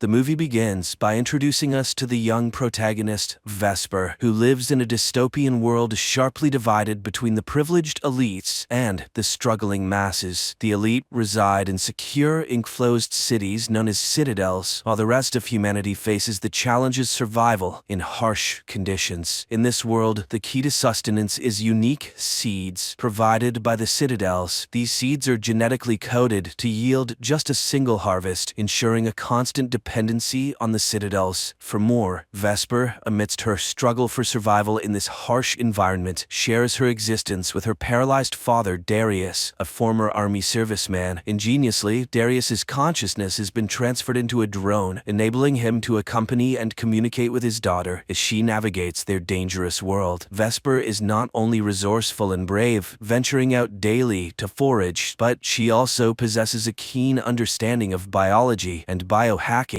However, their lives take a dramatic turn when Vesper returns home one afternoon to discover they've been robbed. The generator powering their home, including the critical machine sustaining Darius, has been sabotaged. Faced with no other choice to save her father, Vesper sets out to seek help from a neighboring farm. Upon arrival at the farm, Vesper encounters a troubling scene. The farm faces its own challenges, with a Jug, a genetically engineered human designed for labor, but devoid of intelligence. The Jug has been injured, rendering it useless, and Jonas, the farm's leader and Darius's brother, instructs a young boy to kill it. After witnessing this unsettling event, Vesper approaches Jonas with a request for bacteria to restore their generator. In exchange, she offers a blood donation, a valuable commodity used by Jonas to trade for seeds from the citadels. Jonas expresses a desire for her to join their community, offering to care for her father as well. Vesper, however, is deeply unsettled by Jonas's intentions. She suspects that Jonas wants to use her as a breeder, a role she strongly rejects. After completing her blood donation, Vesper faces a dire situation when Jonas refuses to immediately provide the bacteria she needs in exchange. He explains that he must first sell the blood, a process that will take several days, time her father Darius does not have. In desperation and anger, Vesper attempts to reclaim her blood, only to be caught and forcefully expelled from the farm by Jonas. Undeterred, Vesper returns to the farm, exploiting a secret entry point known only to her. Vesper stealthily enters Jonas's lab and retrieves the bacteria she is owed. While there, she also manages to take some seeds acquired from the citadel. As Vesper heads home, she promptly repairs the generator and begins experimenting with the stolen seeds, hoping to unlock their fertility. In the forest, Vesper stumbles upon Camellia, a woman from the citadel, lying unconscious yet alive, with plants feeding off of her. Vesper acts quickly, clearing the plants and bringing Camellia back to their home, where she treats her wounds. Camellia then reveals that she was in the crashed glider Vesper had seen and is now desperately searching for her father, who is with her. Although not fully recovered, Camellia promises a reward for their help. Vesper agrees to assist in the search, despite Darius's objections. The following morning, Vesper sets out on her mission and soon locates the crashed glider, finding Camellia's father Elias inside. However, she's not alone in this discovery. Jonas and a group of survivalists also converge on the crash site. Jonas, cold and indifferent to Elias's pleas, decides to end his life simply because he is from the citadel. When Vesper attempts to intervene, Jonas dismissively shoves her aside. He also uncovers a woman's scarf in the glider, deducing that another passenger, Camellia, needs to be found. Back home, Darius suggests informing the citadel of the situation before Camellia takes any drastic action or Jonas finds her. However, the only way to communicate with the citadel is through a transceiver located at Jonas's house. Vesper reluctantly agrees to the plan, lying to Camellia that her search was fruitless, but promising to continue the next day. After a while, Camellia earns Vesper's trust. Vesper then decides to reveal her secret greenhouse. This greenhouse is a testament to Vesper's ingenuity, housing a variety of bioengineered plants, each with unique abilities and characteristics. Vesper takes pride in her creations, but still hopes to develop a plant capable of producing edible seeds. While Vesper tends to her plants, Darius quietly confides in Camellia. He admits he knows they can never gain access to a citadel, but implores her to be kind, as Vesper's dream of reaching the citadel means everything to her. Later, Vesper questions why they are excluded from the citadel, to which Camellia explains the leadership's fear of resource scarcity. Vesper suggests they could take on the worst jobs, but Camellia points out the citadel's preference for control. Unlike humans, the genetically engineered laborers, or jugs, don't resist. That evening, they share a musical moment, with Vesper singing while Camellia plays her mother's old instrument. The next day, Vesper once again sneaks into Jonas's house to use the transceiver. This time, however, Jonas spots Darius's drone and seizes it. While pretending to repair the drone, Jonas confronts Vesper about the missing seeds and the unidentified passenger, expressing his hatred for liars, especially within his own family. Vesper, refusing to admit anything, snatches the drone and flees, only to find it can't fly and crashes. In her attempt to recover the drone, Vesper stumbles upon a grim sight: the body of Jonas's assistant, who helped here before, left to die under a tree. Before she can process whether he was killed for aiding her, Jonas's followers apprehend her. They forcefully mark her hand with a seal, symbolizing her as Jonas's property. Distraught and overwhelmed, Vesper returns home, where Camellia immediately offers comfort. Guilt-ridden by her own deceit, Vesper breaks down and confesses to Camellia that Elias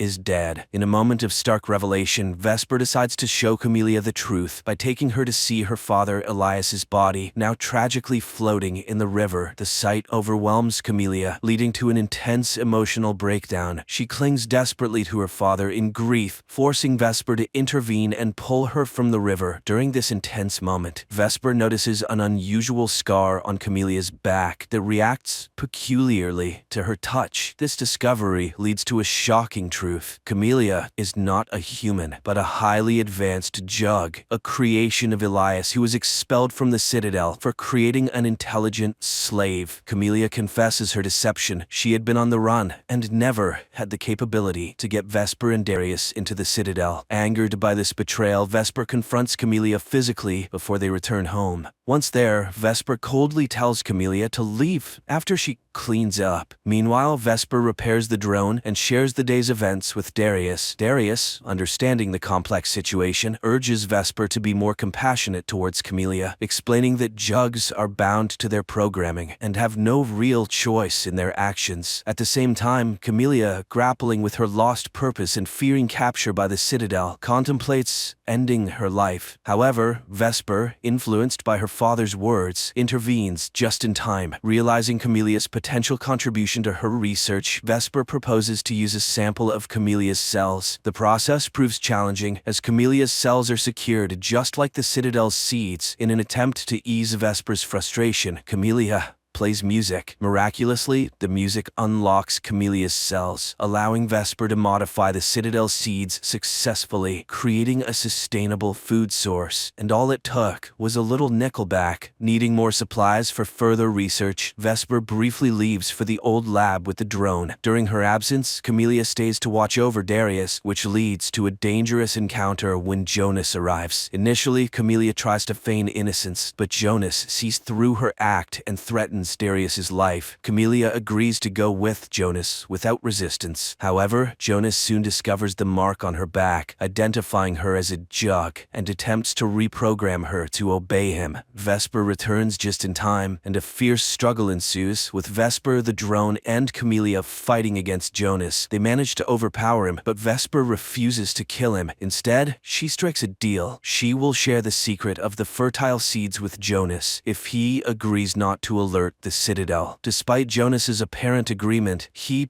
betrays them by contacting the Citadel and revealing Camellia's location. As night falls and Vesper completes her work on the seeds, their moment of triumph is cut short. Darius's drone detects an external threat, signaling the Citadel's approach. A weird organism invades their home, releasing a toxic substance. Darius, with his military background, quickly recognizes the danger and instructs Vesper and Camellia not to breathe until the threat subsides. Camellia, feeling responsible for the imminent danger, offers to surrender herself to protect Vesper and Darius. However, Darius refuses to let her sacrifice herself, knowing the Citadel will pursue Vesper regardless. Instead, he devises a plan to distract the soldiers, giving Vesper and Camellia a chance to escape. Vesper is initially reluctant to leave her father behind in the face of the impending threat from the Citadel's soldiers. However, Darius persuades her to take cover nearby, assuring her that he will handle the situation. He plans to tell the soldiers that there is no jug present, drawing on his experience as a former army man to communicate effectively with them. As the soldiers approach, their first stop is Jonas's farm, where they eliminate him and his group. Meanwhile, Vesper and Camellia take painstaking efforts to make Darius's home appear abandoned. They cover everything up and take the valuable, unlocked seeds with them as they hide in the forest. Unbeknownst to Vesper, her father's actual plan is to sacrifice himself by self-destructing the drone, hoping to take the soldiers down with him. From their hiding spot in the forest, Vesper witnesses the explosion and, driven by desperation, tries to rush back to aid her father. Camellia, recognizing the danger of this action, stops her, reminding her that it's too late to do anything for Darius. Their situation worsens when two soldiers, having survived the explosion, start pursuing them. Vesper leads Camellia through a swamp, aware that it is filled with dangerous plants that could potentially eliminate their pursuers. Their tactic proves effective as the first soldier falls victim to one of these lethal plants. The second soldier, however, learns from his comrade's fate and cautiously avoids the same trap. Vesper and Camellia, in an attempt to remain undetected, crawl on their knees and hide behind bushes. Unfortunately, another plant betrays their position with a noise, alerting the soldier to their location. Facing imminent danger, Vesper and Camellia decide to take the offensive. They attack the soldier, seize his weapon, and manage to force him into the deadly plant's trapping zone, resulting in his death. The distant sound of approaching gliders signals more danger. Realizing that the Citadel will never cease their pursuit as long as she is with Vesper, Camellia makes a difficult decision. She understands that Vesper and the precious seeds will always be in danger as long as she remains. Despite Vesper's protests, Camellia gently puts her to sleep and conceals her under fallen leaves before surrendering to the soldiers. The next morning, Vesper awakens to find her home reduced to ashes. She plants some of the unlocked seeds in the remnants of her old garden, a symbol of hope and renewal. In the aftermath, she encounters a group of children who survived the attack on Jonas's farm. Together, they decide to follow the mysterious people that wander around, seeking to uncover their destination. Their journey leads them to a towering structure constructed by these people. Driven by a sense of purpose, Vesper climbs to the top of the tower. There, she releases the seeds from her hand, allowing the wind to carry them to various corners of the land. This symbolic act represents her hope that the seeds will grow and multiply, providing sustenance for all. The movie concludes on this note, leaving a lasting impression of resilience and the enduring power of hope.